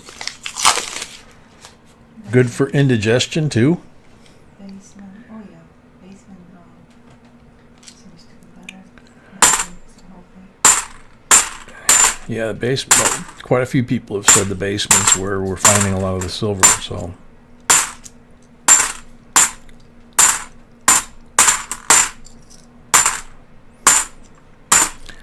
I know going back years that, even within one batch of boxes, the top and the bottom can be completely different. So,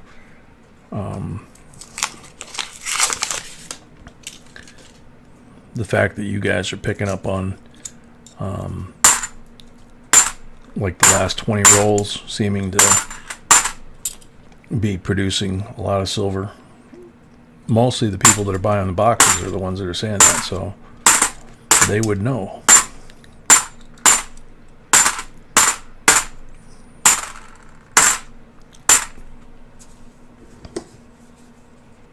Eat something quick. Jay needs silver. Yeah, I wish I could accommodate. I'm eating the cough drops for now. How about apple cider vinegar? RM Amaral Machado, a member, welcome.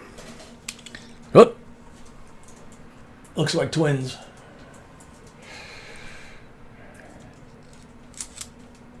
$67, 40% silver. There you go. Another $67, 40% silver. That's much better. What about this one here? Make that triplets. Seriously? Seriously. Cool. 37. Walking Liberty, 90%. Silva, I didn't even notice her because I saw those. And then when I pulled those out, then I saw her. So I say it all the time. If your eye goes to the first thing it sees, whether it's a really bright copper edge or a very white coin, you're not going to tend to see some of those edges that aren't quite as crisp. So I did not see that walker until I pulled the other two out of the roll. So yeah, that was a nice roll. So now all of a sudden from 0 to 3, south end's at 4.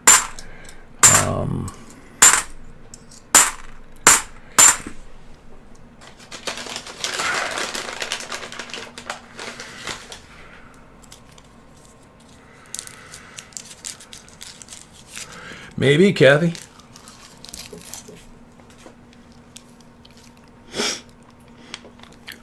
That or the pickle juice that fixes just about everything else.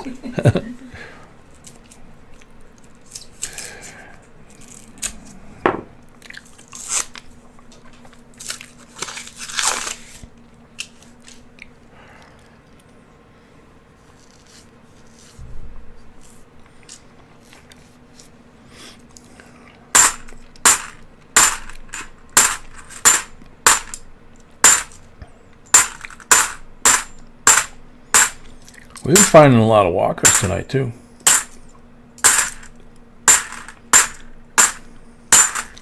Is that like the fourth one so far tonight?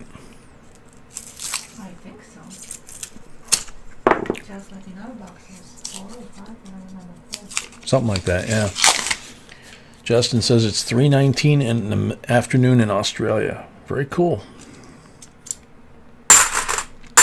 Probably a sunny, warm 3:19 in the afternoon in Australia, right?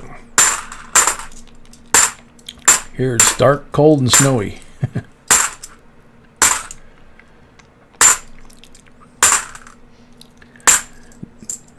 This winter and last winter has not been like what we normally would expect. We've had one snowfall that I needed to break the stone blower out for. And then, like today, I think today's only the second or third day we've had this season with, fairly moderate sized flakes, but they didn't even stick, even though there's snow on the ground. They may have stuck to the existing snow, but they didn't stick to the driveways or sidewalks. Excuse me. This last one is right on count. Box count. Yeah, Bassman's right on the count, 130 in a row now. So 20 more to the big giveaway from Corey.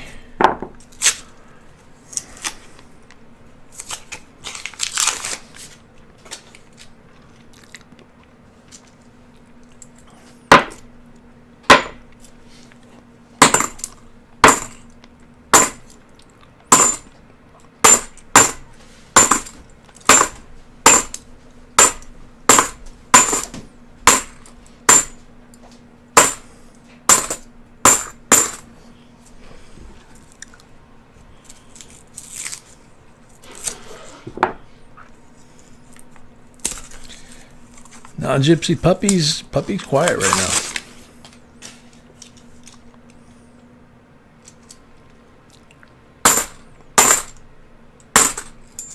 He might have gone to bed for a little while.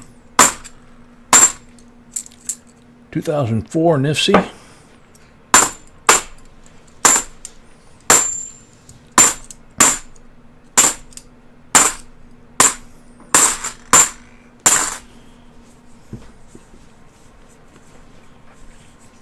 Really, Corey?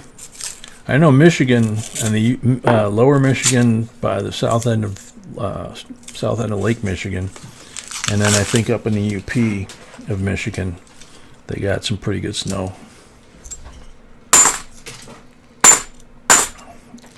I don't know about anywhere else.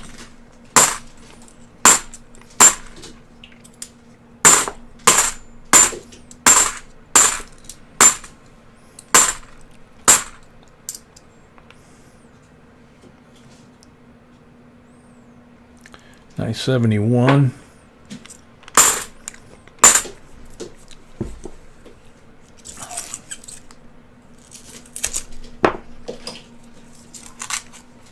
Corey, you're in Wichita. Oh, Kansas. Yeah, Kansas normally gets a fairly consistent, over the season snowfall, don't they?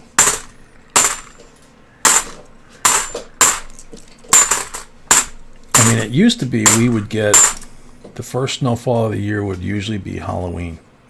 It would either be rain or snow.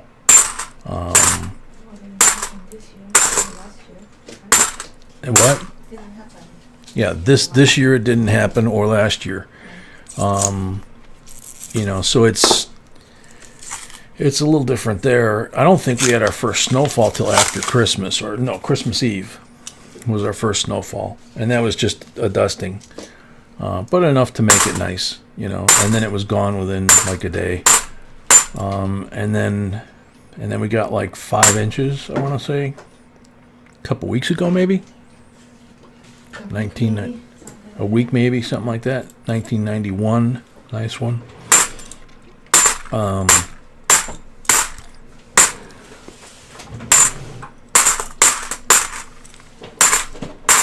But we used to get probably 5 or 6 5 or more inch snowfalls during a season, and the season would usually last from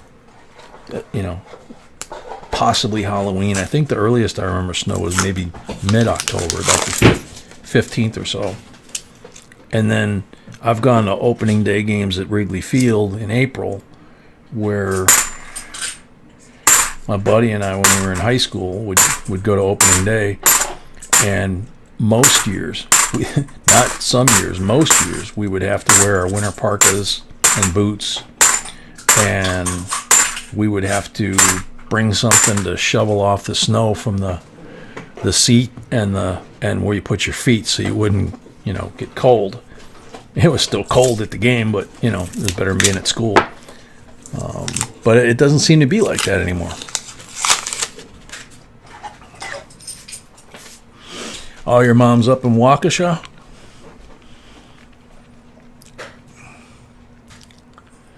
Numismatics Anonymous. Hey, JBCOINSINC, I got a new issue box of 2020 P Kansas Tallgrass Quarters. I have 8 W's so far. That's awesome, dude. We have not been able to score a new box of anything all year. So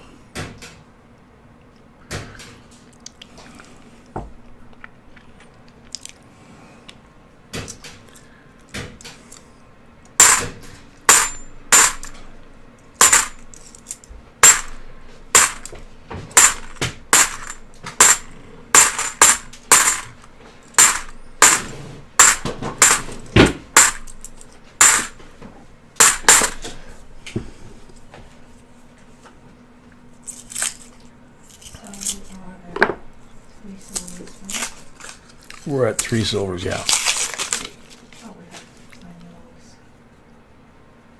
We have 22 rolls left. So those are the last 20 rolls that people normally, with boxes like this, say that that's when we find them silver. He's got 3 right now. South End's got 4, so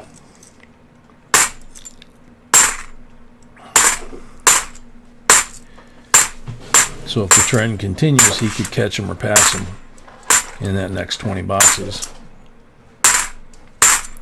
And then we have Sean has the last box tonight.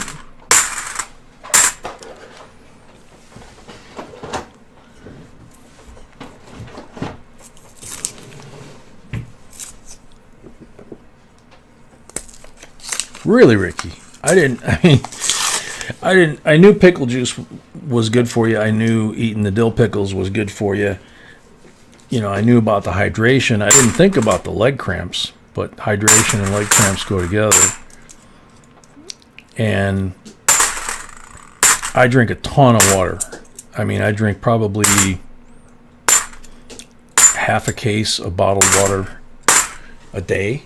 So 500 milliliters. So I drink like 12 of those a day. It says 16.9 ounces. So, I don't drink Gatorade as much anymore. Pretty much just water and coffee. And it depends on, if I'm working, I'll drink coffee. If we're out on a road trip, we'll stop and we'll get coffee at Starbucks, but I usually try to match it, coffee for a bottle of water as well.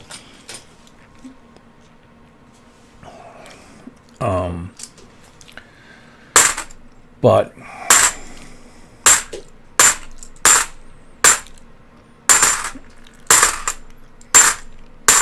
a couple months ago, I mean, not lately, but a couple months ago, I was getting like real bad cramps in my calves.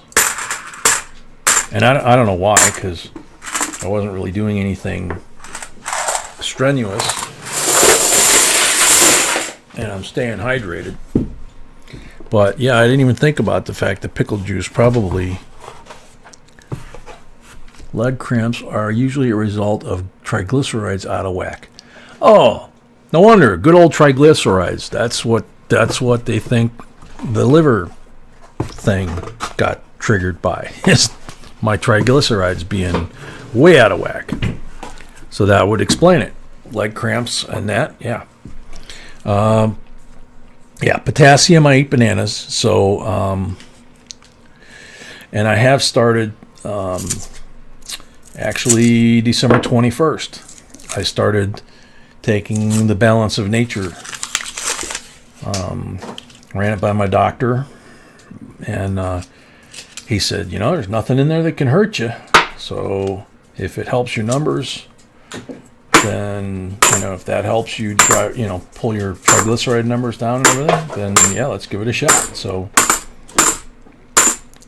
I got about 2 more weeks, and got to figure out whether I'm going to get, I feel better since I've been taking it. 71, really nice one. I've had no side effects, in a negative way. From taking them. I do seem like I have, they tell you to take them. I guess it's not, I don't know, either it's not clear or I didn't follow what was supposed to be done. I've heard people say that they take, because you take 6 capsules, 3 of each, 3 fruits and 3 veggies basically.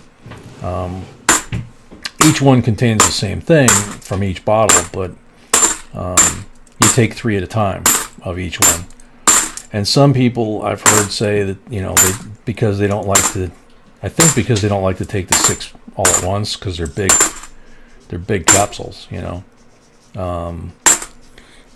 they take like 3 in the morning and then take 3 in the afternoon or something, and I just take 6 of them. When I get up in the morning after I eat breakfast, and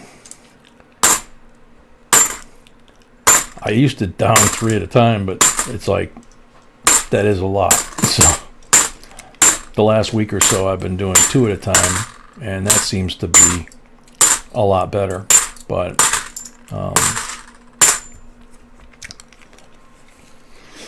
cut back on the snacks. No more key lime pie. If we go out, to dinner, I don't know, once a week, you think? Where we actually go out to dinner? Not every week. Yeah, not every week, but, we, like tonight, we grabbed carry out because we were running late. Yeah. But there's actually a really nice restaurant where we live. And they have an outdoor patio that they've kind of covered it, so it's still technically an outdoor space, like summertime outdoor dining, which they were allowing here in Illinois. And they have torpedo heaters and radiant heaters all over the place. So we go there. We're still wearing usually like our winter coat, but they got amazing food, and it's not that expensive. We're finding that it's actually for the two of us, it's about $10 cheaper than the other alternatives of restaurants in the area that were open before everything shut down. And then there's one other restaurant we found right before the end of summer, and they had an outdoor patio and they had awesome food too. And one of the things I was looking forward to is they had Irish pot roast, and again, very reasonable price, but they don't have the patio covered, so this time of year it'd just be too cold for us to sit out there and really enjoy that meal.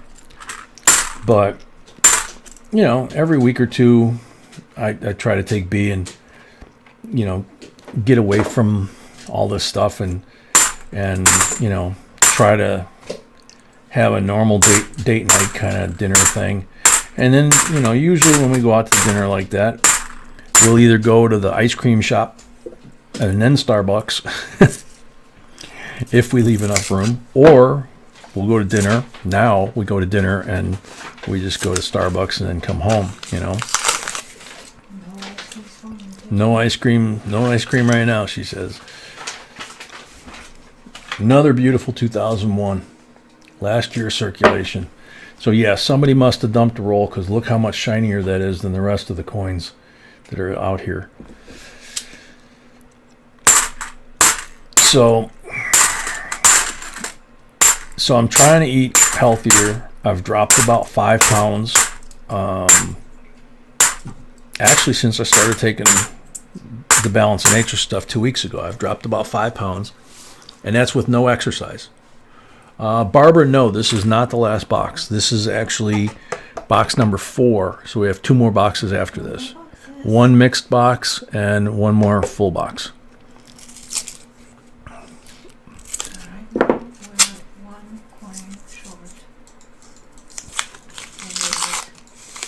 Yeah, so right now we're 1 silver short for David to tie Al.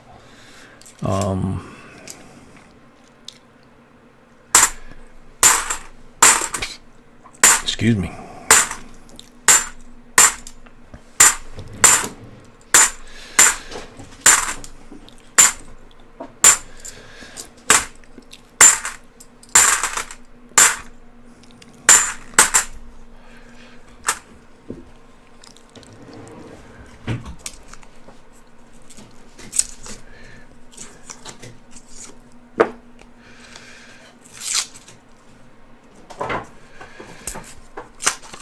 Interesting, Bruce. Yeah, it's every state in the U.S. is different, and even within the states, a lot of cities are different.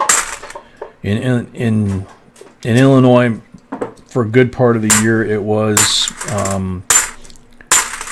like our banks the lobbies are closed, pretty much have been all year, and it's by appointment only.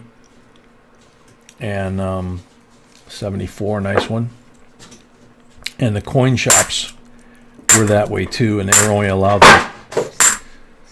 it's okay, like 4 people at a time in the shop, non-employees. Or sometimes they would word it that you could have, 8 people counting the employees or something like that. So, yeah, Justin, this is actually pretty typical of what our full boxes wind up looking like. Because we don't just give away silver. We give away the silver, we give away gold, we give away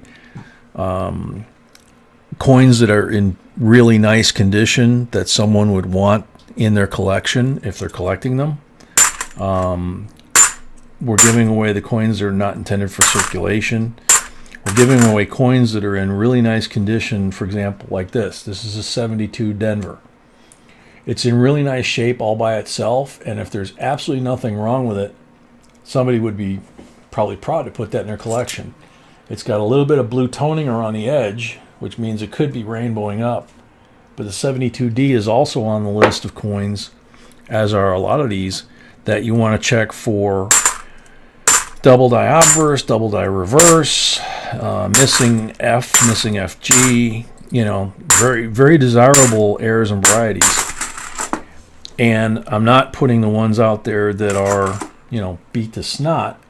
because even if they have that, they're not going to really have much value. But in that condition, you know, especially people that are collecting these or going to start collect these, they're going to be hard pressed, short of maybe buying rolls or sets.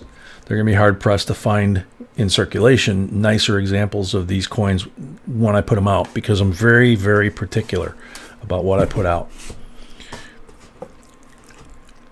Louis XIV, bonsoir. So far, the first full box like this, South End L, has 4 silvers from the rolls. This box, David, has 3.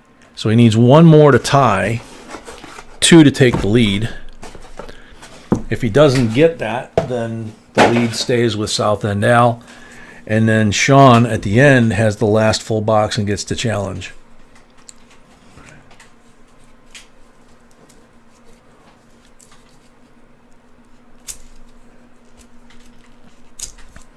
Yeah, Bruce, here initially, when it really started to flare up, and I don't know how much, the news didn't get broadcast around the States too much. Well, it did, but it depended on where you lived, I think, and you know, whatever. And I don't want to cross the line on politics. The New York City was the first city that got impacted the worst here in the States. And then Seattle and LA got hit next and the worst. And then where we live. So what President Trump did at the beginning of it was he sent, the U.S. Navy has 2 hospital ships that they've maintained since I know Vietnam and I think possibly even World War II. The Mercy, and I can't remember the other one, Comfort and Mercy. He sent 1 to New York Harbor and he sent 1 to LA Harbor, and they were supposed to take the overflow of non-COVID patients from the hospitals in those cities to take, you know, like the ICU patients and the healthy patients out of there so they wouldn't be exposed to the COVID. And they both saw very few patients. And what they set up here in Grant Park was because we don't have, you know, they don't have a third ship, number one, but number two, we don't really, it would be hard to get a ship that big into Lake Michigan. You know, not that big ships don't get in there, but it, you know, we didn't have a third Navy ship like that anyway. But we have Great Lakes Naval Station up north, on the water. We've got quite a few hospitals in the area. None of them were near capacity, even at the peak. New York, LA, and I think Seattle were the ones that really were in trouble. And so in Grant Park, they set up an Army Field Hospital because that's like a couple 100 acres of grass, you know. And it was late spring, early summer. So they set that up. And I think they said they saw a total of like 6 patients from Chicago. So, you know, our hospital that B had to take me to the emergency room, that was one of, we're in the hot zone. 3 of the 10 in the States were in our area, so we didn't really have a choice.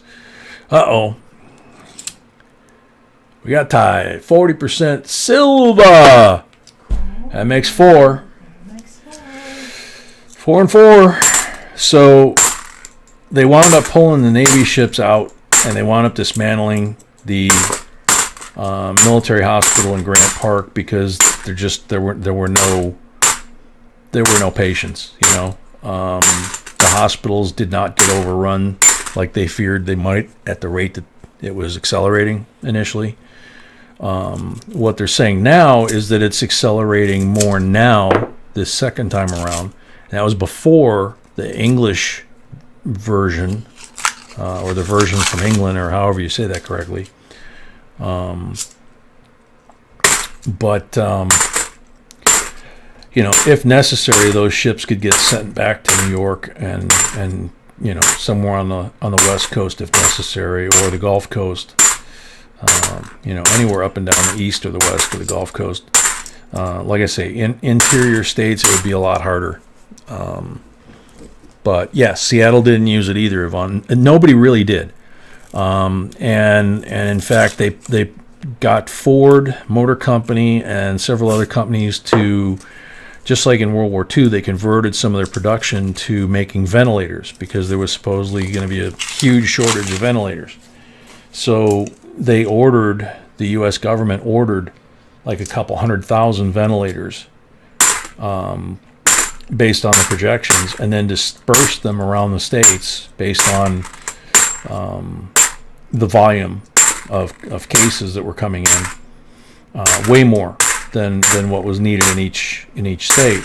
And then what they did was they set up a network within regions so that if Michigan got in trouble and Illinois had the warehouse full of ventilators, they could send the ventilators to Michigan. So far as I know, I don't know if they've actually had to implement that. But they basically did, and I can't think of a better term for it, but they basically took like an overkill approach. They determined the worst case scenario, what they would need in hospital beds, ICU beds, masks, PPE, and ventilators and that kind of stuff. And then they ordered, procured, produced, whatever, way more than that number. And that was done way back in the spring. And so whatever wasn't consumed back then is still available, and there's still more coming online. So, So yeah, there's other places in the world that, like you're saying, Bruce. There's other places in the world where they're getting hit harder than us, on a per capita basis. And that's the biggest thing with the numbers is people. It depends on each government, nation.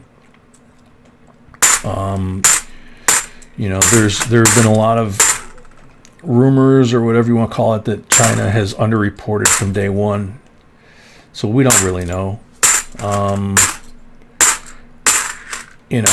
So it is what it is,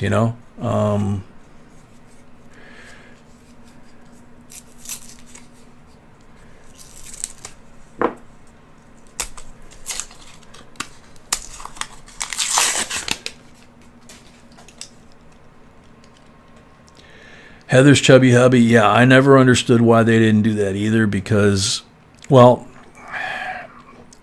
they were what they were supposed to do was put either all the COVID patients on the hospital ships, or the initial mandate, from what I understand in New York anyway, was they were supposed to take all the non-COVID patients and the senior citizens, for example, and put them on the ships to isolate them from the city because they'd be out on the ship on the water, right?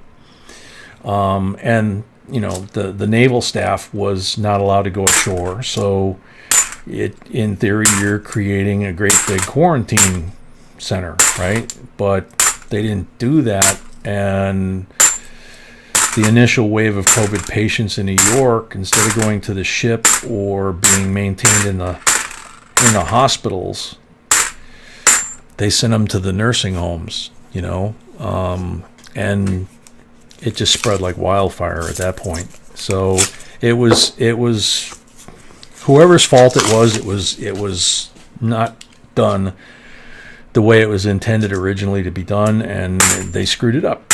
And so 30 or 40,000 senior citizens, mostly in New York, passed away. 72, another nice one.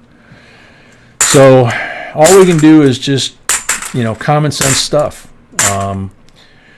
which for B&I, it's not a big deal. We've been doing it long before COVID came along. Wash your hands. If you go out, you touch something, another 71D, nice one. Wash your hands, keep some alcohol disinfectant in the car doors so you can use that in a pinch. Don't become dependent on it. At work in Charleston, I was used to wearing PPE all day long from head to toe, so no big deal, you know. But that's the main thing, is people just, you know, it's common sense. It's the stuff that our grandmothers taught us, you know. Wash your hands, don't play in the dirt, that kind of stuff. I remember Paul Harvey. There was a big, huge flu season, and every flu season he really would say this, and he would say, instead of a firm handshake this flu season, how about a snappy salute instead? That was one of Paul Harvey's things, you know. So that was 40 years ago. Pretty sure they weren't thinking about this year 40 years ago. So, but anyway, and I need to call low-flying geese, so excuse me a sec.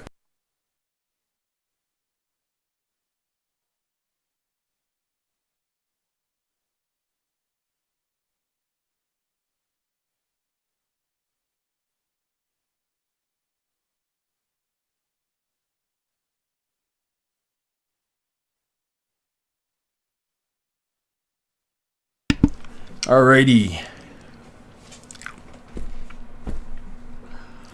Malone Naomi, welcome.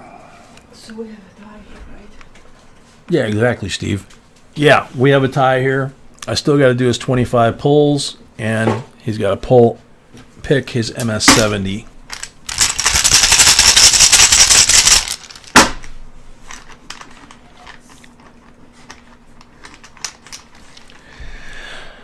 Yeah, that's true, Crypto. You can. But I'd rather err on that side than the other side, you know.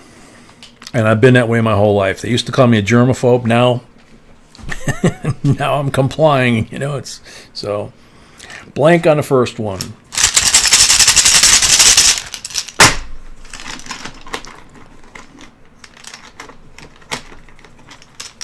Blank on the second one.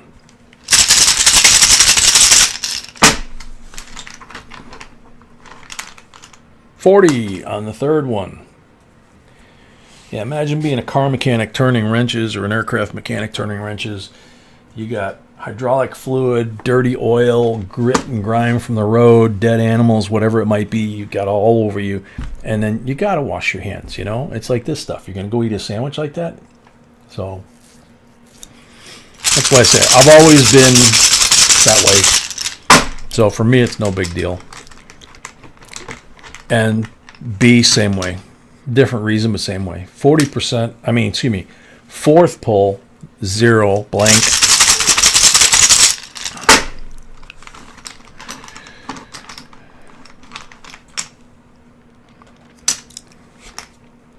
Fifth pull, blank. Yeah, Can, you guys have been on lockdown pretty much all year, right? The whole state of California. Number 6 is still a blank.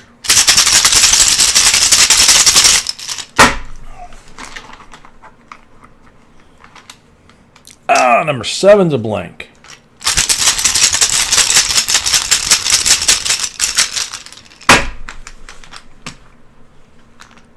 Number 8's a blank.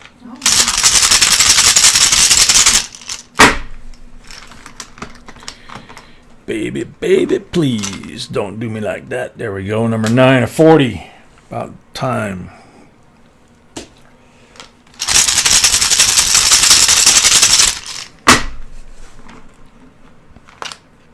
Number 10, a 40.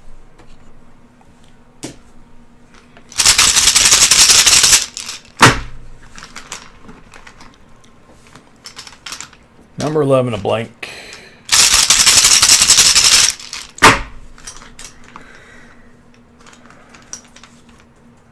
Number 12, a blank.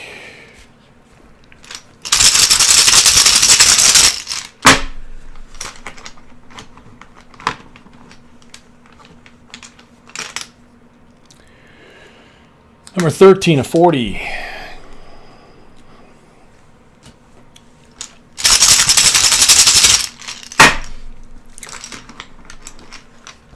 Number 14, a 40.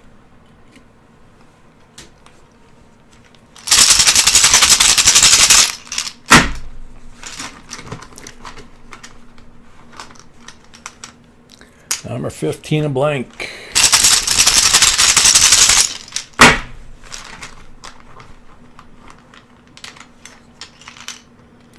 Number 16, a 40.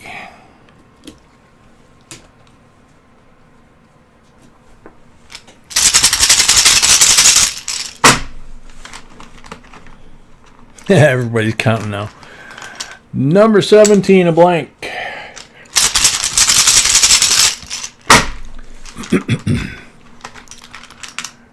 Number 18, a 40.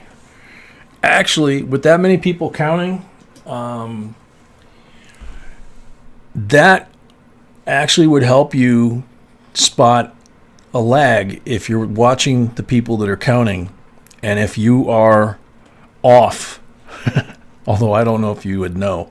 The clock, I think, is still the best one because I can glance right now and see that I still have, yeah, they might not know. So the clock is still the best one because it's 12 seconds off between the clock and my laptop, and I can look at any watch or clock in the house on my laptop and see if it's off. So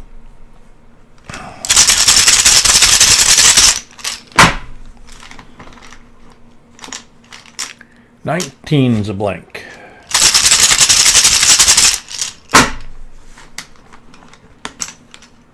$20 is a 40.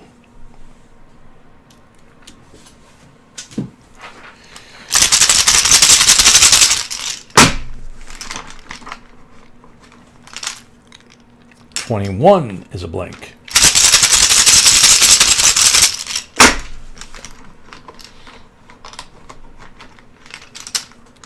$22 is a 40.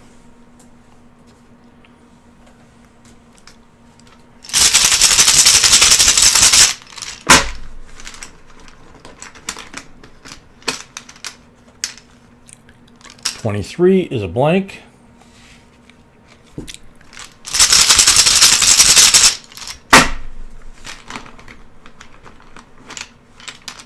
$24 is a blank. Last pull.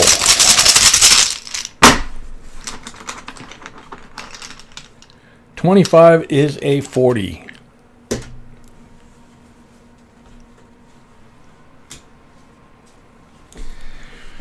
Okay, so we got 1, 2, and 4 for the MS-70. A cooperative chicken spy. Uh-oh. Welcome.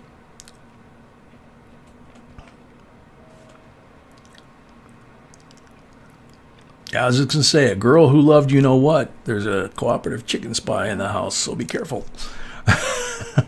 Count is good. Thank you very much, everybody. Number 2, please. With pleasure. Oh. Ooh, 2012 S. Struck at the San Francisco Mint. PCGS MS-70. Then we have the 63 BU Benji, 42 AU BU Walker, and then 2 40s from that stack makes 5 here. And then we can start counting. 10, 15, 16, and with those 4, 20. So 20 silvers.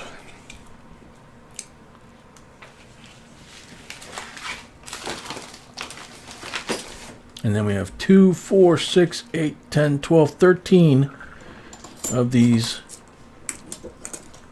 various coins, nifsies, collectible coins, possible error coins.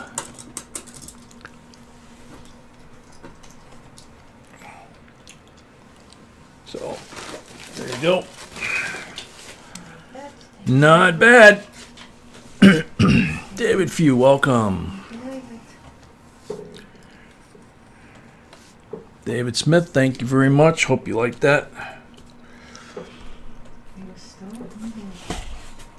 What, sweetie? Yep. Yep. Okay, so time for me to wash hands, put the last mix box up. So I'll put that up here when I get back from washing my hands, and we will do the end of box giveaway for David's box, and then we'll start into that last mix box. And then we have Sean's is the last full box. So be right back.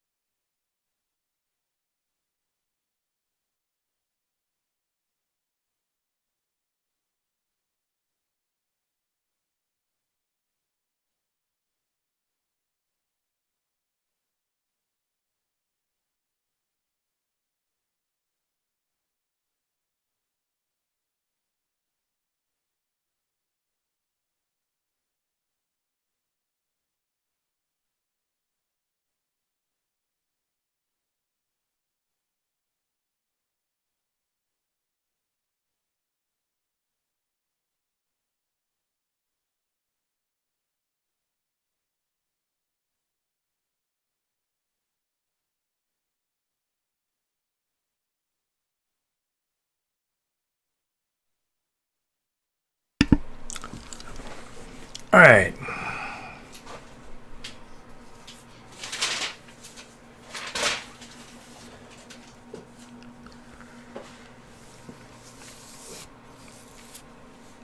Yeah, I think we kind of talked that subject out. So, giveaway for the end of this box, David's, that we just finished, is a United States Liberty coin. 1986 S decam proof. Liberty on one side. When you have a box like this, you pull the little ribbon, pops the coin up for you real easy.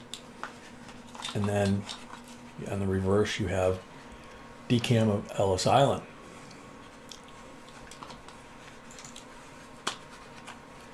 So, That's for the end of the box that we just finished for David. Good luck, everybody. Still 1 minute on the timer. 180 individual comments. Mr. Jones, good luck both. I bet on B. Good bet. Nice to see you two. See two of you go and share. Thank you.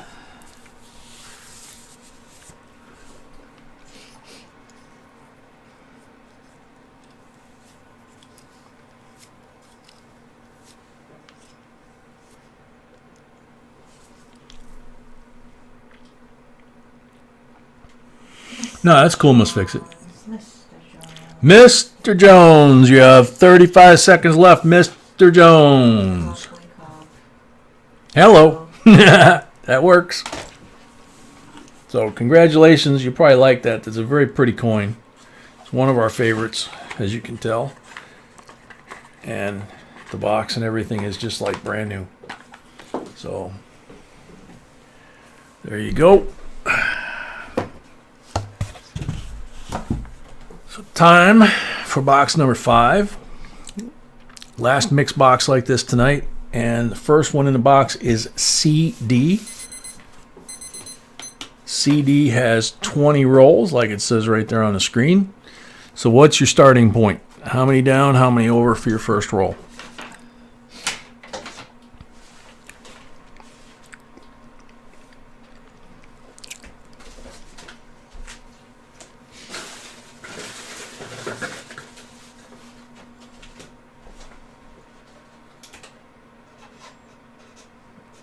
All right, David. Good night. Take care. Thank you. Hopefully see you tomorrow. Yep. Mr. Jones, you're very welcome. Alton Jones, yeah. Good point. You are Mr. Jones, too.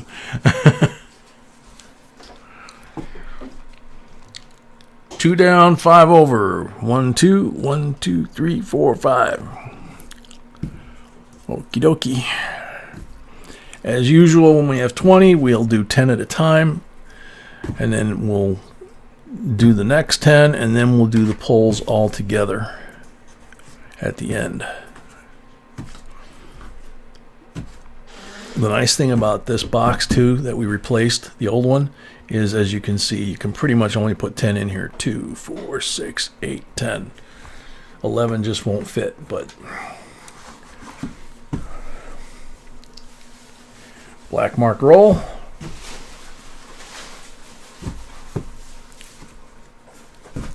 Okay, black mark roll.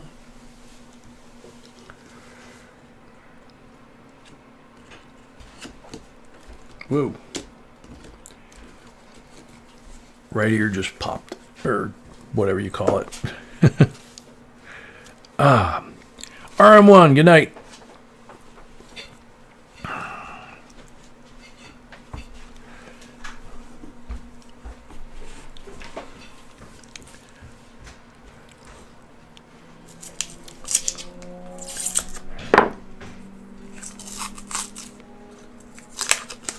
Good luck, CD, and everybody in this box.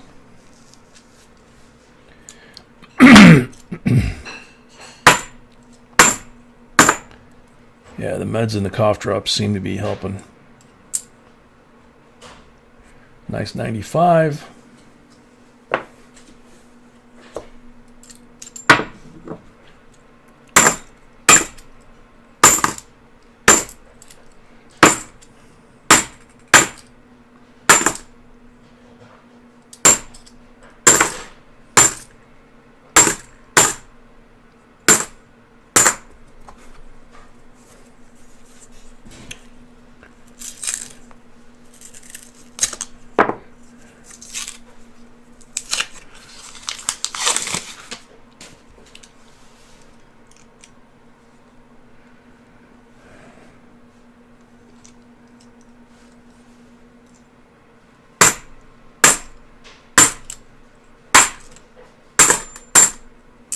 $74 S decam proof.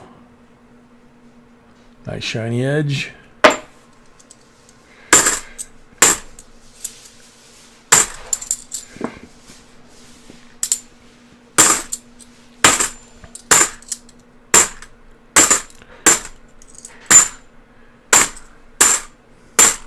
That 74 decam has a haze on it, but it is a decam proof still.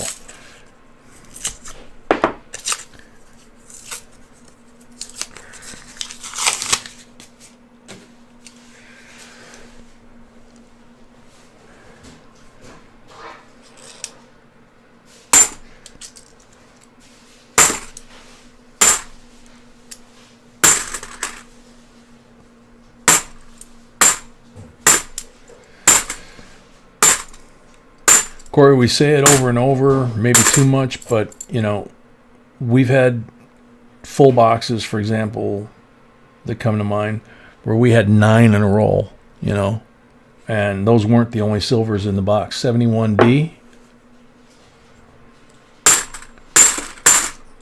we had a full box in South Carolina that was, we had several of them that were over 150 silvers in a box, at least 3 or 4.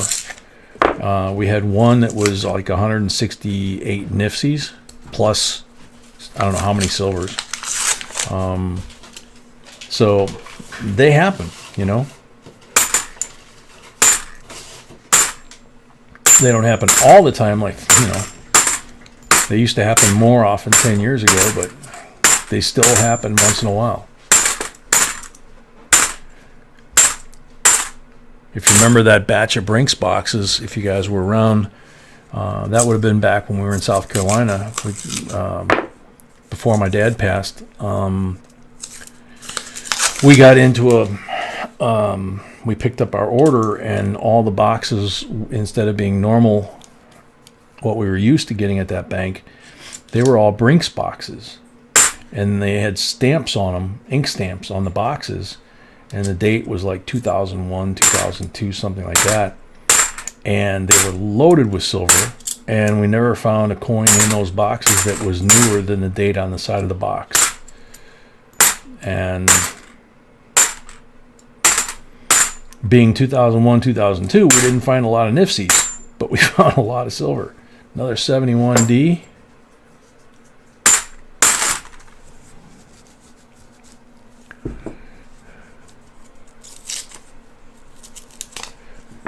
Night, Miss Fix It.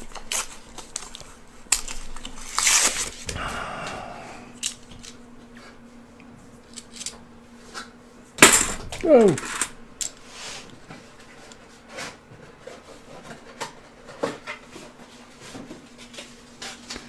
It's hard on this one here. It's a bicentennial. It looks really nice. It's really kind of hard for me to tell whether it's, you know,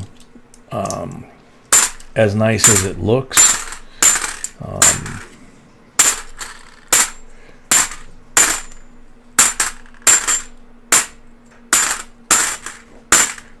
But right now, this time of night, you know, with these lights, it looks pretty nice. Another 71D. The 2020 Nifty you found was very unusual, yeah. Yeah, exactly. How somebody had already bought one, dumped it already, and at the time, I mean, you know, I don't think the 2020s. The 2020s, they're sold out, and they're the current issue. So, Marcella loves amethyst. Welcome. No, 71D is in where it was minted, Marcella. But the 71D is known to have errors and varieties on it. But the condition of the coins, when I set them over here, are that they're basically nice enough to be in someone's collection. They don't have blemishes. They're not all hacked up like that or worn out, you know. So someone, unless they have already got a nice coin in that position in their coin collection, would be proud to have that. They're not necessarily in a condition that you would spend the money to send them off to be graded, because a lot of them graded are not worth a ton of money given the year or whatever. But a lot of these are also years that have known errors and varieties, and that could drive the value. So, and it's up to the person who owns the rolls. Once they have secured the rolls, these are no longer our rolls in our mind, they're their rolls. So we give them the coins, and it's up to them to decide, to check them, number one, and number two, decide whether they want to put them in their collection, spend them, give them away, what have you. But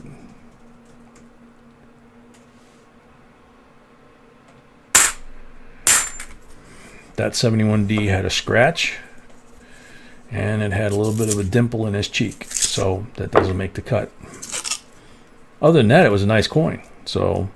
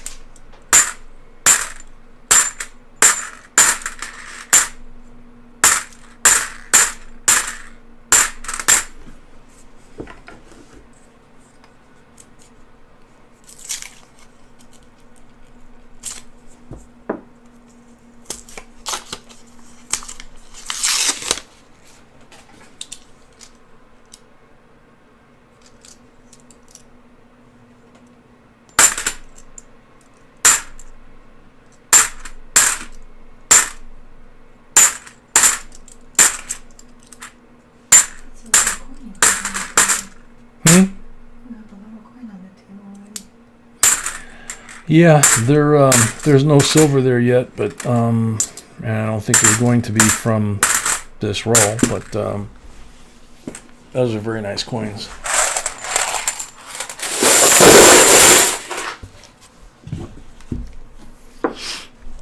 Oh yeah, 10 more.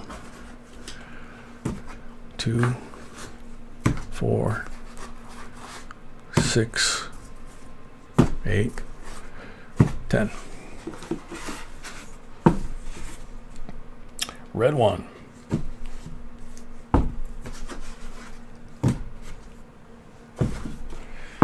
Red one, Walking Liberty.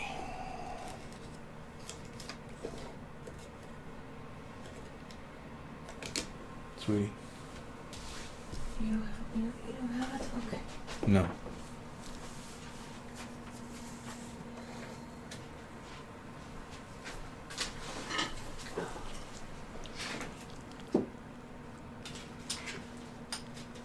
Sean, you found a 1908 Indian head? Nice. There we go. 1946, 90%.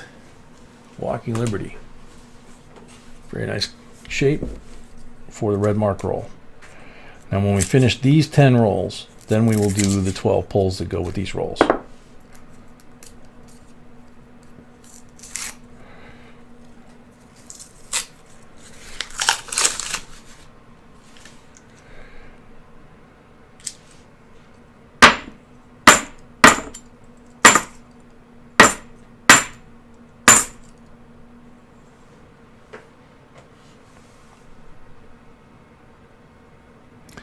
Really pretty 71D. It's got a halo around it from the flow lines, and it's very shiny.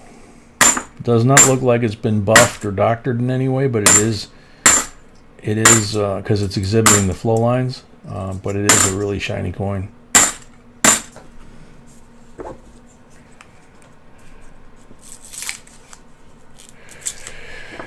Yeah, Donald, these you can see the staples, and the ones with the little tab on the top are the self stick. So what we basically do is for our own personal use is if we have a lot of coins that we're going to put in flips, we put them in the vinyl flips more often than not, or we put them in a tube and label them. If they're nice shape, they go in a 2x2 like this. If they're in exceptional shape, they tend to go in a slab like that. The exception to that is occasionally we've run out of these and still have these. So, but this is a very nice walker right here.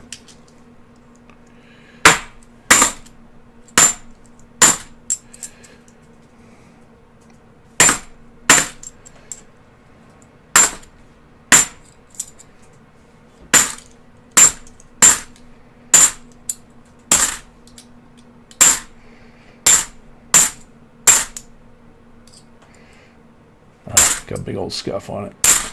That one was nice and shiny like that one, but it has a great big old scuff on it.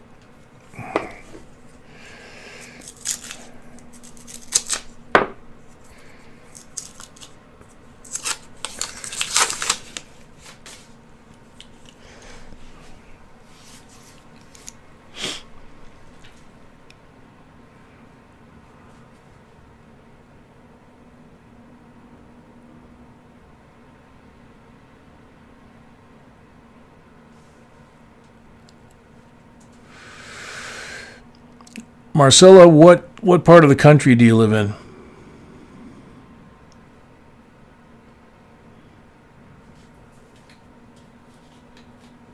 That sounds like a really good price there, Justin.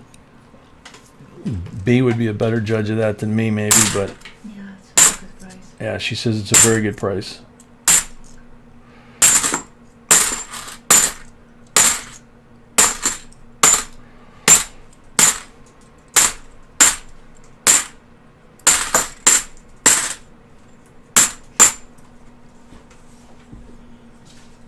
North Carolina. Are you close to, well, shoot, we don't have the gentleman from North Carolina that we know is basically retired and doesn't keep a storefront. How far are you from...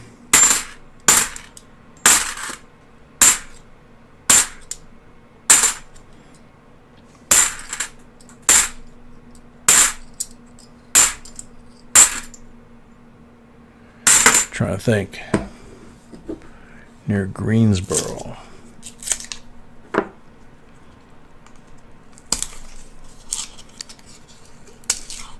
So Greensboro, if I remember right, is near Spartanburg, right?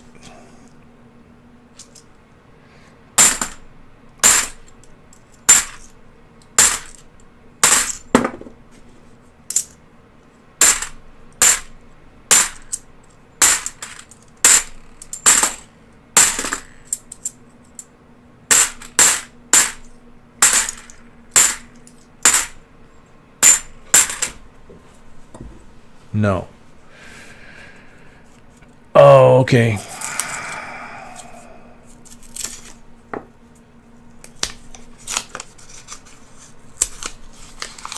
Yeah, that Spartanburg would be South Carolina. What was I thinking?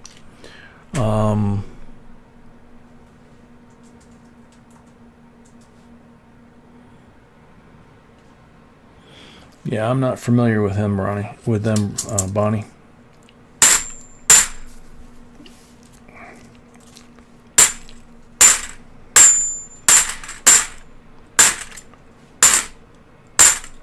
Yeah, like I said, the only coin dealer that I can think of that we're familiar with from North Carolina is this old gentleman that does all the coin shows in South Carolina and North Carolina, and he's based out of Asheville.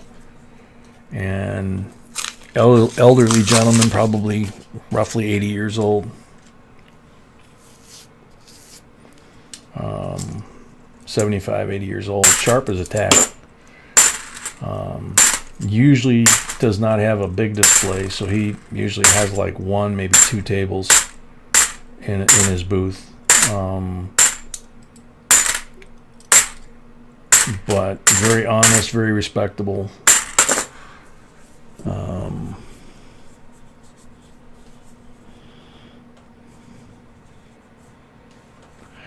Marcella, that's the big problem, is she probably won't know how to not get ripped off. And if she has a really large collection, there's a lot of possibility, because they can fudge a little here, fudge a little there. It's a little harder to do when you have 1 to say 10 coins.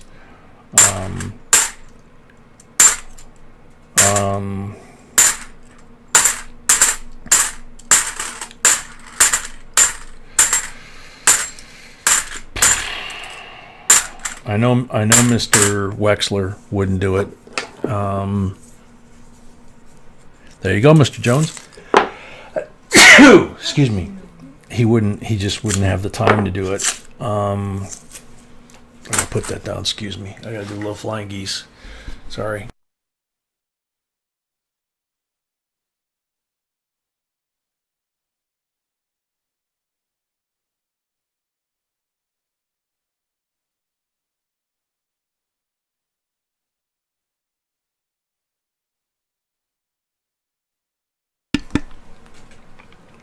Yeah, a collection that size with the amount of time she's put into it, she may want to get a hold of somebody like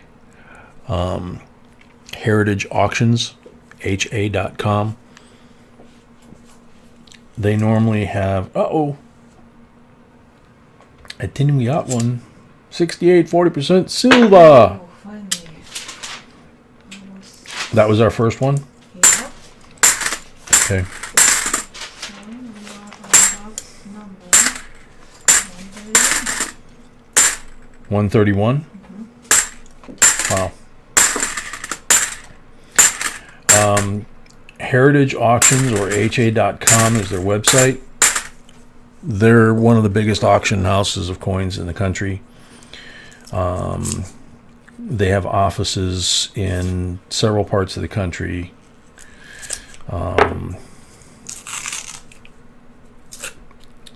And they have a $5,000 minimum auction value.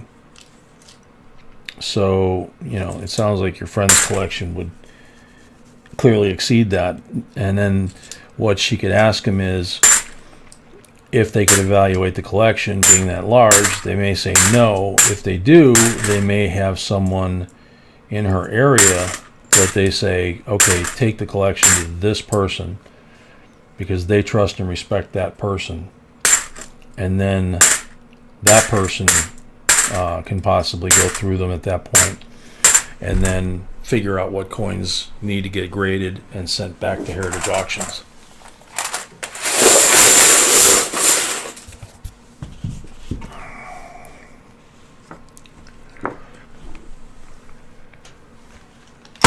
So, CD, 12 pulls now.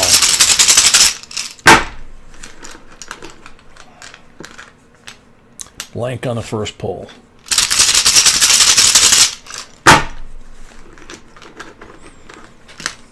Blank on the second pull.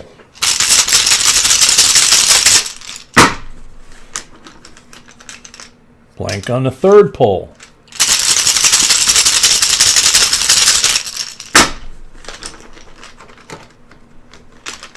$40 on the fourth pull.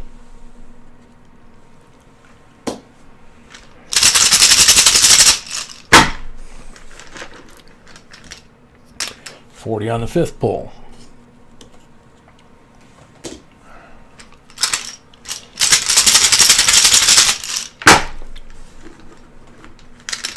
$40 on the sixth pull.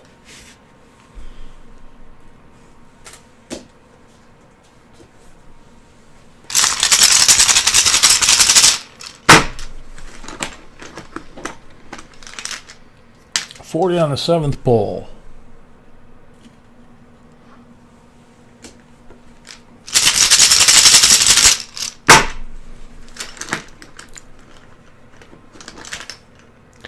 Blank on number 8.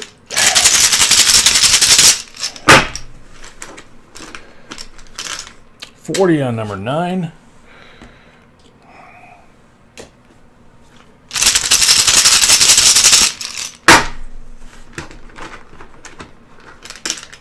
$40 on number 10.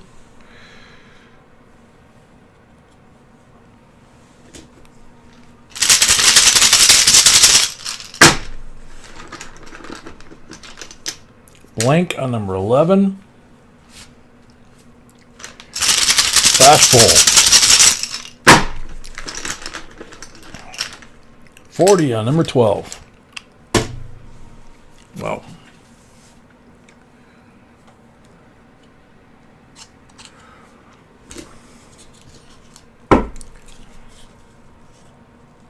So 8 40s. The Walking Liberty, which is a 90. Another 40 from the rolls, that's 10 silvers. And then 7 specimen coins. Not that.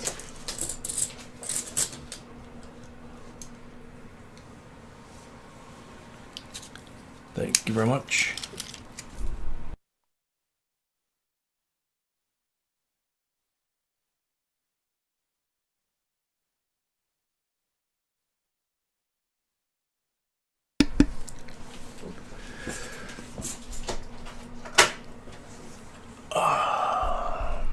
Barbara is next. I think it's the first time. Barbara, is this your first time? Barbara's next. Barbara's got half a box. So in this case, we do 10 and 5. yeah, I'll do 10 and then 15. God, low flying geese again.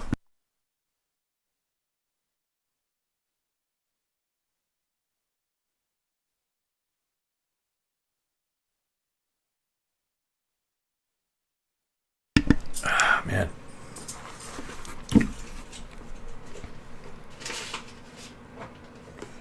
That's a shiny one, but it's not a marked roll, but I'll put that out here.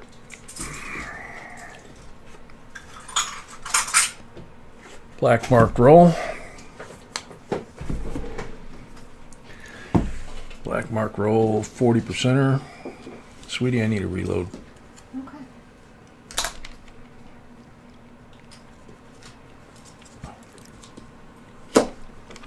So that's for that one. Okay, thank you. I'm actually going to start with the shiny one that's tail side out because it's promising, and being tail side out, it shouldn't have a crimper kiss.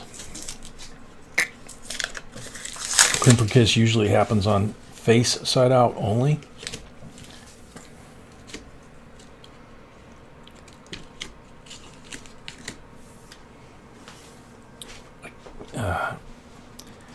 This is a 2001 Denver, which would be the last made for circulation. There is some sort of mark on the front of his cheek. It follows basically like the smile line on his cheek.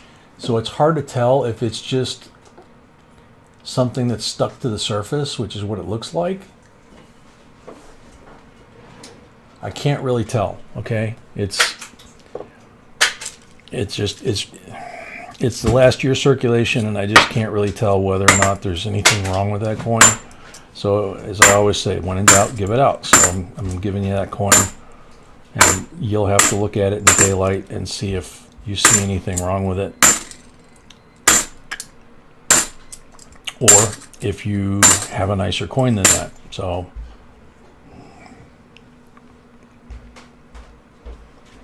$271s, but nope.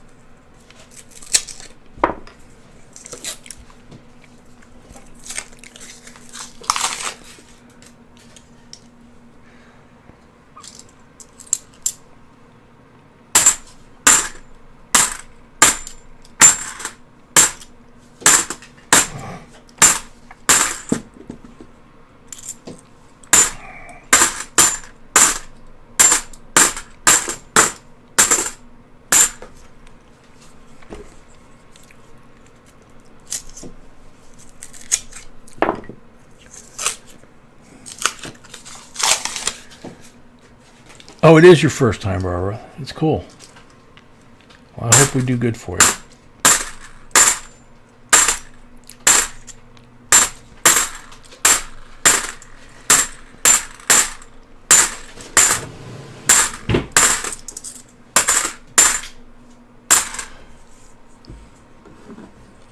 Is that a new picture too? I don't remember that picture.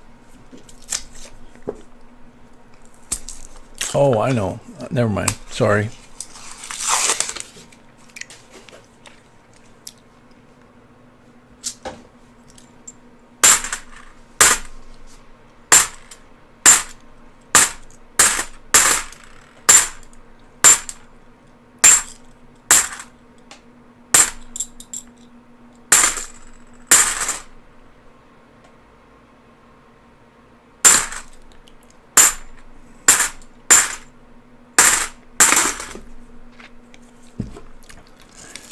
Sometimes I'd rather see some of those have one big scratch than all those little teeny tiny ones.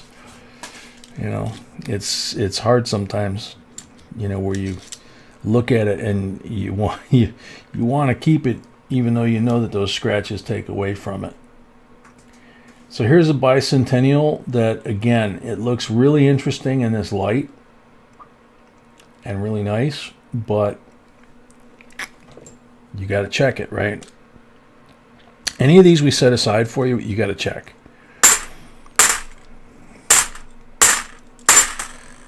In some cases, it's just like the bicentennial. It's just, is it as nice a shape as it looks like? Or am I missing something because of the light or because, you know, it's getting later at night? I've been doing this for 5.5 hours, you know, that kind of thing. With the other dates, if it's not a special year like a coin from the 80s with no known errors of varieties, you know, you still want to check it. Like we always say, check every coin, right? There's another bent one like that, poor Walker. But if it's like a 71 through 74, you definitely want to check them for errors and varieties, because I'm only putting out coins from all these years that are really nice condition, and if they're 71 to 74, they have known errors and varieties. So you want to take a look at them, see if you already have them in your collection that nice or not, and then you want to check and see if they're an error or variety.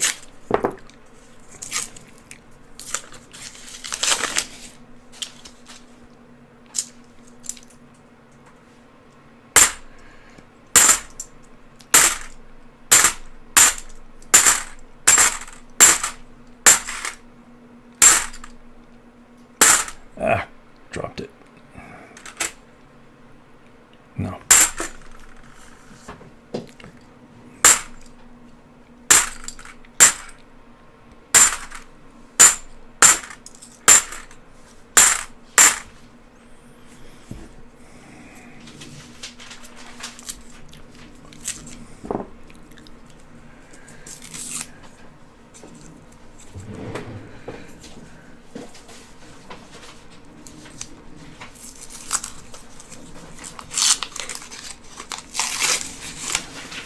There you go, Justin.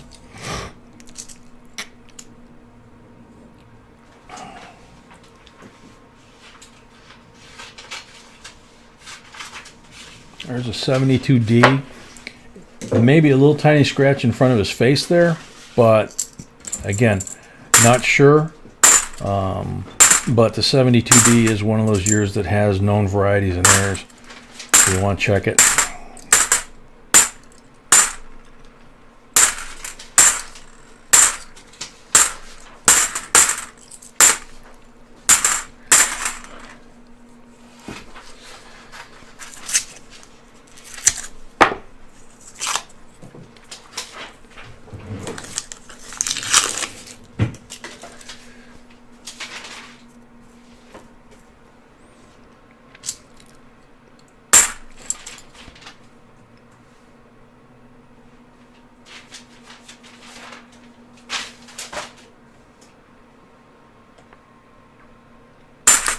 So close.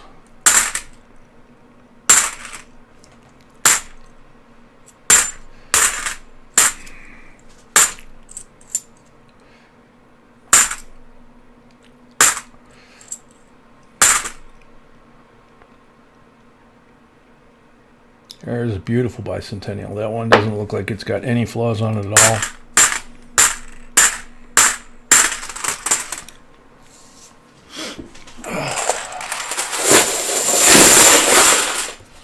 First 10 down. So now we're going to do 15, and that'll give us our 25 or half a box. And then we'll do all the pulls at once, which is 15 pulls.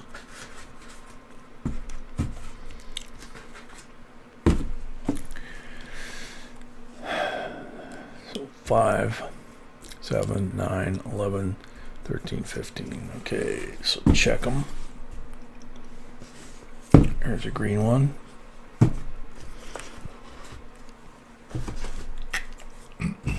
There's a black one.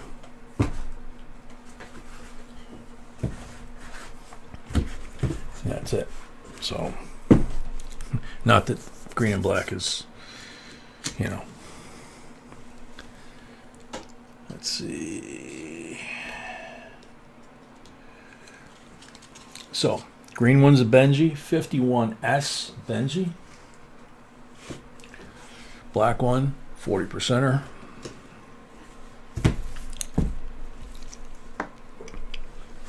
Take a sip of water.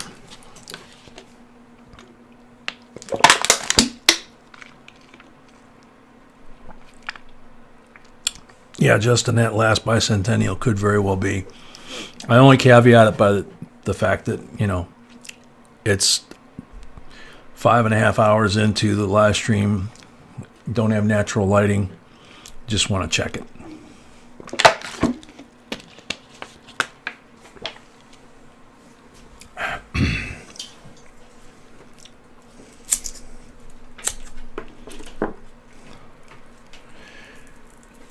Gypsy Wolves don't know. Won't know till we flip yours over.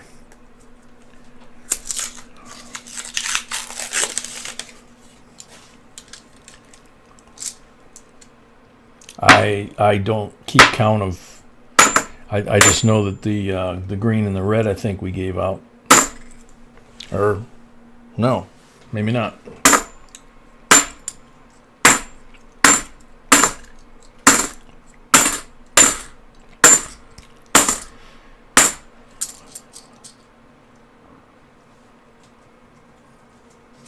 Another nice 71. And when I say 71, it's most likely a 71 Denver, but again, I'm just looking at the overall condition. If it's a 71, it doesn't matter if it's a 71 or a 71D. 71 Philly is not that common. So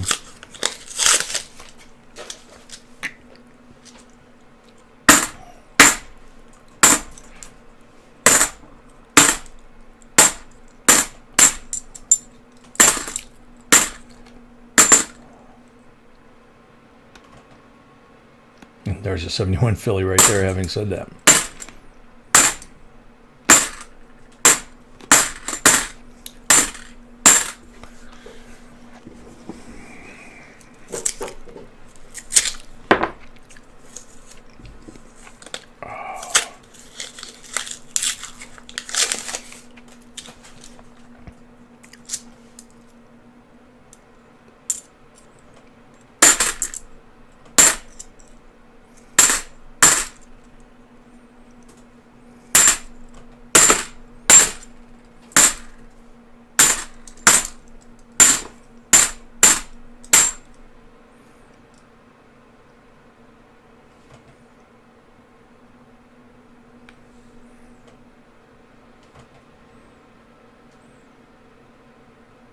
No.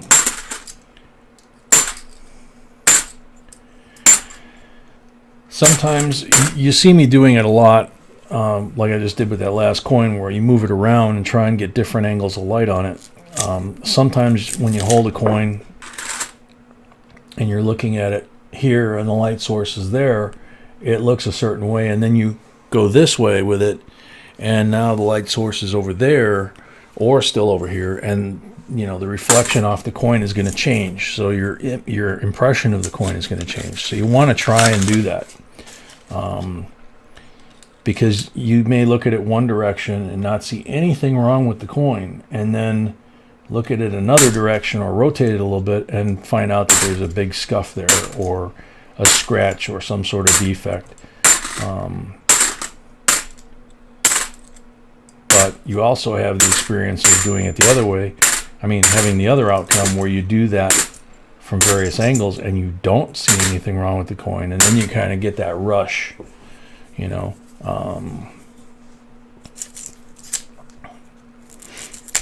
where when B and I are doing coins, just like even though I'm doing these coins essentially for you guys, you find a really special coin, you still get that rush, I actually wind up, I've said this many times, I actually wind up perspiring or getting hot when I'm doing coins. Doesn't matter whether I'm doing them for a live stream or for our own collection. 1980 in nice shape. Yeah, like B said, we, for whatever reason, maybe it's just part of our mutual affection kind of thing. We both actually have that symptom that when we're doing coins, we actually both start to get kind of sweaty, so same thing when we go to a coin show. I think we got one. Nice white back, dark edge, 68, 40%. Silva! Here we go. So yeah. Something like that. I don't know, sweetie.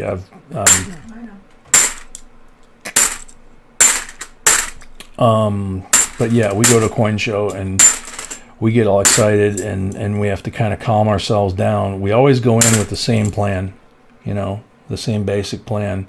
We know what we're looking for, but we're also keeping our eyes open for 71D again, for something that we don't expect to find, or that catches our eye, kind of thing.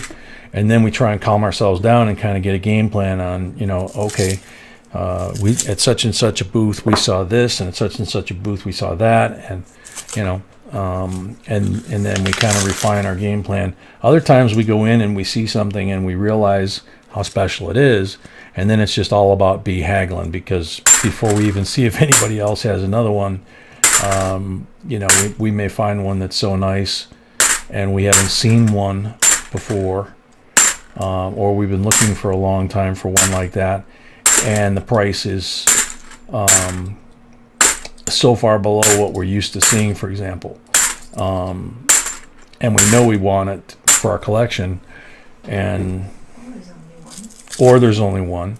If we walk through the show and we realize that there's only one of that particular coin, we're not going to tell the coin dealer that. He may or may not know it because he's got his whole display, but we know it. So B goes to work and negotiates the best price that she can, which is usually pretty darn good.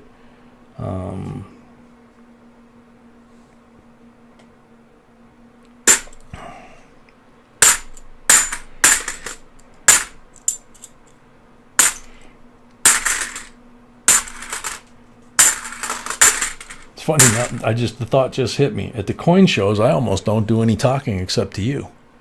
Yeah. and maybe, vacation. Huh? Vacation. That's my vacation. Yeah. Yeah. There's certain coin shows and certain dealers that we know that I might chit chat with or something, or I might ask to see something, and that's about it. Otherwise, she does most of the talking.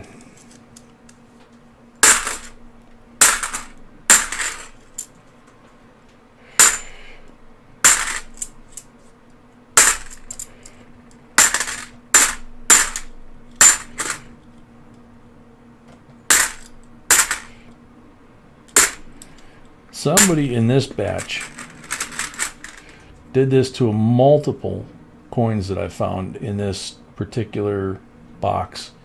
Is they just scored up all the surfaces, wore the edges off.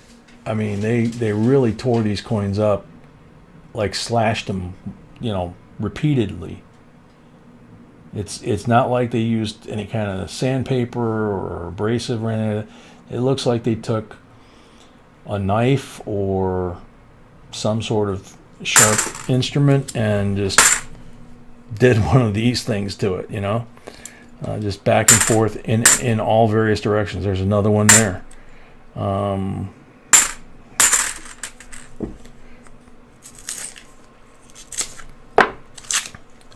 Why people do what they do to coins, all the different things that you find when you're hunting and you see like that, there's no way of trying to understand why somebody did something like that. Whether they have something wrong with them, whether they have an agenda against, government coinage or something, or that particular year sets them off, or they're just a kid screwing around, or you just don't know. And bottom line is, it's frustrating. It does get you. I'm not going to say it doesn't. Ruler and I have talked, I don't know how many live streams about people doing that, and just wanting to drag them out in an alley or something, but you just kind of have to a point, take it in stride and understand that there are people out there that just don't understand that these coins are worth, or these dollar bills or whatever it might be, are worth more than just 50 cents in this case. When we try and tell somebody how much some of the pennies are worth, they look at us like we're, from Mars or something, got third eye, That's a nice looking bicentennial too. It's not as nice as this one, but it still looks pretty nice.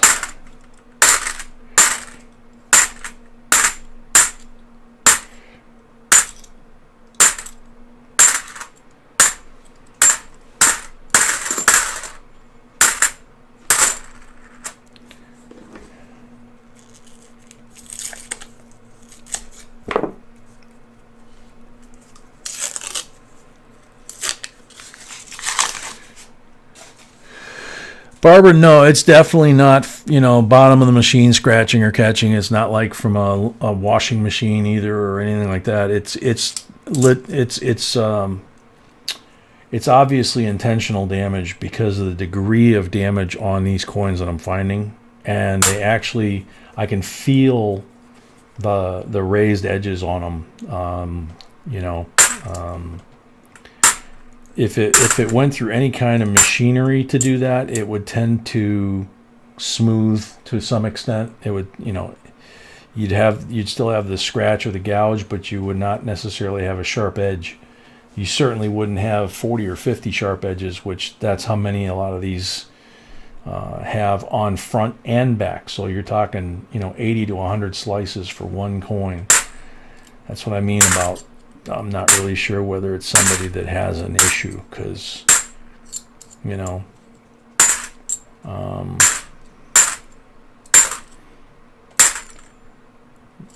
you take it on a coin 80 to 100 times with something sharp. There's something, I think, not quite connecting. So that was another nice coin. Excuse me.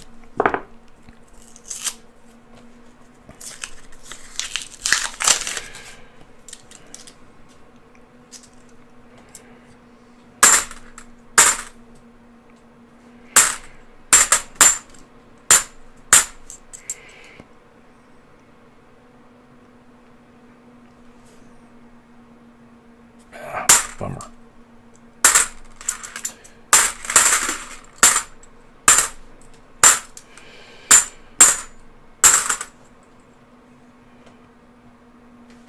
Shoot.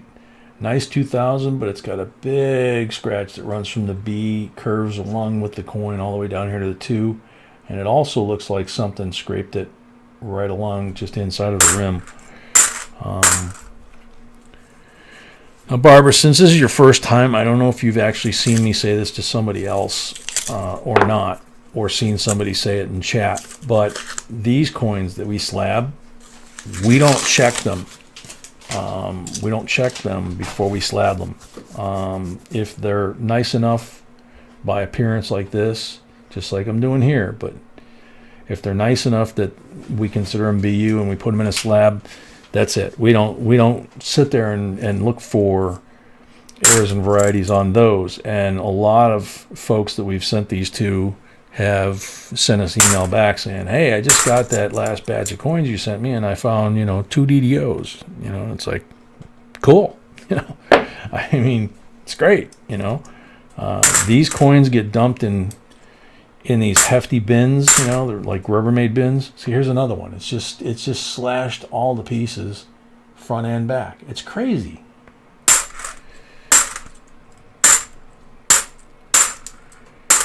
And you multiply that times a couple of dozen coins at least that I've found in this box alone, and here's another one. And just think of the time consumption and the energy consumption and the mental consumption of trying to do something like that,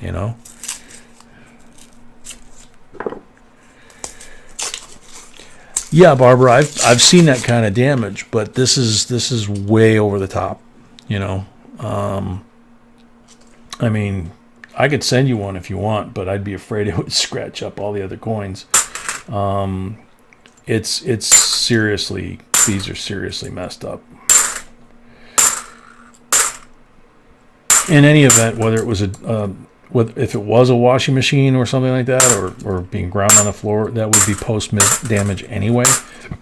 Excuse me, but I can't imagine that many coins in that small of a batch with that much exactly the same pattern of damage.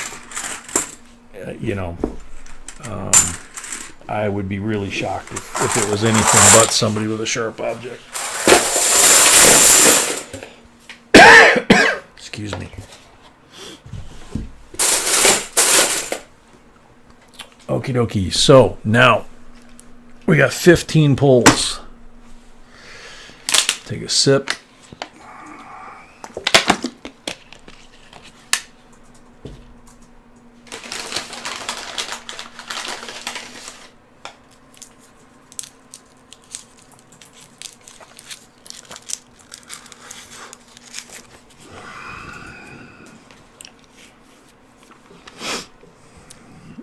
Don't need that. Good luck.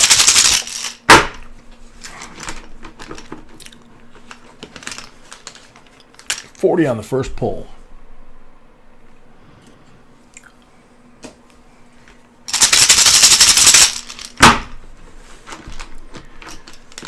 $40 on the second pull.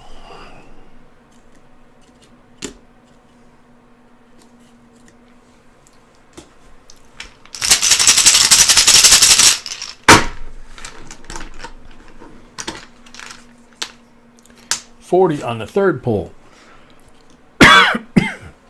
Excuse me.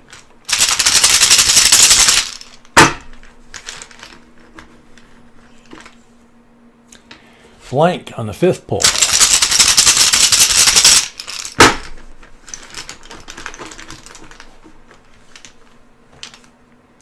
$40 on the sixth pull.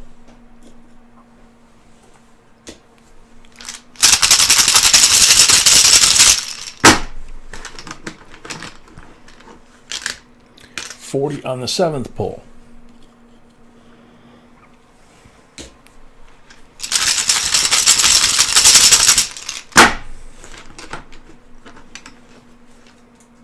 $40 on the eighth pull.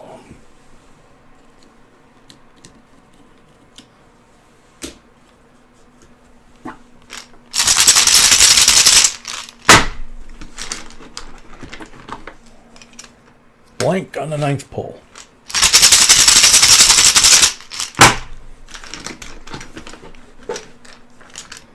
$40 on the 10th pull.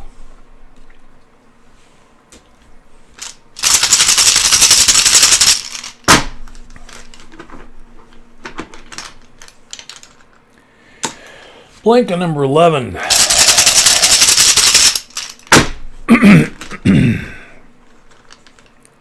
Blank on number 12.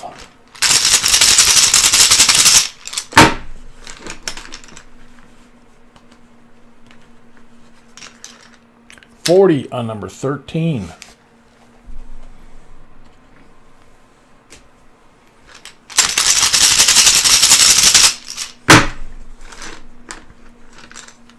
$40 on number 14.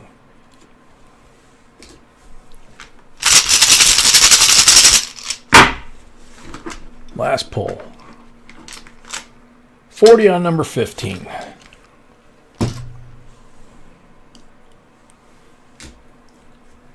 Okie dokie. So we got the 51S Benji. So that's 5, 10, 13, and one from the roll, so that's 14 silvers. 14 silvers for half a box. And 10. Try and handle that bicentennial, which is tucked in there so that it doesn't rub against any other coins.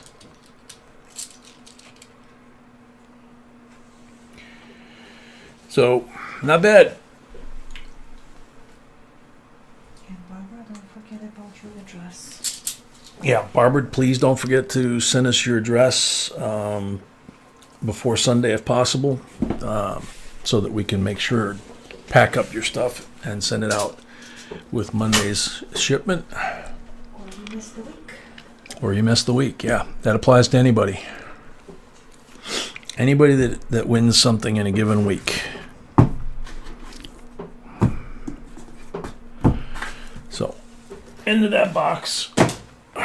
These are gypsies. Good luck. No mark rolls. I would have sworn there was going to be a mark roll there. So good luck, Gypsy.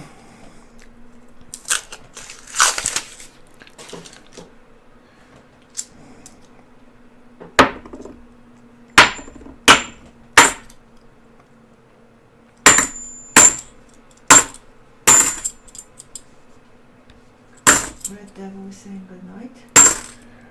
Night, Red Devil.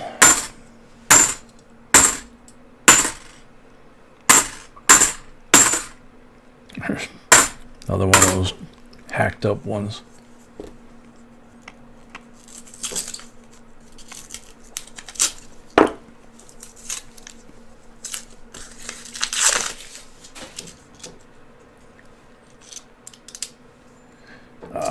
Beautiful reverse, flow lines, front, the cheek and jawbone are torn up, which is not unusual on any year Kennedy.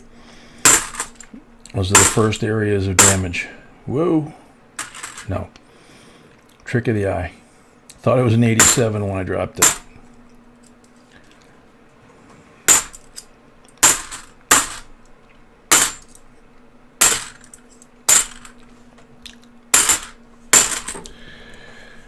Three rolls left. And you're going to have three pulls left too. So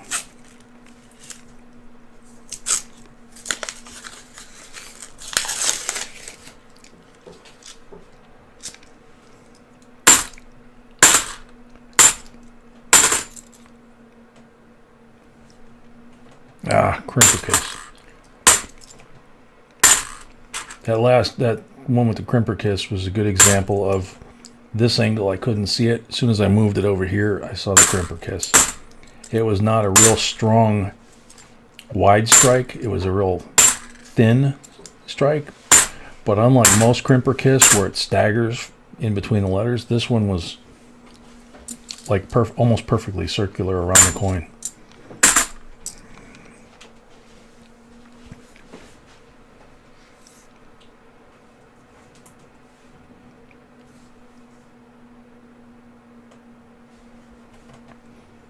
No. 71, so 71D. So obviously, if there's any way to give it the benefit of the doubt, that it's close enough to being to my standard, I'm going to go ahead and put it down there because of the likelihood that it could have the DDO DDR issue. But I'm not gonna put junk down there. There's another one torn up like that because we don't give no junk.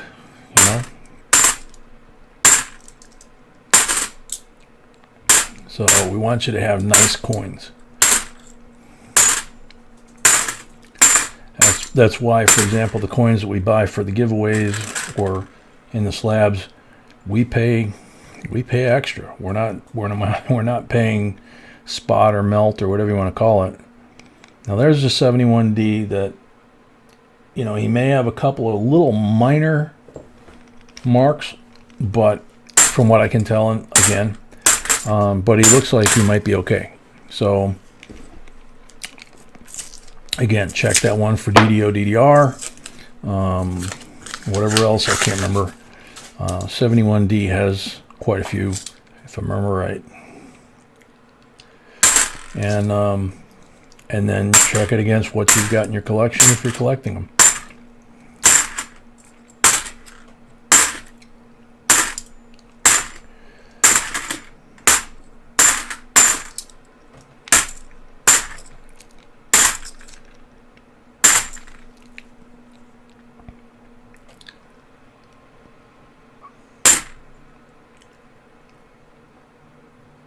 No.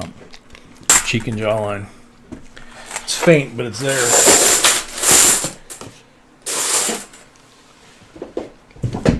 Oh, man. So, 3 pulls.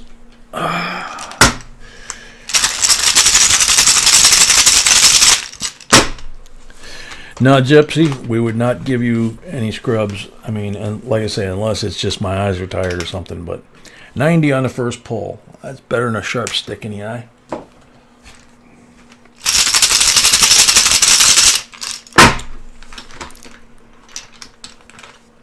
$40 on the second pull. One more.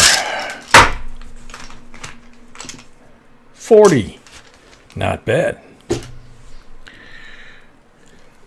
So you got 2 40s, a BU 6490, and you got the 71D to check and see if there's anything going on there. He's got flow lines. Bless you. Thank you. So, congrats, Gypsy. Time for me to go wash my hands, come back, find out what box Sean wants, put it on the table, and do the end of box giveaway for the box we just finished. Be right back. Thank you, Gyps. We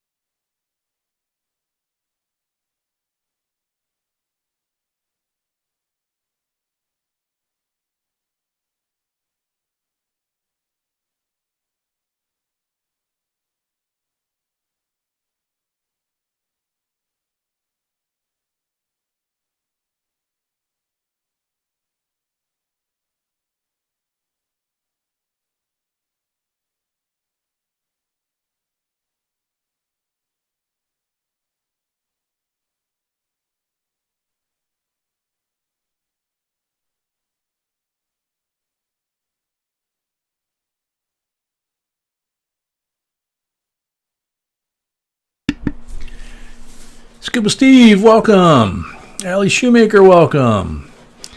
All right, so Sean Waz, you have a choice between 3 or 4.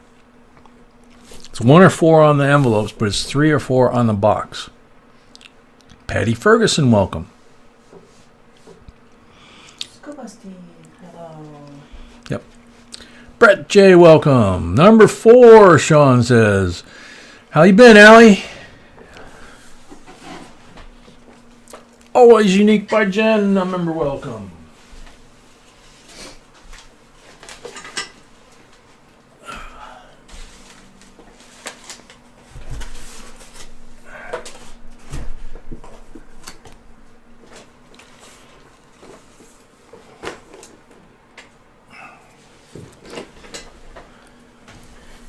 We are 49 away from 300. Excuse me. Seeking Lava, welcome. That would be a low-flying geese alert. I just didn't mute it. Alrighty. So giveaway first for the end of the box that we just finished. And it is a Buffalo round. Or Indian round. 1/2 troy ounce, 0.999 fine silver. 1 minute left on the timer. From us. Muscle Shell, welcome. I think we should switch to 30 seconds. But let's try one. Well, we'll see what happens. We'll try one with a minute, and if not, then we'll switch to 30 seconds. It's after midnight. We'll see how it goes. Sticks and Stones. I would love to see you guys box battle more often. That was fun. Yes, it was. And she won. So. Sticks and Stones. You got 45 seconds left.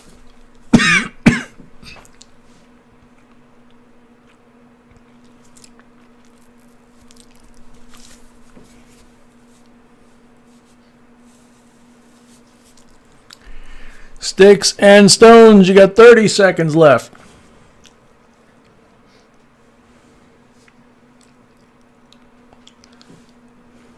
I'm going to switch to 30 seconds. Yeah, if he's not here, we'll switch to 30, yeah.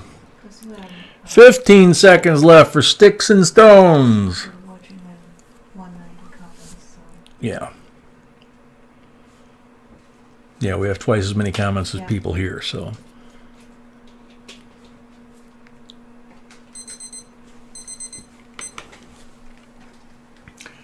Yeah, Steve, she smoked me, man. It was, I mean, you know. we should do it with Coin Sniper, You should do it with Coin Sniper? the box battle. The box battle? That would be funny. That would be funny. Okay. 30 seconds on the timer now. So everybody make sure, if you haven't, refresh your timers or what your screens or whatever. Good luck, everybody. Second time tonight. Jason Sikora. I search coin in my office. My significant other watches shows that drive me nuts. That said, we won't be searching together. You two should more as you enjoy the hobby. B likes that comment a lot. Jason Sikora, second time tonight. Yep, it happens. Jason Sikora, 15 seconds left. Yep, we did. We saw Jason earlier. We didn't think he was here, and he popped up. 5 seconds left.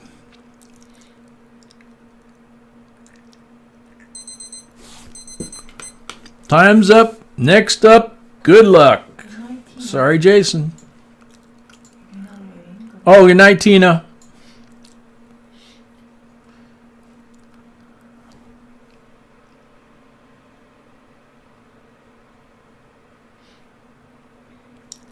Frosty T. No, I would like to see you each have your own box, then do the silver tally to see who found the most silver. Frosty T, you're on the timer.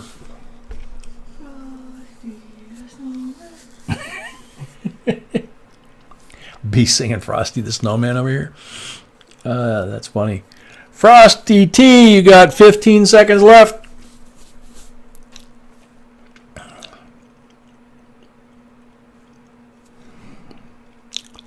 Frosty T, last call. Time's up.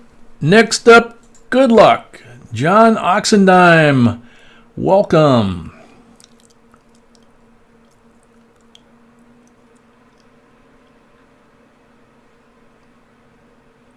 Native Warrior, awesome box battle. Yes, do more of them. Native Warrior. Brett J, welcome.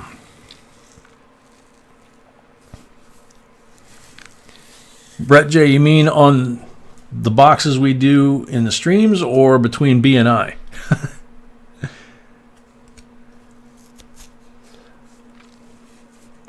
Yeah, Steve, after, when it gets late like this, we put it on 30 seconds. Native Warrior, time's up. Next up, good luck. And that's why, because sometimes we go through 8, 10 people that aren't here before we find somebody that is. And we have no way to delete folks because we don't know if they're here. Dan M. Wow, I really need to find a bank that will sell me boxes, laugh out loud. This was fun and happy to see you two in a video and more often. Maybe you should consider box battle tiebreakers by who got the most 90s followed by who get the most nissies. Something to consider at any rate. Hope to see you tonight. All right. Dan M is on the timer. Excuse me. Time for another cough drop. Dan M, 15 seconds left on the timer. Silver is waiting. Got silver with your name on it, Dan. Here. Dan M is here. Wow. Awesome. Very cool. There you go, man. Beautiful round. Cool. Yeah, beautiful round. All right, so Sean, here you go, man. This is where it starts.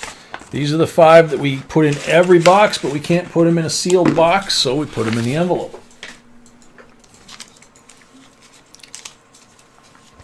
So you get to start out with, pull it over a little bit, 66 BU, 40%er, 65 BU, 40%er,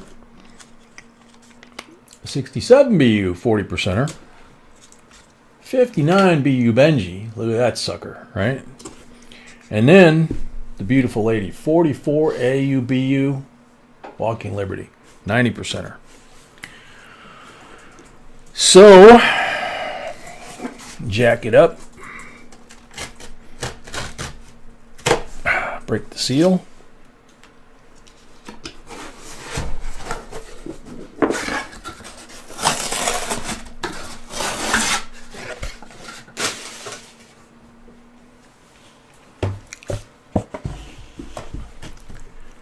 Tray in here, how's that look on the screen? Yeah, that looks good. And I'm not straining, so that's good. Good. Alrighty, let's do this. That's what Sean just said too. Excuse me, sorry about the throat clearing. I do have a cough drop still in my mouth. Sip of water, and we go.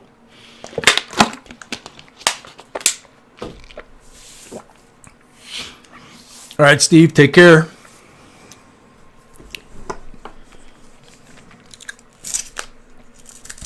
Dan M., you're very welcome. Hope you had a great time tonight. Hope you enjoy that silver when you get it. Make sure you get us your mailing info if you haven't already for this week. So B can mail it out to you on, she does the packing on Sunday and the shipping on Monday.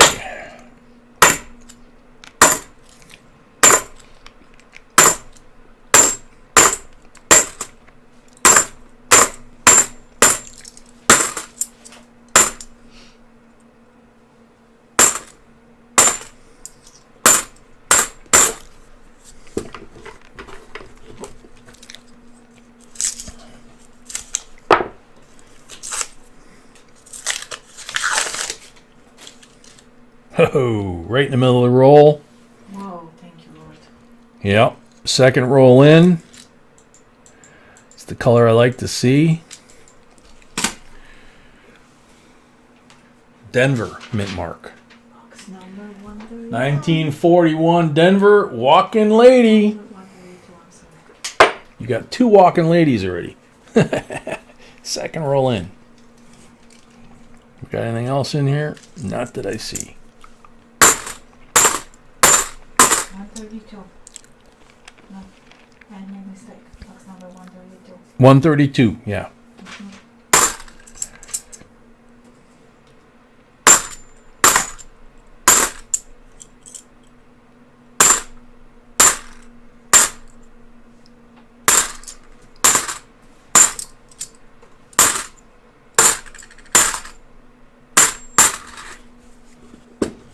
Vike Irishman, welcome back.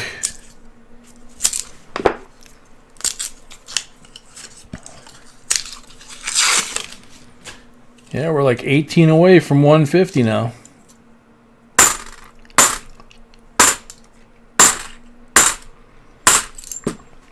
So with tomorrow night's 6, if we sell all 6 tomorrow night like we did tonight, there's a really nice 74.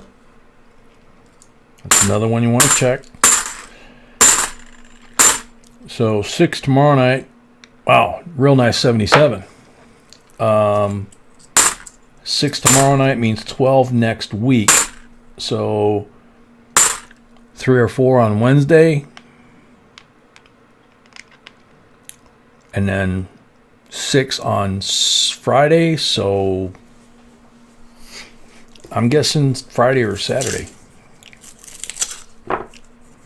If the streak gets to 150. So, because that would be the order of how many boxes each night.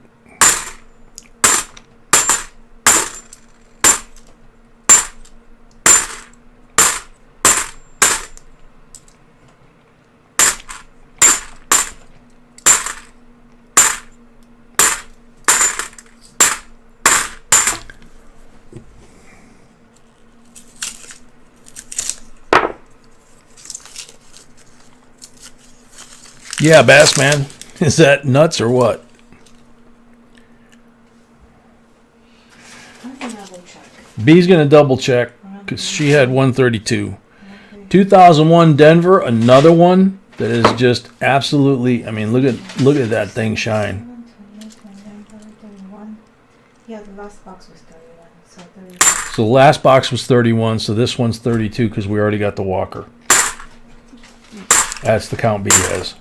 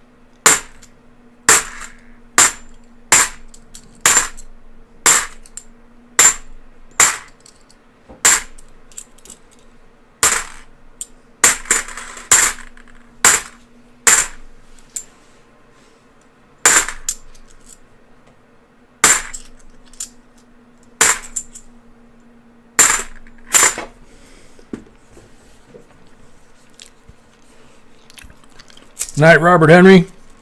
Take care. Thank you for everything as always.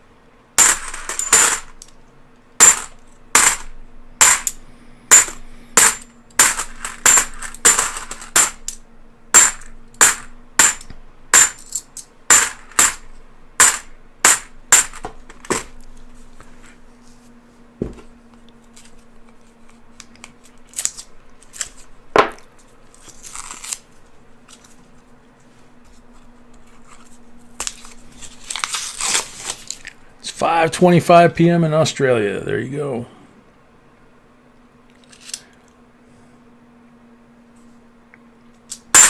All those little scratches.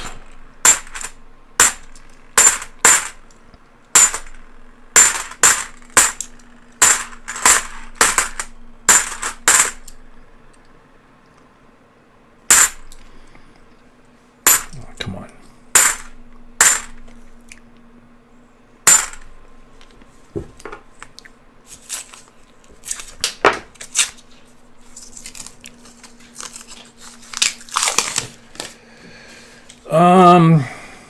Seeking lava, I'm not sure.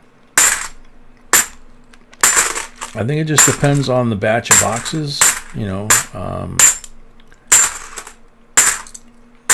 B finding that 2020, you know, this year's issue sold out this early. That was kind of a shock, you know. But I'm not sure. I'm not sure what I would answer to that.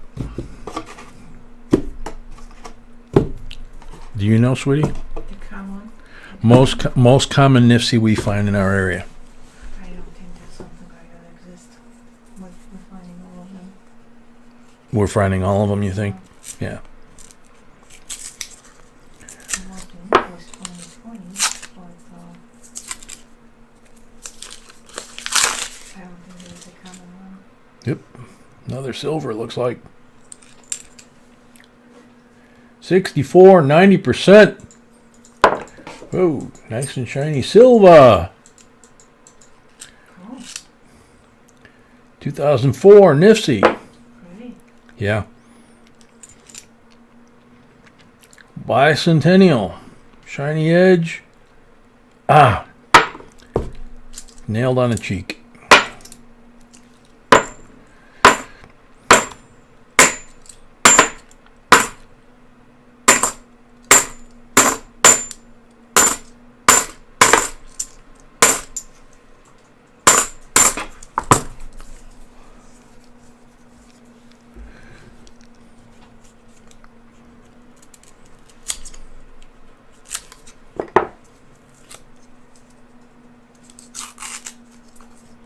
Maria, yeah, all the 64 Kennedys are 90% silver. It's the only year that they made them. I mean, except for, you know, proof sets later on, but those were made for circulation.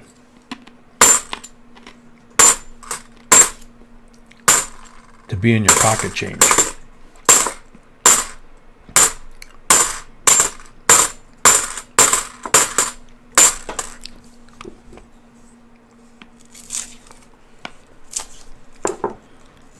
Seeking lava, that's wild.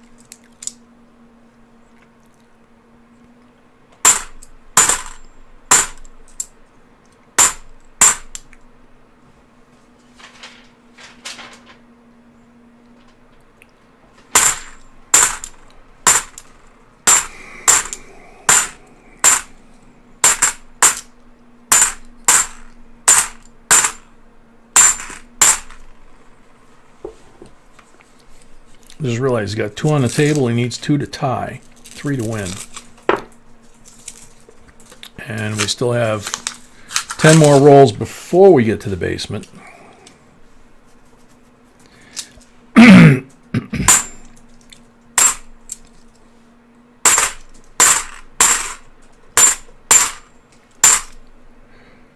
Whoa, wait a minute. Oh, 79. I hate when that trick of the eye.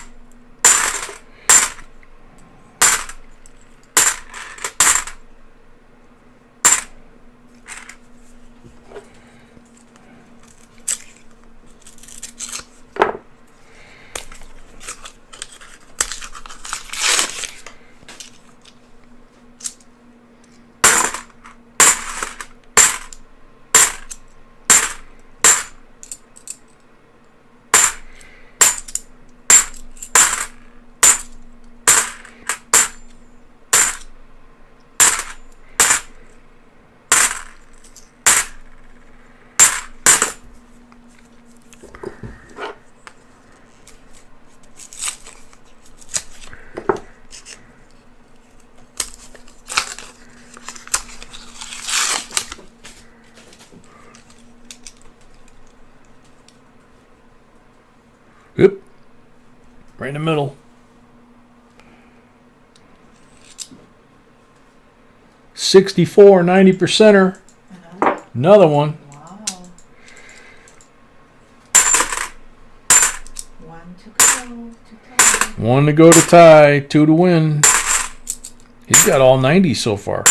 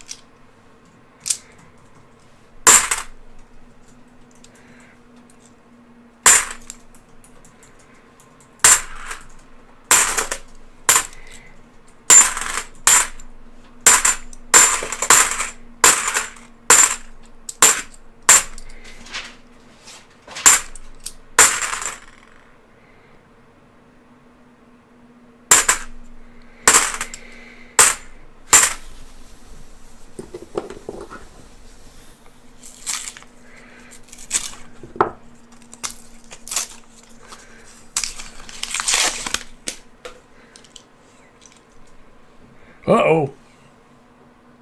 Uh-oh. This just got real interesting. Another 64. 90%er. Holy moly. Somebody don't know what they're doing. Yeah, that's what I'm thinking. I don't know how they wouldn't know what they are, but I mean, they're all in the same condition, too. The 64s. They're all nice and white and clean.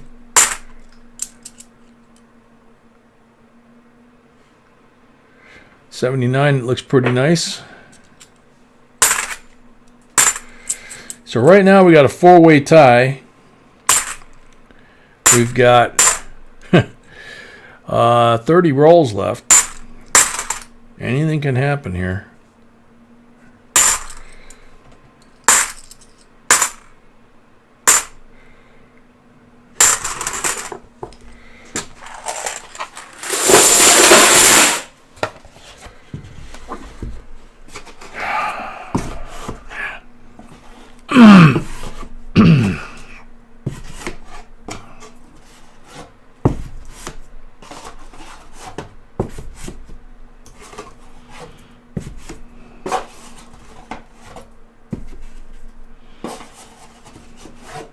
My wife, my children, and my dog are now up all yelling at me.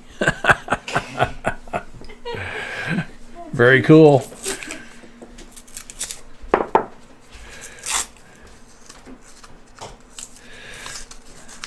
Colorado coins, welcome back.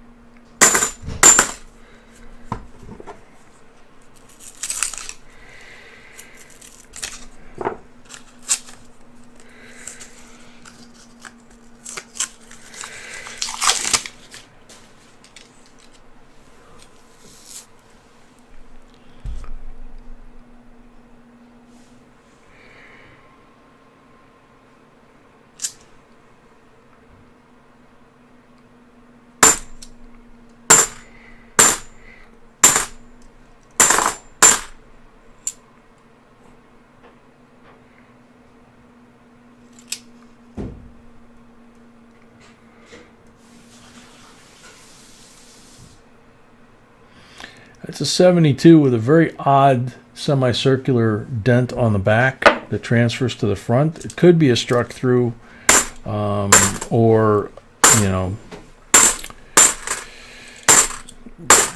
no telling really. It could also be post-mint damage.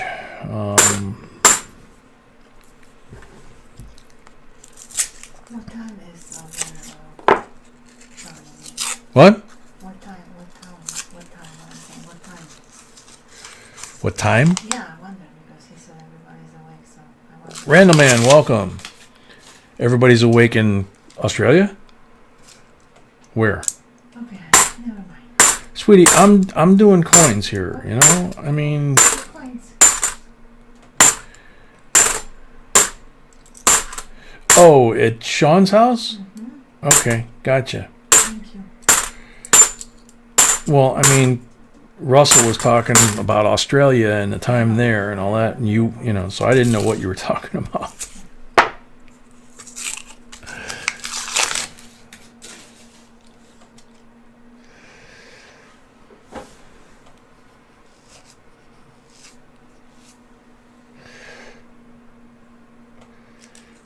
Could it be 66 40%er Wow. for the lead and the win? Another. And we're not even done yet.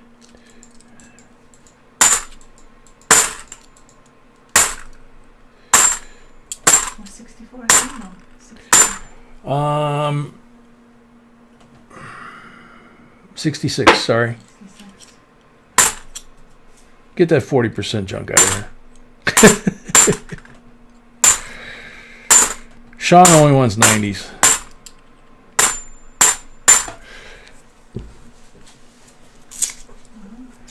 Was hooping and hollering they didn't like it. Tell them they don't get any of your silver then. Super cool.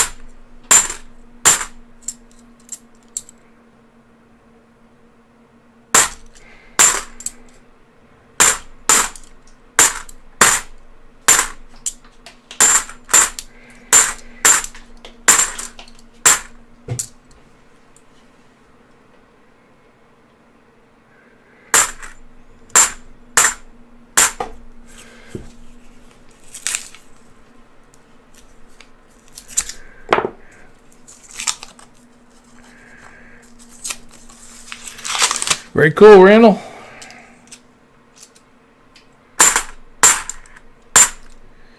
You know where you're going to go break it in at?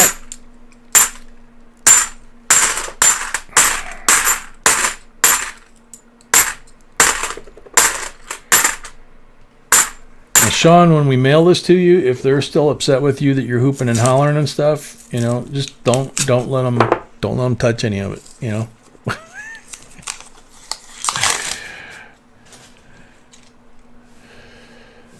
Oh man.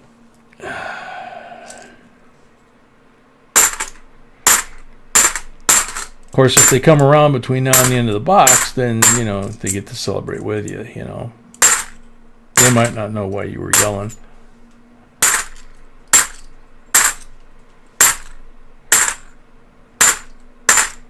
Did you find out how late it is where he's at? No. Ah. I asked you to ask. Oh, okay. B's wanting to know what time it is where you're at, Sean. Because it's 1:45 here, so is it later or earlier? Or?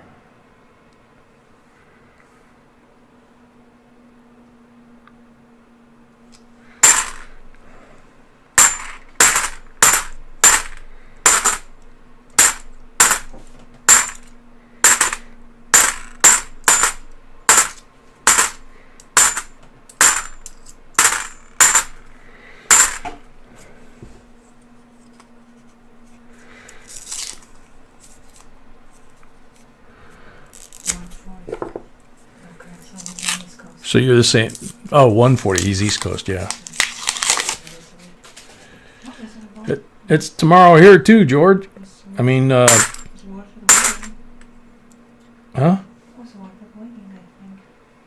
Yeah, bicentennial. Oops.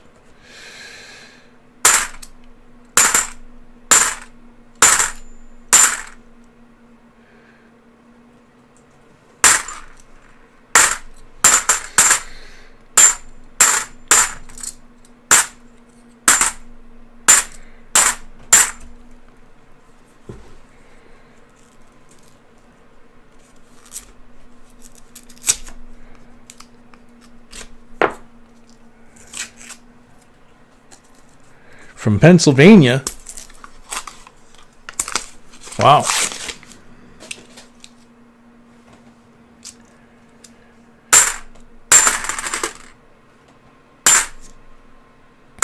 Dig through the ditches and burn through the witches and climb in the back of my Dragula.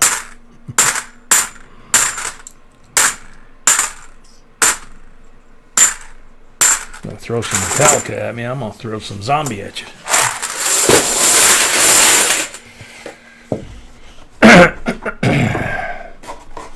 Okay, now we're into the last 20, which is where everybody's been saying they're getting their silver. So now it's real interesting. Yep. Thank you, Justin. I may be old, but I ain't dead yet. I like lots of different kind of music.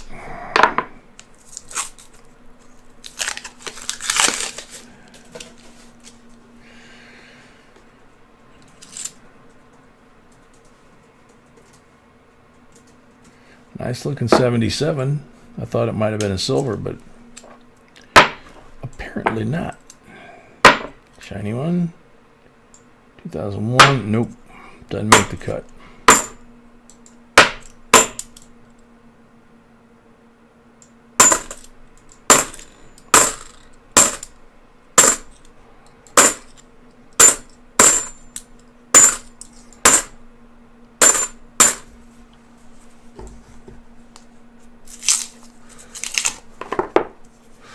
Mr. J is more human than human. Holy moly. Look at the end of this roll. Oh my. Big winner. 64, 90%er. I'm going to move this box a little bit so I can see where I'm putting these. Right next to it, what's this one? 67, 40%er. And 2 coins over from that one. The third one in this roll at the bottom, a 68 40%er. So now it's 8 to 4. Yeah, the last 20 rolls. Big winner. No kidding, man. Wow. That wasn't even close. Holy cow.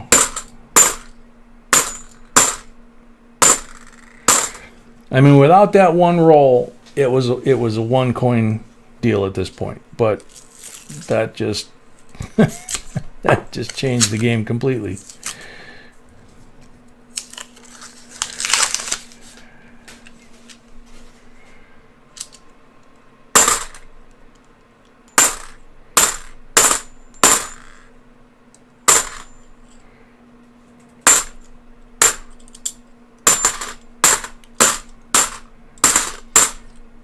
J&B is asking for the second time, where did Tetraquila came from?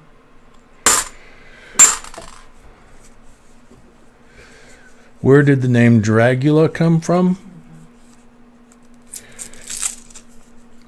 It came from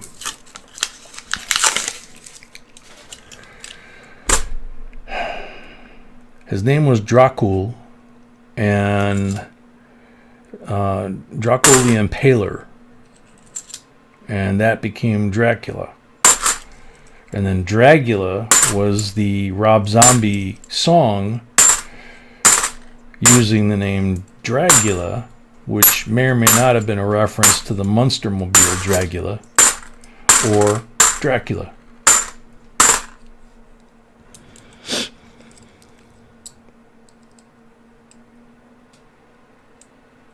Drowning Pool? I never saw Drowning Pool. Yeah, the Munsters had a drag car. It was in only one episode, and it was called the Dracula. The Dragula, excuse me.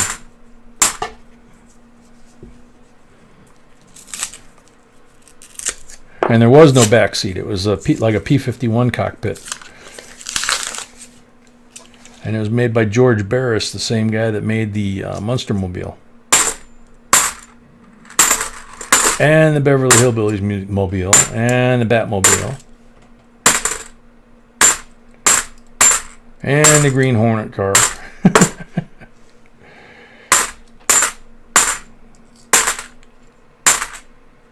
George was one busy Greek. Yeah, G&P, that's what I was saying. Vlad Dracula. Yes, Vlad the Impaler.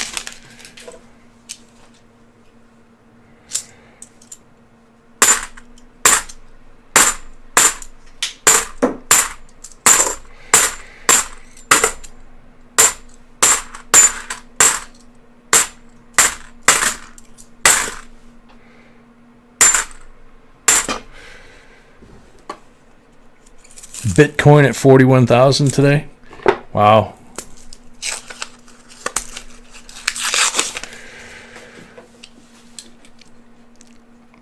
Well, yeah, Dragula had nothing to do with Vlad, but Dracula started with Vlad, and then that evolved. Holy cow, another one. 64, 90%er. I think you're right. That's like 5 of them.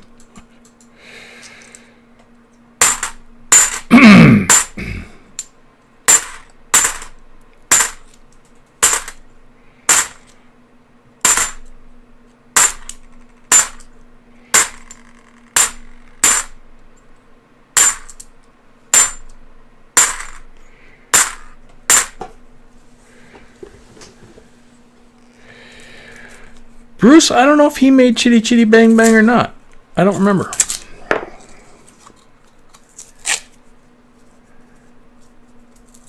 I mean, it's possible. It's the right era, but it's not really his style. Oh, man. Another 64, 90%er. No, what I said. That's crazy. Somebody dumped them. Yeah, somebody must have dumped him or something. Collection dump.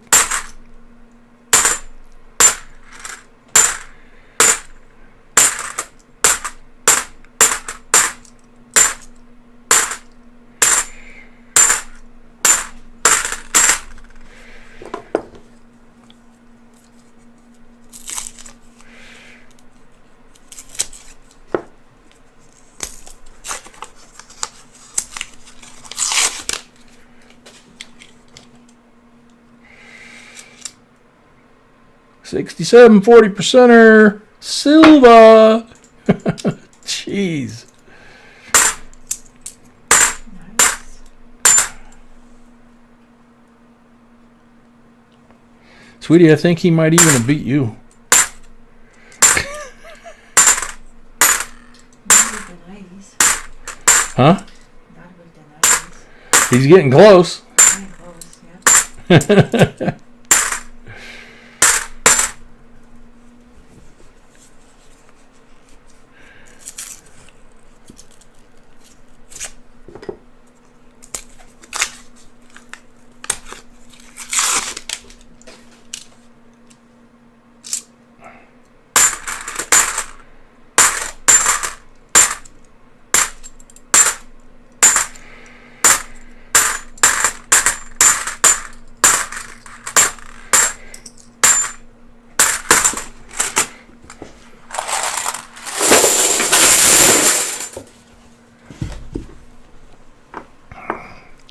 10.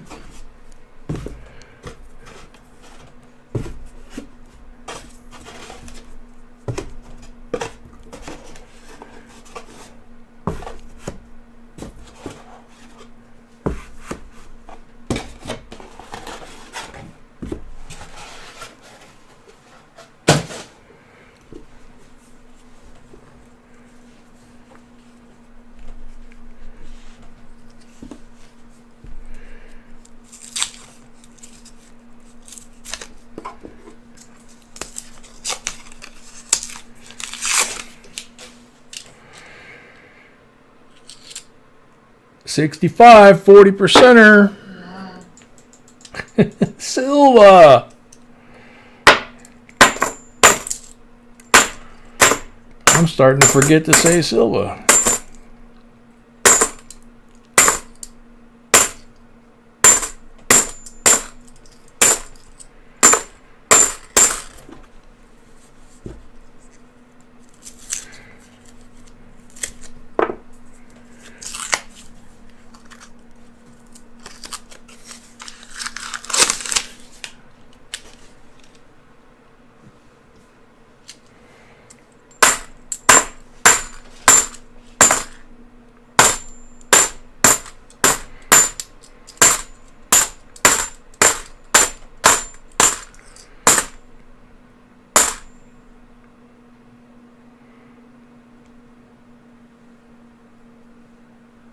I think the 71 might be nice enough.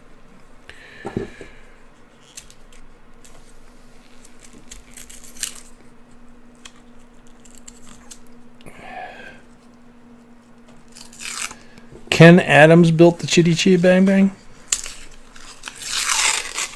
Wait a minute, wasn't Ken Adams the actor from Disney? No, I'm thinking of somebody else.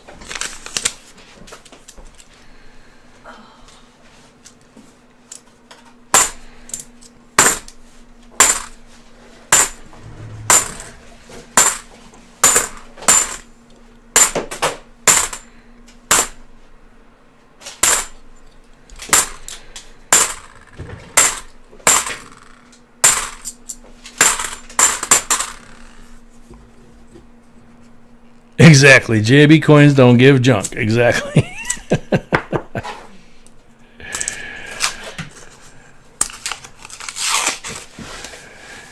Oh yeah, that's part of the challenge coin collection.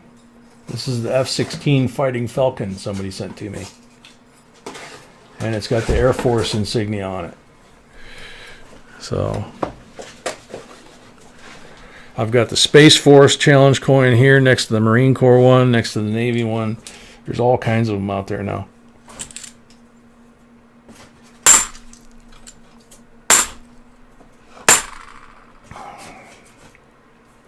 Another nice bicentennial.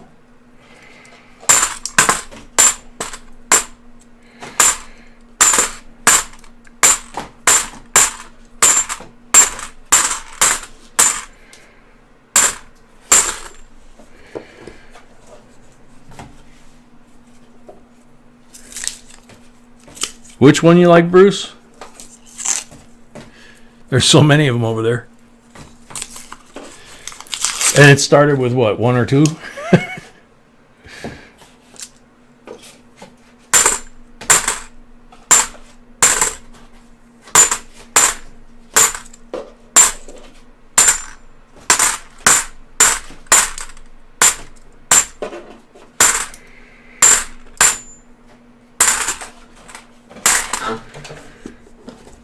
Oh, the Air Force one? Yeah, that one's pretty cool. It's definitely, out of all of them, it's possibly the most unique. I mean, the Ace of Spades over there that actually functions as a beer opener. Oh my goodness. 64, 90%, silver. That makes 8 90s. Got 4.5 rolls to go.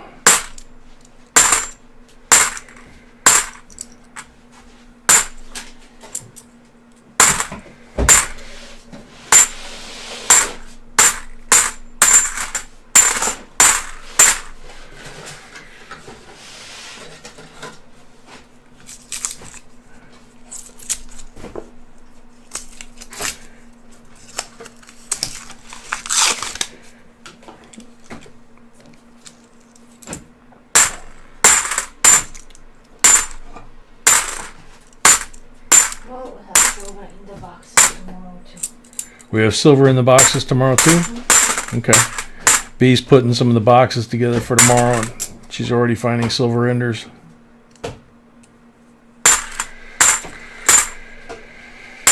So, we have boxes and rolls available for tomorrow, and I think the last time I asked B, we still had boxes and rolls available for Wednesday, but we were selling quick. That's Wednesday is the members only again. And the auction of the last few coins for Joe in between boxes.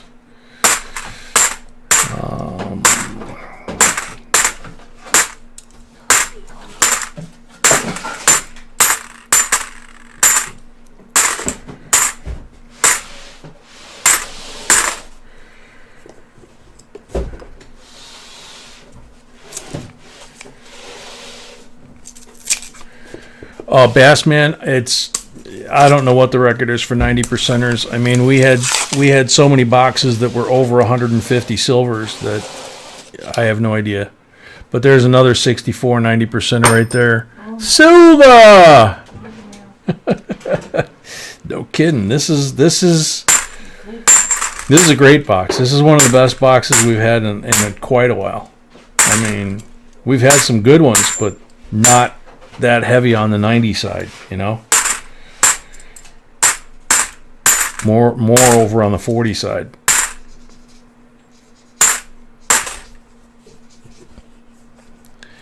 Yeah, you're right. Ruler probably would know. He hasn't been here all night, so.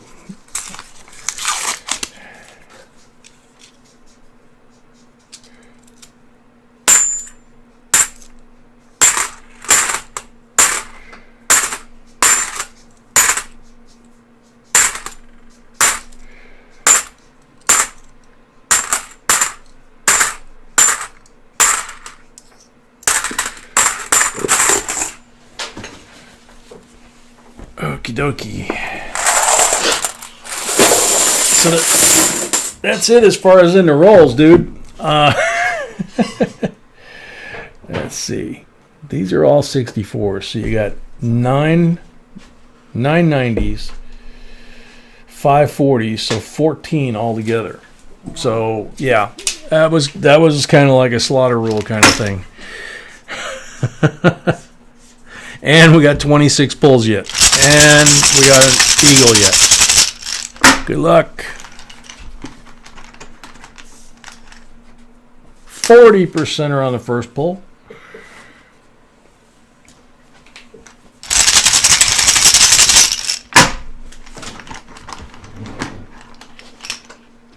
%40 are on the second pull.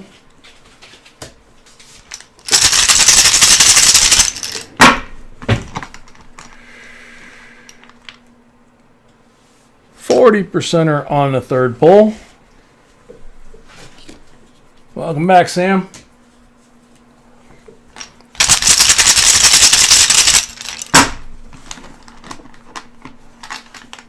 %90 are on what else? On the fourth pull.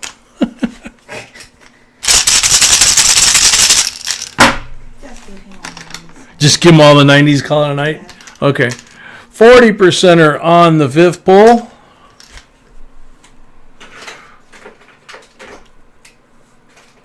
That's what I thought. Going this way.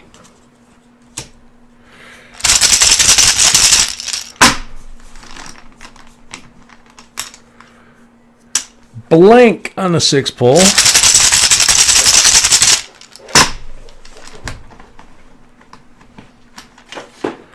Blank on the seventh pull.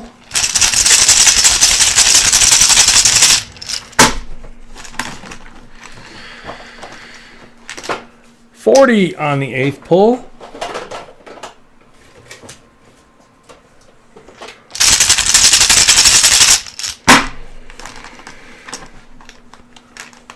$40 on the ninth pull.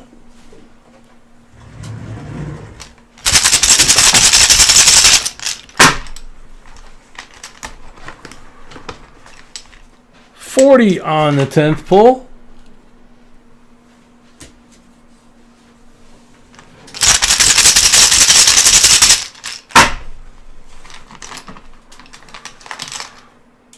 Blank on the 11th pull. Hey, good one, Mel. 40 on number 12.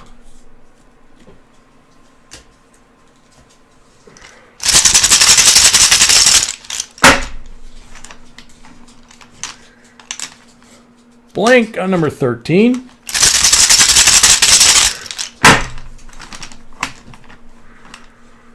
$40 on number 14.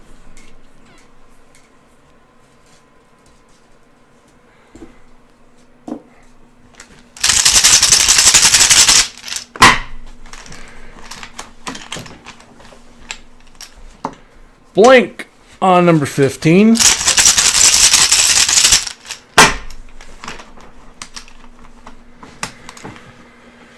$40 on number 16.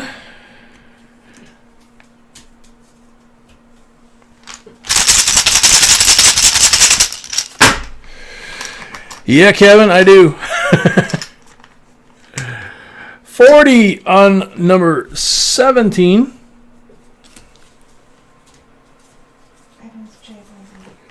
What? And it's J. Go, go, go, go.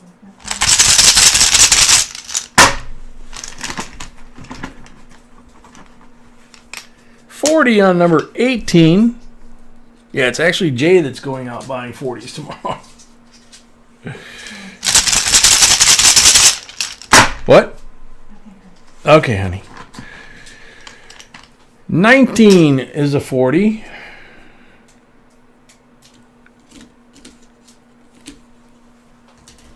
They're just not going to stand up anymore. Sean's going to send a dump truck. 20 is a blank. Start another stack. 21's a blank.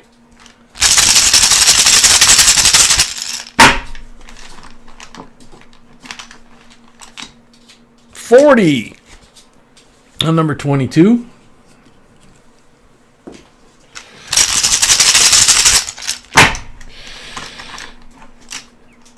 $40 on number 23. Yeah, you're right, Bassman.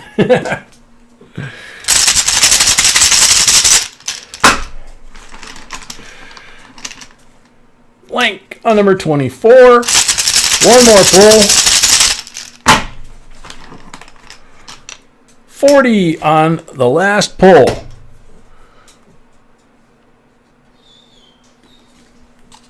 Woke up puppy. And don't forget, number 1 and number 4 for the Eagle. It's okay, Pop.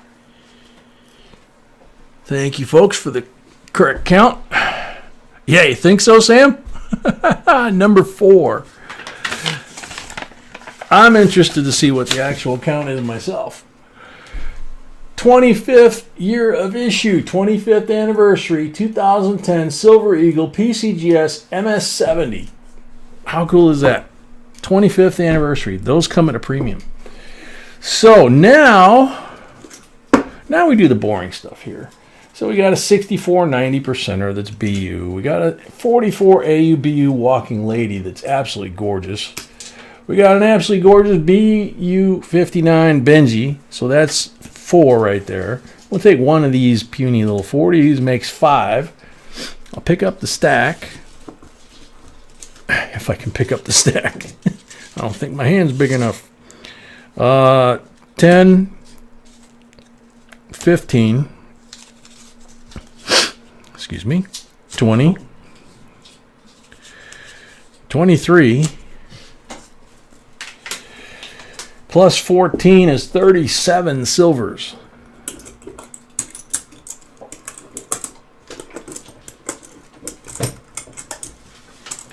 nice. Jeez.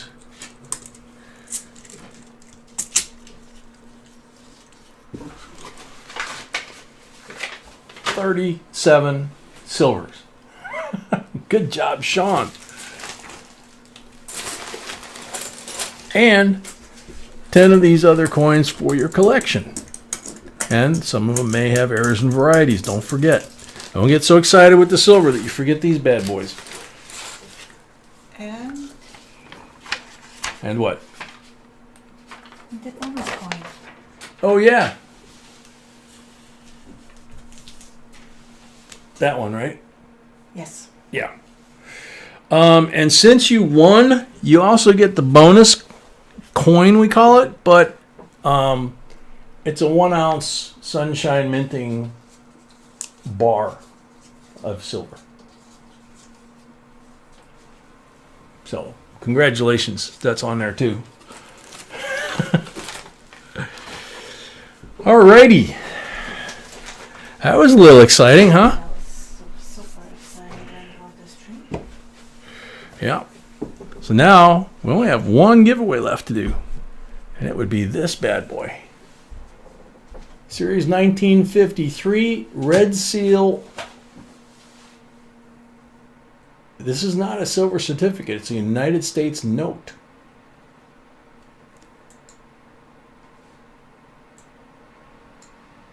But it's a godless note, right? Yeah, I don't see God in here. That's wild. Beautiful bill.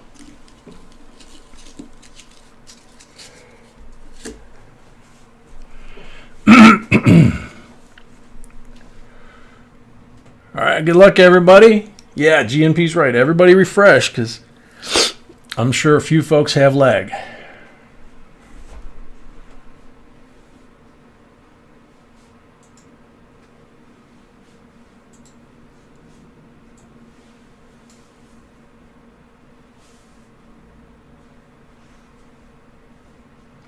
$185 comments this time. Crypto Dread. I definitely think so. You guys are each other's good luck charm with that awesome box that you both went through, plus quality time. Yep. I agree. Crypto Dread, are you still here? No hum. Okay. Fubar, welcome. Crypto Dread, you got 15 seconds left. Catherine, you found 7 wheats tonight. Very cool.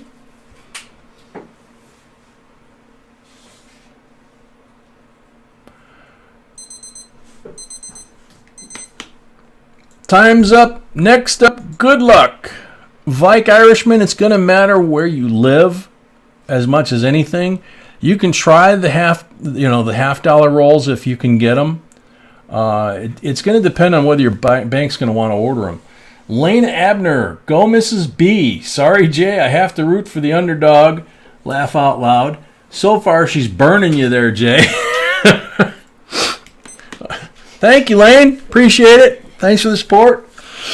So, Vike Irishman, what you might be able to do is, if they'll order the box of halves for you, it's going to take a week or two usually to get them. Yeah, they order them. You don't pay for them till you pick them up usually, okay? But you might be able to buy a box of quarters or dimes while you're waiting for the order to come. And time's up. Next up, good luck. Sorry, Lane.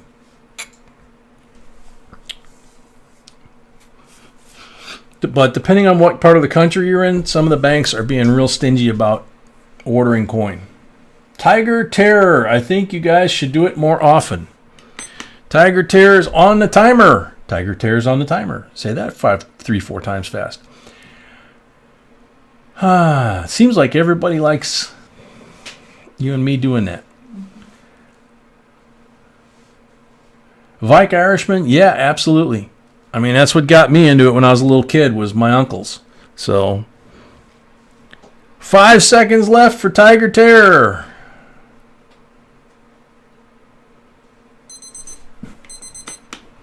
Time's up. Next up, good luck.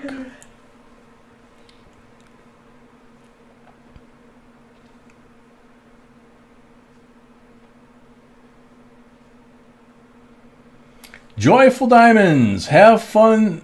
How fun that you both hunted together. Congratulations to both of you on your amazing finds. Yes, I liked experiencing your box battle together and would watch more in the future. Thanks, J&B.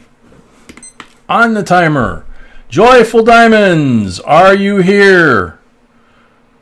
This is the speed round, 30 seconds per person. Bassman, that's true. It does give Mrs. B a break from video research. And she gets to whoop my, you know what, on video. So,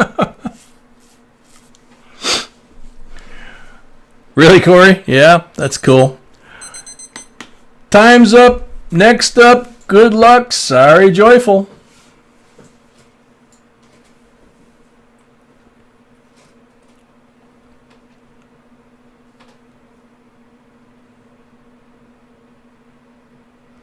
Junkman Billy. Well, that was fun. Congrats on the win and absolutely looking forward to it. Junkman Billy, you're on the timer. Guillermo Valenzuela, welcome. Guillermo, the guy that won the box battle tonight, had 9 of them. Junkman Billy is here. Wow. Congratulations. You win this Red Seal $2 bill. from 1953. It is a godless note too. And we need your mailing information before Sunday so that we can mail that out to you, just like applies to everybody else. Everybody that won something Wednesday night, tonight, or that might win tomorrow night, you need to get us your address by Sunday so that B can address them all, ship them Monday. She actually packs them, not tomorrow, she packs them Sunday and mails them Monday. Excuse me. So anyway, good night, everybody. See you Saturday night, 6 p.m. Central. God bless. Sweet dreams. Think about all that silver that was just on the table. Take care and congrats, Sean. Good night.